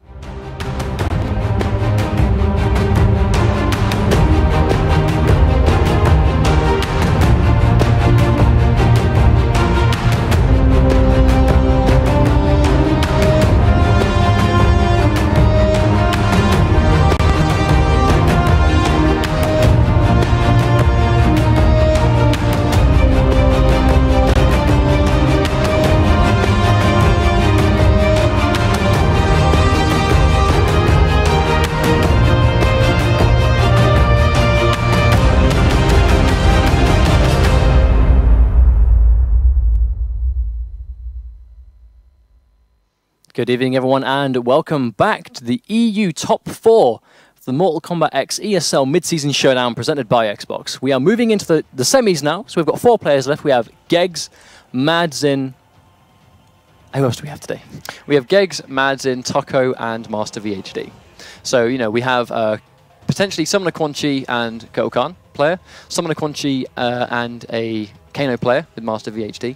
We have Taco, who's been using exclusively Sub-Zero, and we have, we have Madsen, who's also been using Sub-Zero as well. So it's been a really good tournament so far. We're going into the top 4. Everyone here is now in the cash, but for those of you that have just joined us, this is a very important stage of the tournament. The winner of tonight, regardless of placement points, is getting sent straight to Burbank for the LA Finals, which will be taking place in a few weeks' time in July. We're going to be going into this match right now. Both players are setting up, getting their buttons ready, making sure they're good to go, as always. But we have Geggs versus Taco. But we are having a raffle going on tonight, so you can go to esl.gg/EU mid-season. You can go there. We have a raffle taking place throughout the mid-season showdown for the duration of the night, and you can win a Xbox One You can win a Scorpion statue. You can win, you know, copies of the game and all that stuff. And it's all good. And you're not the only one. You know, the players aren't the only ones tonight. They'll be walking away with some cool stuff. Well, this is by far the most we've been able to give away through sort of, you know, to viewers since we've begun this. So I'm really excited to see what people can win. Because today with the raffle, you can win an Xbox One, you can win a Scorpion statue, ESL t-shirts, Warner Brothers digital games, and it's the same with our prediction point system. Today in our prediction point system, hopefully you guys have been successful so far, but first place for the prediction points will win a Razer arcade stick. That's a big deal. I mean, we've not given away something like that before, and that's for Xbox One as well, so looks like use that to play Mortal Kombat X. Yeah, very much so. It looks very much like we're going to have Taco going with Grandmaster Sub again, and Geg's going for Summoner Quan Chi. We saw him use Summoner Quan, didn't work out for him at all, so he made the switch to Kettle Khan and won the set. But it'll be interesting to see how his Quan Chi does in this matchup. We haven't seen him really excel yet, so we'll see what he has to offer. Let's check it out now. Match starting. Let's go. Okay, so the first hit has gone to Sub-Zero. That's very important. I mean, denying Quan the meter makes things safe. Does not get the rune that he wanted, but tags him with a neutral jump punch. Oh, there's the trade freeze. I mean, not a lot of damage, but the important thing is Quan is now cornered, but again he jumps himself into the corner. I don't know why so many of these players are cornering themselves against Summoner Quan. That's how you beat Quan. Being in the corner is how you lose to Quan. Oh, what a block though from Taco. Amazing block. I'll just get tagged by the overhead this time. Commits to the back 2 trance. Very unsafe, but makes the commitment. Here comes the splat. Here comes the zoning. He's had no interest, no doubt, no interest keeping Sub-Zero up close. Want to keep him as far away as possible. There's the back 2 again with the corner carry, just like that. Geggs is cornered again, but a raw rune to take round 1. Very good stuff there. I mean, Taco's going to he's going to try and keep Quan Chi here. Oh, goes for the back 3. Tags the overhead again. Bets it all on the back 2 trance. Oh, that's clearly not what he wanted. Back 2 again, though. Interesting stuff. There's the hard knockdown into the hard to blockable. And again, amazing block from Taco. Hopefully they can keep the consistency of these going. He's going to be in a much better situation. Oh, catch him with the back 2. Geg's going for the break. There's a back 3-3 again. I mean, just really trying to keep Geggs in the corner. This is where he needs to be. I mean, this is how you beat Summoner Quan. You don't give him the chance to do anything. I mean, that was a very swift round. We're no doubt going to see what's going on here. Taco's going to want to keep Summoner Quan here. Don't let him breathe. Don't give him room. Oh, tagged by the overhead. He's getting tagged by this overhead all the time. But as soon as you start stand blocking, that's when you get hit by the back 3. That is the nature of 50-50s. We're no doubt going to get some kind of crazy mix-up now. Sends him full screen. Here comes the zoning. Oh, wow. The full screen low overhead with the head stomp. Back 3-3 into meter burn ball. This will be corner carry. This is what Taco needs. Oh, there's the back 2. No doubt Geggs was expecting the clone there. Amazing stuff here from Taco right now. Oh, doesn't get the combo. Tries to instant wake up neutral jump punch. I mean, that's a bit of a desperation move. And here comes, tries to clone, doesn't quite get the clone. Oh, and he gets tagged by the overhead. I cannot believe he didn't just put a clone out. Oh, and he's full screen. He drops the zoning, and he gets the slide. Both players should be dead. That's not quite enough. Geggs has to make one more touch. Oh, and he gets the rune. I mean, that was Sub-Zero. That was Taco's game. He just needed to put a clone out. But really well played by Geggs to just keep it there. Like, he had lost that match multiple times, but at no point did he freak out. He kept it together. Yes, we're seeing some neutral jump punches here and there, but, you know, he kept it here. Like, when he was down on life at the end, sends full screen, doesn't quite get that. Here's the thing, he gets the knockdown and gets the pressure. All he had to do was put a clone out there. I mean, that was slightly earlier, but he gets the grab, and then that was interesting, because wake up meter burn slide may have potentially have saved him, but because he's so nearly dead from the damage of the rune, that was a good call to try and ruin him. But I do think that a meter burn slide would have got him. I really think a meter burn slide could have got him in that situation. Well, that's, I mean, a good risk. It's easy to look back in hindsight, really. You know, oh, well, option A would have beat that, but, you know, unless you're doing it at the time, then, you know, it was a read, you know. It was either he slides or he doesn't, and he didn't slide, so that was a good call. Looks like we're seeing a full-on rematch of Summoner Quan Chi versus Grandmaster Sub-Zero. Absolutely, we're going into this next match now. It'll be very much the same. I think it's going to be them trying to keep Quan in the corner, and don't let him get going. That's how you try and beat Summoner Quan. It's easier said than done. I mean, this character is no joke. He's got the vortex, he's got the zoning, he's got the 50-50 factor, but you just need to get in and stay in. Don't let him breathe. There's the hard knockdown again. I mean, this is where he needs to keep Geggs. Geggs needs to just not get out of this corner at any point. But it's going to be hard for him. He's going to have to get out on a read, but unfortunately, I guess it's wrong on the overhead that time. Oh, Whiff punishes it with the down 2. Gets the free bat out there. Gets the zoning anyway. Here comes the bat. Oh wow, fakes it out this time. Really smart by Geggs, but Taco doesn't bite. Taco doesn't get the clone. Interesting. Oh, wake up slide. And once again, as you can see, Quan Chi is in the corner. This really is the matchup. Geggs, though, doing a good job of just trying to fight his way off. Oh, air-to-air, though. Here comes the knockdown into clone. Oh, neutral jump punch. That really is the Quan Chi defense force, but it's so effective. Well, if you think a 50-50 is coming, you know, the only one that will beat the jump is a back 2. Oh, he gets tagged by the low. There's the trade Taco needs, and now he's cornered Geggs. This might be more than it seemed. Oh, throws him into the clone. I mean, that's the thing, because Quan Chi has no wake-ups, drops the combo, but it doesn't matter, he's going to get the low anyway. And again, he drops it. Goes to the same thing again. I mean, he's doing damage, that's the important thing. He's bit by bit doing damage, and there's the recapture. Oh my god, wake up down 2, crazy stuff! But Taco, this is a very crazy, yeah, and he tags him with the shatter. But that there was, it was really a demonstration of the match. That really was a demonstration of the Quan Chi matchup. Quan Chi is very dangerous, and there's no doubt about it that Quan Chi is a really dangerous character, but you beat him by cornering him. It's as simple as that. You put Quan Chi in the corner, and you bloody keep him there, and don't give him room to breathe. Geggs tried what he can. You know, he made really good attempts. They weren't whitewashes, but it was hard for him to get going, as it normally is for Quan Chi when he's knocked on the ground. But you know, good stuff from Taco, making the adjustment and understanding the importance of that.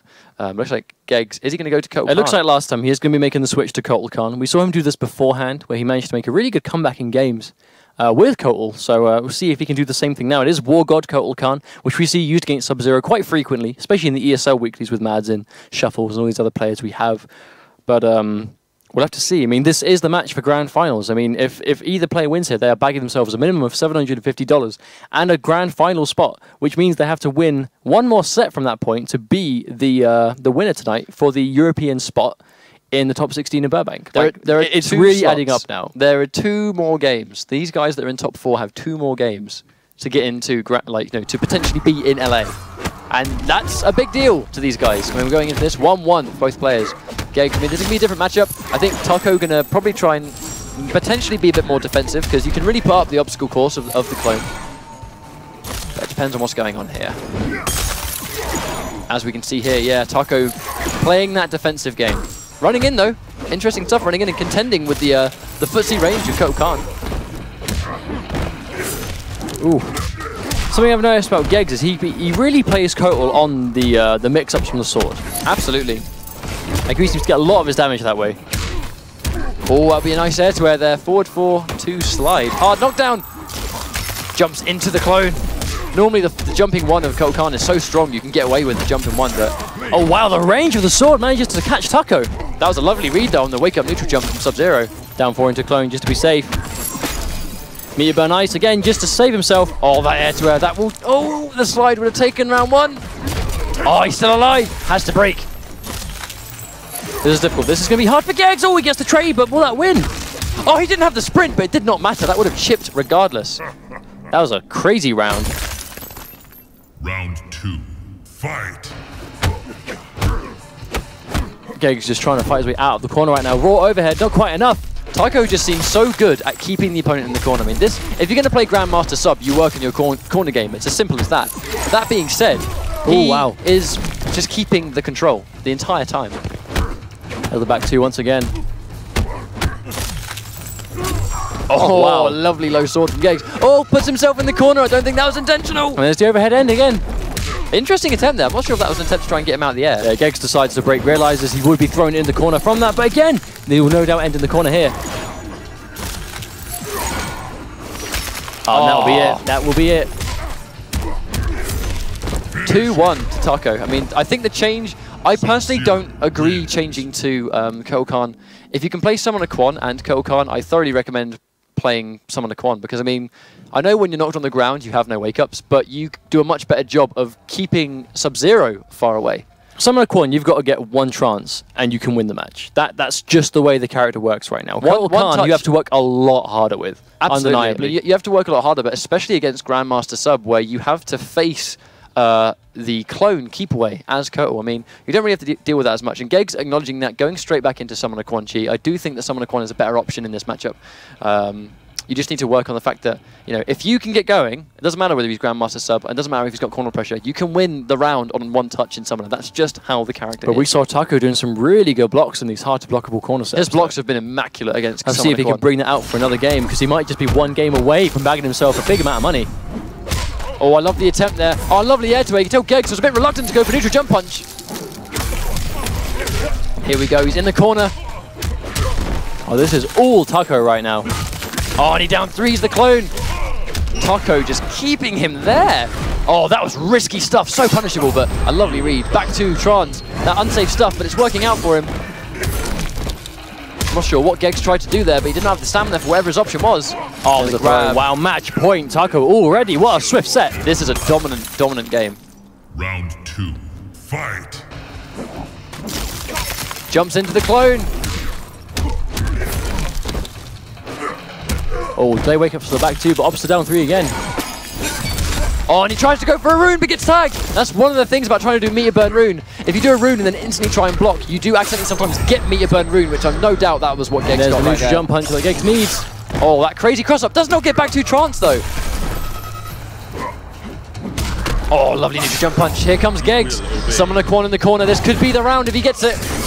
Oh, here comes the mix-ups. This is what Summoner Quan is built around. Oh, wow. Dash into low, delayed low. Oh, and he drops it.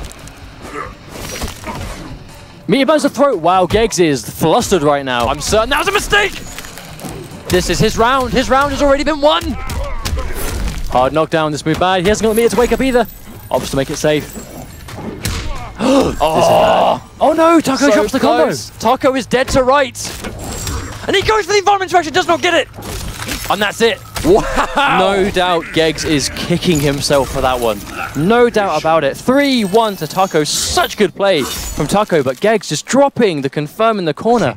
That was heartbreaking. That was through and through Geggs' game. That was the combo. That combo was the game. He would have pulled that one back, but just unfortunately did not get the confirm he was after. I mean, we might play a replay. We have to see this one again. We have to. This was Geggs' round. This means just keep an eye on exactly what's happening here. I mean, this is pretty crazy what's going on here. Gets the confirm. Tags the neutral jump punch. And this was the beginning. This is the factor that Summoner Quan has. He'll touch you once and kill you. Doesn't get the back two trance. Doesn't matter because he still gets the confirm here. But it's just the fact that Summoner Quan will touch you. Look at this sequence right here. This is what the character wants to do. Low overhead, trance. Here comes the next mix-up. Gets it again. The delayed back three, that was his. It's just, that's the drop. It's so unfortunate that no doubt he tried to do standing 4 into trance, but he just got back 4. I mean, that was so unfortunate for him. But I mean, that was all Taco needed. You can't give guys like this a chance. They'll take it with both hands and run away with the game. And that's exactly what we saw here. And then he tries to go for the environment interaction, and that jump in was everything. And then the chip alone would have taken it. Jumps into the clone, game over. Huge congratulations to Taco though. He's in grand finals now. He's our first grand finalist of the night of the mid-season showdown. One game away from potentially going to LA. That's so crazy. So we can have Madzin versus Master VHD. This is going to be a bit of a brawl, I think. Well, it's going to be Sub-Zero again. I mean, the question is Madzin going to do something different with Grandmaster that Yusuf Glue didn't do? I think the question is, if Master VHD goes Summoner Quan again, the difference is, Yusuf Glue, when he fought Master, had sequences there where he thoroughly could have won rounds or won the games. It's just unfortunate that he kept jumping himself into the corner, not only putting himself in the corner against Quan, but giving Quan the distance to zone if he wants. However, if Madzin plays Master VHD and Madzin goes for Sub-Zero and Master goes for Quan again, I definitely think it's going to be different in the sense that Madzin's probably going to understand, I need to keep this guy in the corner. Like, don't even think about jumping, because that's how you beat the character. And we saw just there, evidently, we just saw in that match right there that, you know, that's the matchup. And that's what, it's quite funny how the rest of this tournament's probably going to be Sub-Zero, Quan, Sub-Zero again, and Quan. Or maybe Kano if Master goes Kano. Well, I guess we'll have to see. I mean, I know that Grandmaster is a better variation against Quan, obviously if Master opts to go for it. But not only is Grandmaster the better variation, Yusuf Glue uses Cryomancer the way that Madzin uses Grandmaster. True. So Madsen is more acquainted with the better variation to go with in the set. So that alone might help to give him the edge. But that's, again, if Master opts to go for Quan Chi at any point. He might stick with Kano. He was doing some good work. It was just... He probably thought he had a better chance with Quan. He had 2 games to work with. Well, you know, if I go for Quan, I might just win this round. Well, if you have 1 game left to win, Summoner Quan is a good pick. Because if all you have to do is just win that 1 game, it doesn't even matter like how much fundamentals you have with Quan Chi as a character. If you understand how to do that touch of death sequence, that is all you need. It's like an MK9 if you were to swap to Cyrax for a game. Because if all you need is that 1 game, then it's a good pick. That's a good pick to get you that game, you know? 3 minutes from now, or 3 minutes from now, guys, you have 3 minutes to make your predictions. If you think Madsen or Master VHD is going to win this set, feel free to make your predictions now. Hopefully you're successful. TwitchBot should be giving you guys some help, but just in case, it's !predict followed by the number of points you'd like to spend, followed by the player you think is going to win the set. We have Xbox, no, it's not Xbox One. It is a Razer Fight Stick for the Xbox One. It's the first prize for the We got there in the end. We got there in the end. Warner Brothers digital games and t-shirts as well for successful predictions. That's not all. At home we are doing a raffle all evening as well for the mid-season showdown to celebrate this. So ESL.gg/EU mid-season for a chance to win Xbox Ones, T-shirts, Scorpion statues, all sorts of crazy stuff just for watching this tonight and being a part of it. So thank you all for tuning in, and best of luck at winning some of that crazy cool stuff. Moving into our second semi-final, we again do have Master VHD versus Madsen. Master VHD, we've seen this guy at an offline event in the Belgium Combat Cup qualifier a number of weeks ago. May see him again this weekend in the Netherlands. I guess we'll have to wait and see. Absolutely. Madsen, a noob cybot like power star from MK9, who was by far the best, the noob cybot, the noob cybot player that people really knew about by the end of the game's life. And he's here again playing really powerful Sub-Zero. So we're likely going to see Kano Sub-Zero at first, but Master VHD did have to fight Use for Glue just now, where he did pull out a Summoner Quan Chi to win the final game of the set. So this guy obviously plays multiple characters. I have no idea what we're actually going to see, but I hope we see Kano Sub-Zero. Well, I think he plays a really strong Kano. I mean, he changed Quan, as you said. Like, I think he had 2 games to work with. I think he went, well, hang on a minute. Summoner Quan has that 1 game factor to it. If I only need 1 game to win, and I've lost a game, if I can just go Summoner Quan and Vortex him for 2 rounds, I might be able to just get the win that way, which was an interesting choice. It's like you said, it's almost like picking Cyrax if you've got 1 game left in MK9, where all you need is 1 touch to win the game, because the combo resets the character had in that game. It's a similar thing, I think, picking Summoner Quan in a situation like that. It's a good decision. It's a good decision to make. However, we do know that Master VHD has a really strong Kano. So, you know, is he going to go Summoner Quan immediately and just try and beat Mads in that way, or is Master VHD going to go for Cutthroat Kano and try and win with his main character? Because Madsen just might not be able to beat it. Who knows? Well, we're 2 sets away from finding out who's going to be your winner tonight. And this will be our last semi-final, and the winner will have to go and fight Taco in the grand finals. Taco did just defeat Geggs, who had a really strong showing with the War God Cuttle Khan, but Geggs just... I think it was the Summoner Quan stuff wasn't really working in the long run. Once he got cornered, I mean, that's it. I mean, everyone that's having to fight Quan Chi now is going to have to realize you corner Quan Chi and you kill him there. If you let him get out, then you are going to die. There's not a lot you can do about it. I mean, you can obviously try and guess around the 50-50s, but if you get Quan cornered, you keep him in that corner. And we're likely going to see some more Quan by the end of the evening, so I hope we see that adjustment made. Hopefully. I mean, Quan is a very... I suppose Quan Chi is a very infamous character at the moment. And a lot of people are annoyed about Summoner in the sense that, you know, he's hard to beat when he lands that touch. He is a nightmare. There's no getting around it. He's got the Vortex. There's no denying about it. I think Summoner Quan could very well be one of the top best characters in the game. Like, no question. You know, but he has got that gaping weakness of his lack of a knockdown game. I'm not saying, not to downplay the character in any way, because there is no denying that Summoner Quan is dangerous, especially against a player that knows through and through how to Vortex you with the bat. It's just that there is a weakness there that you can capitalize on, and hopefully the more the game progresses, we can kind of see that be enforced. I suppose we saw it in that match just then, where Geggs tried to go summon a Quan Chi, but unfortunately did find himself put in the corner, and then it was pretty much curtains for him. And that's generally the way it goes with Quan Chi. You can get that good read, you can get that lucky neutral jump punch, or that one time where you delay your wake up and a string whiffs and you jump over, but it's unlikely. It's unlikely that you're going to get that read all the time. If they're trying to corner you and you knock them down and you get them in the corner, that's brilliant. But the reality is, if you can't escape the corner, it's quite tricky to win the round.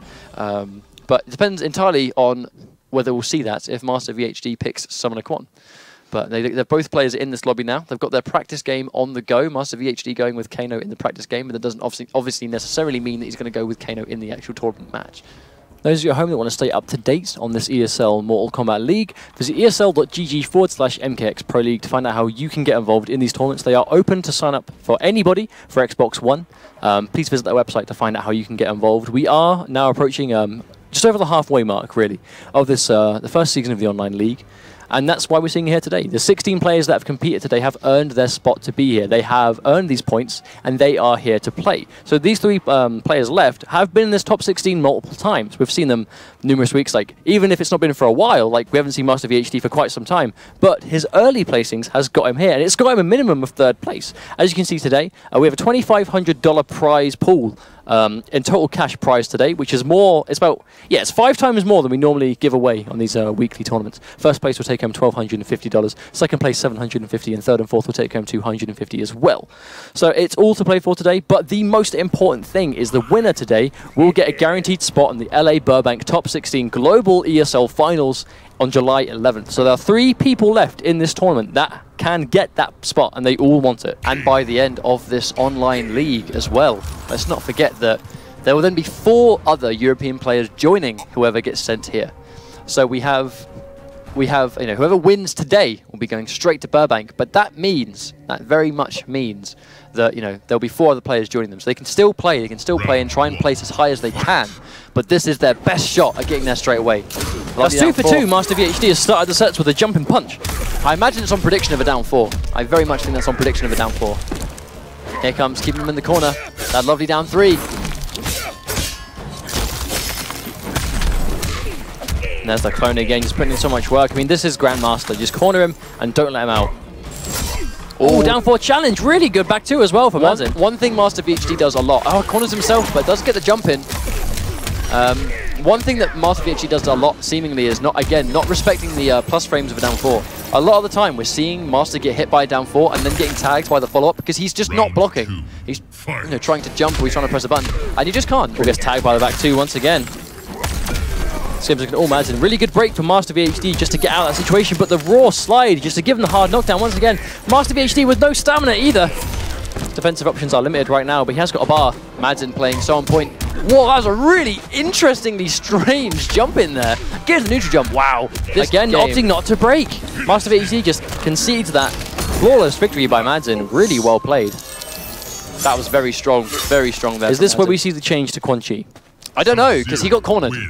And you have more chances getting out of the corner as Kano than Quan Chi. That is a good point. I mean, obviously Kano has the armored ball for the almost parry effect to combo from, as well as... You have the armored Kano ball, you've got the armored up ball as well. I mean, I personally wouldn't change to Summoner Quan, purely because he got cornered. Regardless of what character you play, you're going to get cornered against Mazin. That's just how this guy plays. So if you're going to play a Summoner Quan Chi, you're basically saying, I'm now going to play a character that has an even less of a chance when I get put in the corner.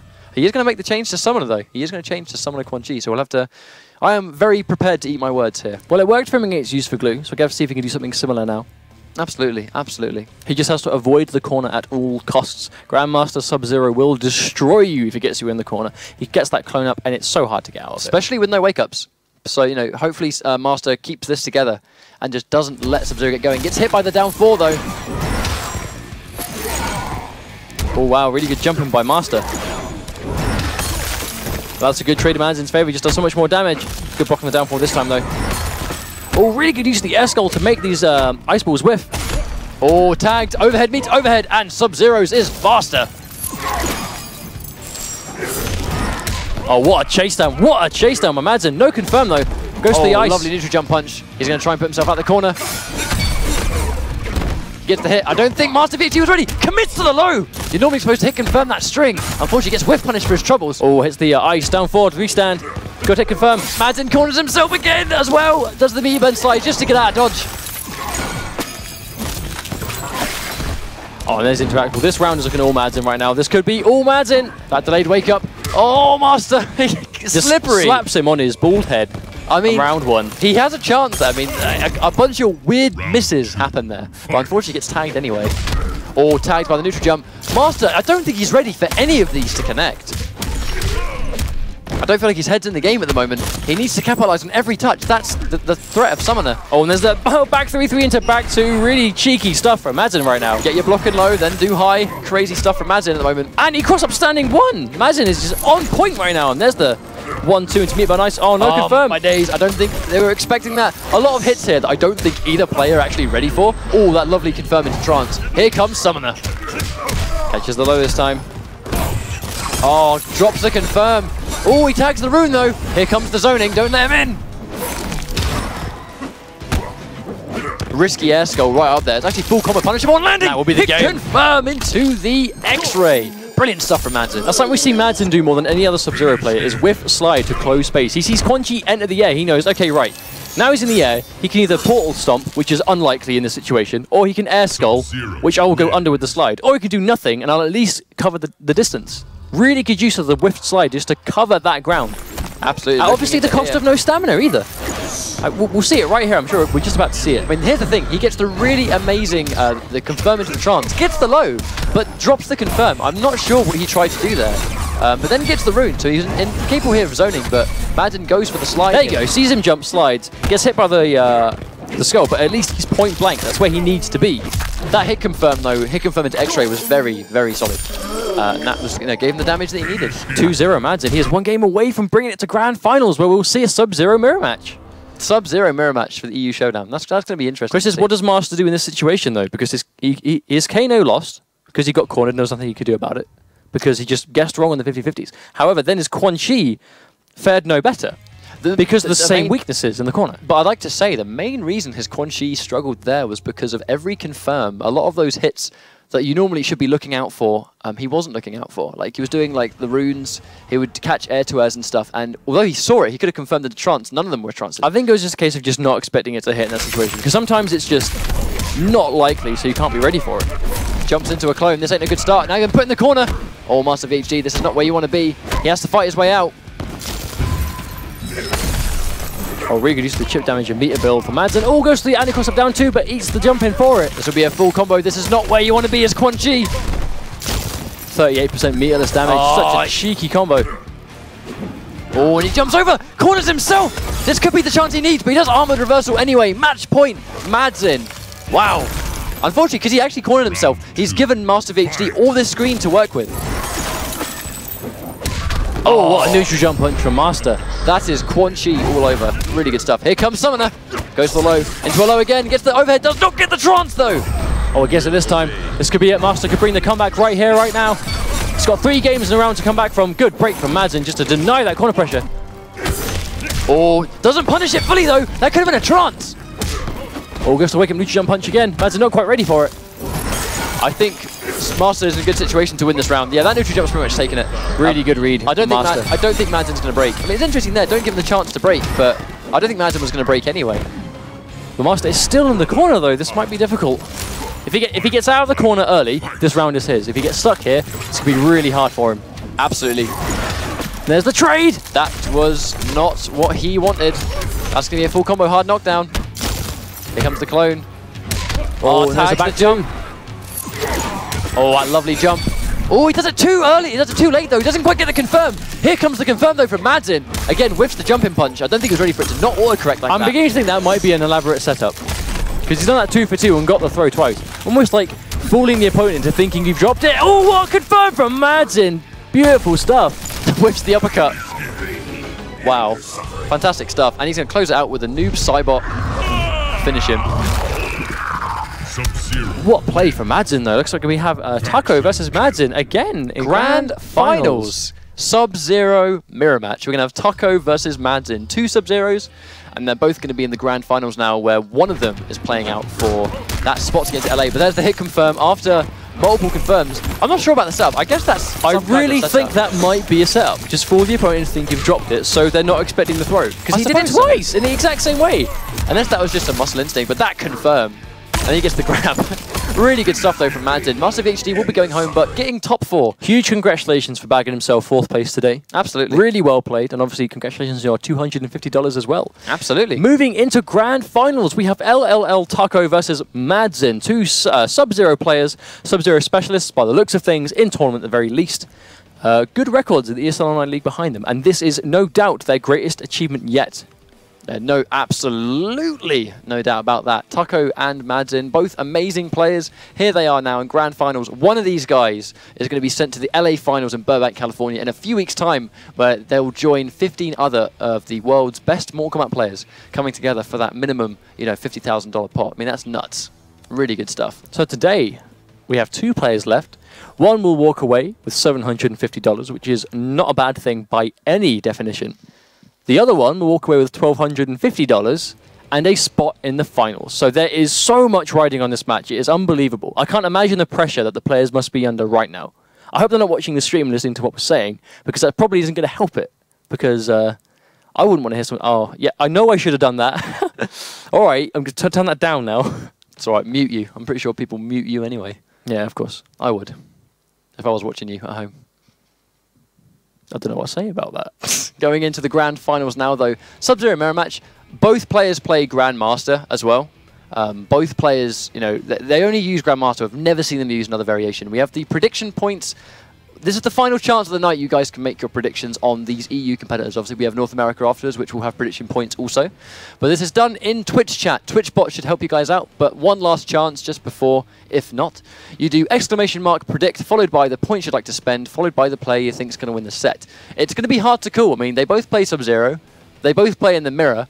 And that's pretty much it. This is your last chance. We have a Razor Fight Stick, which is going to go to the first place prediction point winner today, which is going to go to someone in about 15 minutes. Really? Yeah, when the set is finished. When the set is finished, someone watching is going to have that fight stick, and it's going to be yours. That's going to be yours to take home, or have sent to you, I assume. There was also Warner Brothers digital games to win as well, and also Mortal Kombat t-shirts as well. Please take part in our raffle as well today. I'd like to a final mention for this for the mid-season showdown. Sort of to celebrate this, we have a raffle going on at esl.gg/EU mid-season, where by taking part in this raffle, you can win an Xbox One, you can win t-shirts, you can win a Scorpion statue, some Warner Brothers digital games, and a bunch of other cool stuff like that. So please make the most of that while we can do that. And I hope to see some of you guys win some cool stuff. We have both players here getting ready to play. We do thoroughly hope you guys have enjoyed the stream tonight. This is the Grand Finals of the EU ESL Mortal Kombat X mid-season showdown presented by Xbox. And looks like, yeah, as I expected, we're going to see 2 Grandmaster Sub-Zeros. This is going to be a game of I'm going to corner you and hope that you don't corner me, I think. Absolutely. Well, both players are using that, like, a lot of their games are being quite dominant because of that. Because they're both showing a lot of understanding of cornering your opponent is what you need to do as Grandmaster Sub-Zero. It is where you are by far your strongest. But they're both doing that equally well up until this point. They both had some really good sets, some really good games, but now they are clashing directly, and they have to do that to each other. So it's going to be really back and forth, I think. I mean, the last time we saw... It's interesting, because the only time we've seen these guys have Sub-Zero mirror matches was both of these guys had Sub-Zero mirror matches... Or was it? No, just one of them, I feel. I feel like one of the guys that Useful Glue had a mirror match with was K-Man, I think. We saw Madzin, I think, fight Useful Glue in the mirror match. Useful Glue beats him, but that was in Cryomancer. And I've never seen either of these guys pick Cryomancer, so, you know, I don't think that's going to be a problem for them. I guess I'll have to wait and see. I mean, there's only so prepared you can be against Grandmaster. At the end of the day, 50-50s are 50-50s. If the other player is really good at enforcing them as well, and they understand how to get that positioning, then they will work out for the best. And there's not a lot you can do about it, aside from just make those reads. We have started this set. I think both players here are ready to go, I feel. I mean, this looks like a real match. And here we go. We can already see here that Madzin did get the first hit bonus. And here we go. Doesn't quite not get the conversion, though. There's going to be some insane nerves playing on these players at the moment. Oh, wow. So we're placed it down 2 with the slide. A lot of down 4s. I mean, there's going to be a lot of the same stuff here. Mirror matches are always great. Oh, and he slides into the clone. There's that Madzin just bringing round 1 quite a lot at the moment. Manages to corner Taco. Oh, hard knockdown. Here comes the clone. Oh, Miyabun slide, spin to the bar. I'm not sure I agree with that, but we'll see if a comeback happens. Miyabun slide himself. Madzin just get through the clone. Oh, he slides under the environment interaction. And it's the clean wake-up jump over for the round 1. Madzin's done this. I mean, they are identical to me right now. Near enough. Near enough. Round 2. Fight. Oh, Lord. I love mirror matches. Oh, Lord. I love mirror matches. You're probably going to see that a lot, ladies and gentlemen. A lot of, yep, freezing and trades and more freezing and more trades. All Taco just really just bringing the aggression this round. Pushing Madzin into the corner. That's one of the things the slide does. It helps Sub-Zero fight his way out of the corner. Hard knockdown. Here comes the clone. Patient play for Madsen. Back 3 into throw. Really good standing. Oh, lovely bait on that wake-up slide. This will be a full combo from Madsen. What a bait. Madsen just bringing his A-game right now. He wants to win this. He wants to be that player. He wants to go to the US once again. We have not seen Madsen in the US. And well, for many years. The last time we saw him was at a Mortal Kombat tournament over for MLG, I believe. And he was playing Noob Saibot there, doing really well for himself. He wants to come back and really pull this one through. Oh, wow, good. Neutral jump from Taco. He's got him cornered. This could be it. Down for himself. Opting not to break. Madsen seemed prepared to... Oh, no, maybe if he just thinks like that. What a bait once again. Madsen is game 1 up on Taco right now. He's keeping a cool head. And we are probably going to see a fatality after every single game here. You know, Taco's keeping a cool head now. Get it? Oh, See? I see. Do you really cool head? I'm pretty sure those spikes aren't cooling his head down. I'm sure they're just killing him. Well, I guess so. I guess it doesn't really matter. Yeah, it doesn't matter. He got finished. Swiftly. 1 game up to Madsen at the moment. I mean, that was good stuff. Both players are knowledgeable of what's going on right now. As you can see here, it's a matter of cornering them. Madsen had there, tries to get over there. There's a lot of jumping ones. A lot of jumping ones. Oh, he tags on the neutral jump punch. I mean, and then he got the pressure here on the go. I mean, this was what he needed. That combo could have been it. Madsen opting not to break either. But just getting a really nice read in the armor. Doesn't even get the confirm, but then keeps a cool enough head to just bait the slide. He was like, you know what, this is a stressful situation for you, and I'm sure you're going to crack and do something. And, you know, Madsen's read was correct. It was really good stuff. Seeing a full-on rematch, Grandmaster's running back once again. Madsen potentially 2 games away from winning that crazy prize. And being sent to LA to represent Europe in the top One of 16. our 5 representatives. Absolutely. Oh, Madsen getting the first hit once again. I mean, I think the first hit bonus in this matchup is really important. Oh, jumps in close enough. The clone doesn't come out. Gets the back 3-3 into freeze. Oh, really good whiff of the clone just to build the bar. Really like seeing players do that just to maximize every opportunity. Oh, he tries to down 4. Gets clone though. Lovely anti-air slide though from Madsen. Just full-on confirming, just a slide, just to get the hard knockdown. A lot of the time, you will see damage sacrificed for knockdown just to get that corner situation. Oh, no full-on punish by Taco, though. Tried to punish the back 2, but didn't quite get it. Oh, he gets the back 3-3, meter burn freeze. Will Is Taco gonna break? That's the question. Will he break? Oh, it opts to. Just doesn't want to deal with that corner situation. Oh, wow. Oh, only in mirror matches will you see these kind of trades. Oh, what a slide on reaction. Taco just showing he is paying attention right now. Oh, Madsen almost slides straight into the clone, but really good timing to make it whiff. Oh, and he gets the 1-2 meter burn freeze to close out the first round. He drops it. He don't understand. I don't think he thought it was going to do enough damage to win the round. All he had to do was finish the combo. It was his round. Oh, point blank. Clone toss. Oh, my days. Both players are feeling the pressure right now. You can tell they know what's on the line. I mean, you almost forget they probably have insane tournament nerves at this point. One of these guys is getting sent to LA, and this tournament set is riding on that. Oh, Madsen, what a wake-up slide. Just really good reads on those wake-ups. Catches him standing. Full combo from Madsen. How much damage do you think he can put out here? Hard knockdown into clone. Oh, up stop to go for a clone. Wake up. Taco realizes there's no clone. The risk of the wake up is significantly reduced. Madsen caught sleeping, tagged by the end of that string. Manages to slap him before the clone comes out. To be a full freeze into hard knockdown into the clone. I mean, this is just too close to cool right now. Madsen going to save the breaker, off to save the meter. Oh, catches a neutral jump. Tagged by a neutral jump. Is this what Madsen needs to make the comeback to make it 2-0 up? Taco will approach a breaker. He has it now. Oh, that clutch ice clone. He can't break. He hasn't got the stamina. Corner carry. And he gets the back 3 into freeze. He has to break.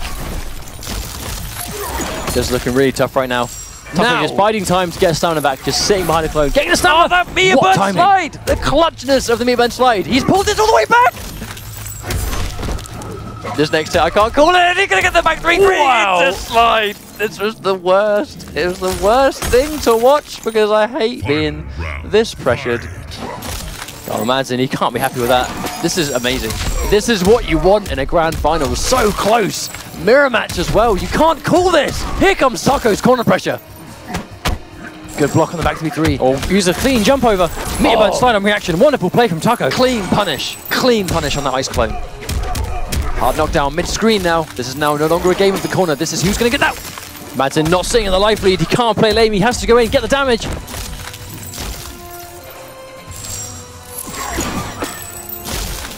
Oh man. Oh, Beerburn slide once again. Just wonderful reactions from Madzin. Wonderful reactions. Oh, catches a back two. No confirm, but he manages to catch the end of it anyway. Oh, and he gets the ice clone just to chew up that projectile. At this point, I'd be worried about Beerburn slide. If I was Madzin, no punish. No clean punish from Taco. Oh, and that trade was completely in Taco's favor. 1-0. 1-1 into a Lin Kuei faction kill. No, that's not Lin Kuei. That's White Lotus, isn't it? Yes. Nice. Sub-Zero. The forces of good prevail, and you have no arms, my friend. Kill. Good stuff there. 1-0. I mean, is every It's match... kind of how we assumed this would go, really. Is every match going to be like this? I mean, that's the question. Is every match going to be this I don't think insane? my blood pressure can handle it, so I hope not. I can't handle it. I have a hard enough time playing online. My blood pressure can't handle that. Really? You don't enjoy playing online? Oh, I love playing online. What a surprise. I love playing online. I love winning all my games because I am the best. Apart from when lag kicks in. Ain't no lag in this game. All skill. My skill. Going into this next game, it's going to be Grandmaster versus Grandmaster again. I would be very surprised if either of these guys change variations. I mean, these matches being as close as they are, it's clear that either one of these guys is going to take this. No doubt about it. I mean, Madzin won the first game dominantly. I thought that was it. I thought, well, Madzin clearly knows this matchup better. But then Taco did the exact same thing back to him. And now we're going into game 3. Once again, Madzin bags himself first meter with the down 4. I mean, we're seeing Madzin do that all the time. I'd like to see Taco make the adjustment there. Oh, was just short of having the sprint, though. Didn't get the convert. This would be a full combo, though. Put him into the corner. And again, as always, oh, unfortunately doesn't get the neutral jump punch. But Taco gets his neutral jump punch, flipping the tables, and now having him in the corner. Oh, lovely use there to freeze. Oh, back 3-3 into freeze. Just like that, Taco has turned this one round. Oh, this is it. This is the offense Taco needs. Oh, what a throw. Amazing stuff from Taco at the Not moment. to break, though. Oh, and he gets frozen trying to down 4 the clone. This will be round 1 to Taco. I mean, every round is a game of, as I just said, putting the opponent in the corner and keeping them there. But either way, 1 meter burn slide, like right there, that meter burn slide could have potentially put Taco in the corner.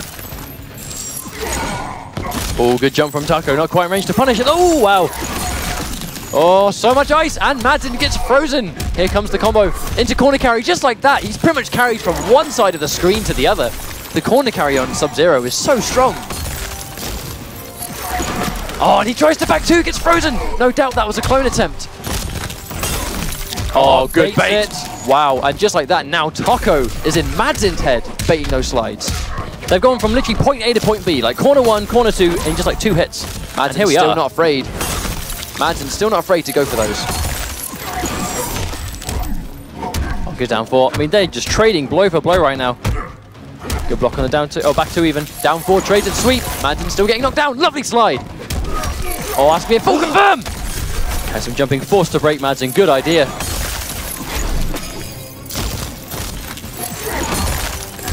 Oh, wow. Timing, precision down 4. That precision down 4. I don't really think Madzin can afford to play lame at this point. Oh, wow, what a clone. But break from Taco. He does have it available. Oh, catches the down 4. Goes in, back 2, catches it clean. This is a clutch situation. Madzin needs to make this comeback. Needs to make this comeback to stop it from being 2-1 against him. Wow, just clutch clone. Oh, the chip damage is getting real now. Oh, and he gets a clean jump in. Taco making this 2-1. Taco is 1 game away from being sent to LA for the Burbank Finals. Wow, so close. The really powerful, just Grandmaster Sub-Zero display right now. You're showing. I mean, that last round wasn't really in the corner at all, really. No, it's kind very of just much so. A lot of mid-screen slides on reaction, a lot of clones on reaction, like all baiting, all baits. It's all about baits at the moment. But they're both doing it to each other. That's the thing. I mean, it's hard to say that one's outclassing the other because they're doing the exact same thing to each other. Both players deserving their spot as top 2 today, I feel, without a shadow of a doubt. Dude's just like really clean play, beating good opponents with good character loyalty to Grandmaster Sub-Zero. Character loyalty has taken these guys to the absolute furthest so far. I mean, every time we see these guys in the EU ESL leagues, they're sticking with the same characters, and because MKX has this variation system, you can play one character, and almost that's all you need in some respects. But going straight into the next match now, Grandmaster versus Grandmaster again. This time, Taco gets the first hit. To forward dash again. They're both playing the exact same way. I'm so happy to see this. It's like they're twins and they don't even know it. Slide, meet, slide. Wow, back through to meet Ben. Is Taco going to break? He will opt to break this. Oh, good punish on the slide. Oh, back two again. Oh, a lovely hit confirm from Madsen. Oh, back between to freeze. Good mix up here. Here's the thing, neither player are dropping their confirms. They are now serious. You know, there's no messing about anymore. There's so much riding on this set. Both players are here to win. I think Taco's doing a lot of meter burn slides to punish stuff, and Madsen just isn't getting the same. Wow, asking you shall receive. Commentator's curse kicks in. Oh, and the reaction to that meter burn slide to beat the back two. Instant jump one into slide. Madsen living to fight another day right now. Needs to win another round to tighten this up, and then both players could be one game away.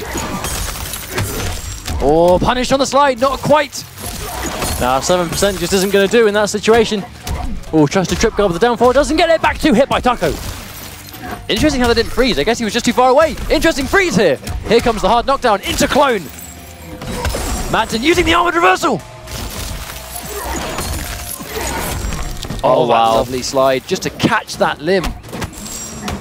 All good blocks on the low. A good block on the overhead. Clean punish on that overhead with the meat burn slide. Wow, that was unfortunate.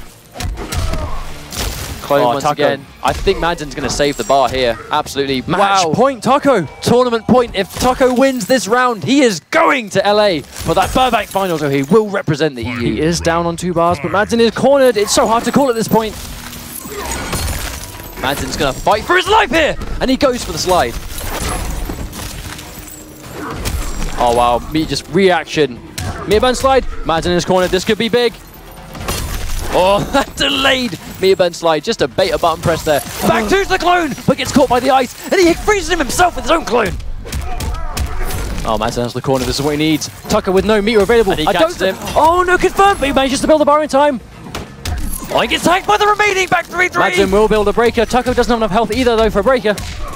Oh my days, this next touch could be make or break for the tournament. Madsen, no breaker left now. And he meat burns through. This next hit is huge. Oh wow, forward 3-3. Jumps into the clone.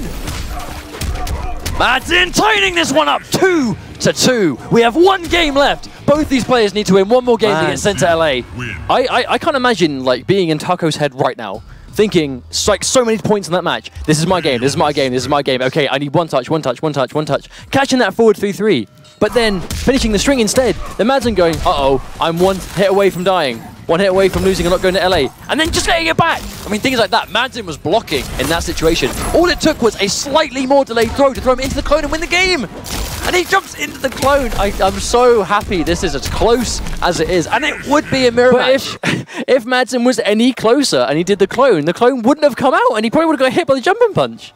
It's these clutch moments. These guys know their ranges. They know their character. They're playing the same character as each other. They know what they're doing.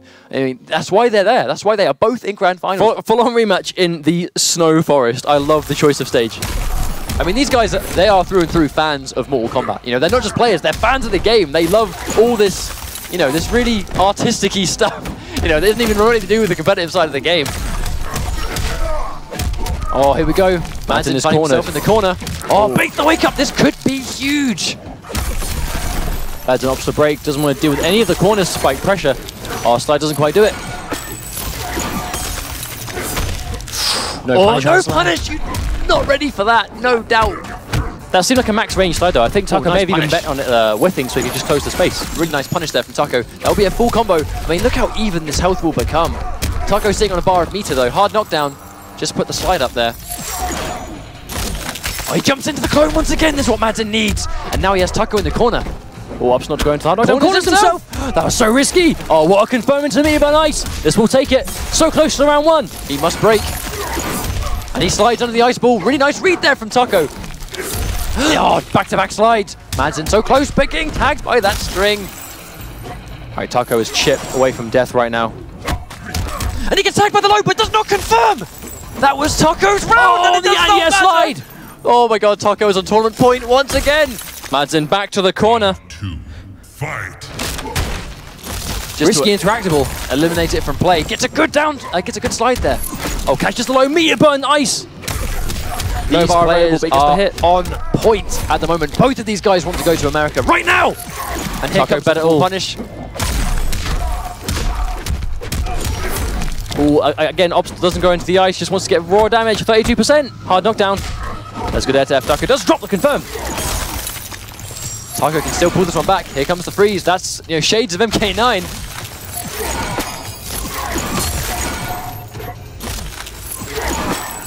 Taco makes the comeback. Ooh. Gets the slide, hard knockdown, goes to the jump, doesn't get it. Is this the beginning of a comeback? This will have mass corner carry to it. Madsen in the corner now. Gets hit by the low, and then a neutral jump punch. Forced to break. Ooh, that freeze was very crucial. Here comes the clone. And a double overhead. Not quite enough for it. Madsen again just manages to just...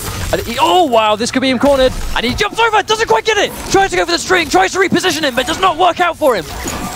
Madsen still alive. Tournament point, both players. Wow, no laggy hammers in sight. Grandmaster all the way, both players really bringing it. Good slide on reaction again, both players just paying so much attention right now. Oh, hit confirm into 4-2, 4-3s. Oh my god, I don't even know what string I'm talking about anymore. Wake up clone, oh, he back threes into it. He finds himself in the corner, doesn't get the confirm.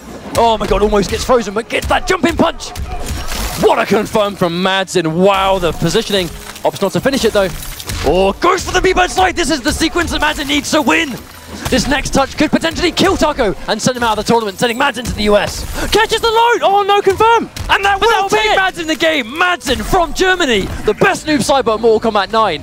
One of the strongest players in Europe right now, is your first European qualifier, getting sent to the Burbank finals where he will represent the EU to try and see that he can take the entire tournament for a minimum of $50,000. Huge congratulations to him, but also a massive congratulations to Taco. What a grand finals. Ends it with a finish him as well. This is the best grand finals we have ever had in European. That was amazing. ESL. That was match phenomenal. So Madsen's down, he's down on games, brings it back, match point, tournament point. Both players, again. You can't Sub-Zero, Grandmaster, Snow Forest. Europe is playing this game. Europe is ready. Oh, look at the sequence here. I mean, it was just, this was an entire set of just that was the confirm. That was the conversion that I was looking for, and he got it. I was so happy to see him. And what a bait on the wake-up attack.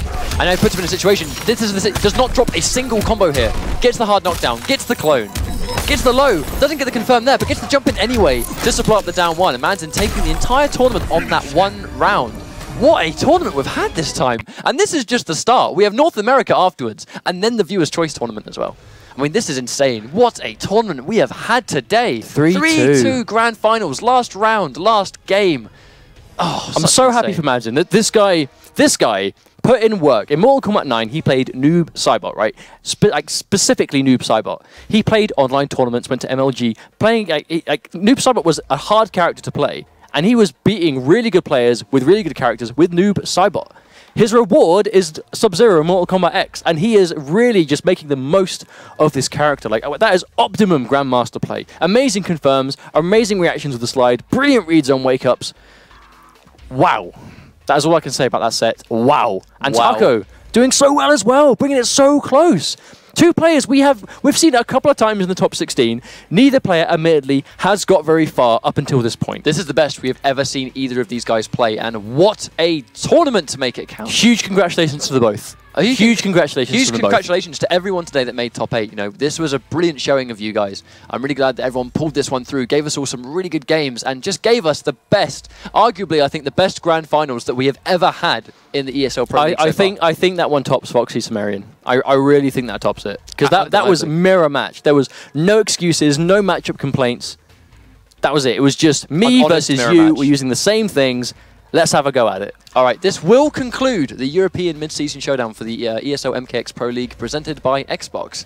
If you guys want more information on how you yourself at home can get involved in these tournaments and maybe be in these grand finals yourselves, beating these players, if you think you've got what it takes, go on esl.gg/MKX Pro League. These are free to enter weekly tournaments, and every week counts. Weekly prize pots of $1,000. Placement points to get you into LA, where you will join Madsen in the EU and try and represent EU alongside. So we now have one of our 5 European representatives confirmed for top 16 in Burbank. That will be Madsen. We have space for 4 more. So stay tuned for the weeks to come and we'll find out who those players will be. Thank you to Xbox and thank you to Razer for this mid-season showdown. It's been tremendous fun to cast. Hopefully you guys at home have been enjoying watching it. Please stay tuned for more to come with North America and the Fans' Choice Tournament, and we will see you all next time. This night has just begun. We'll see you soon.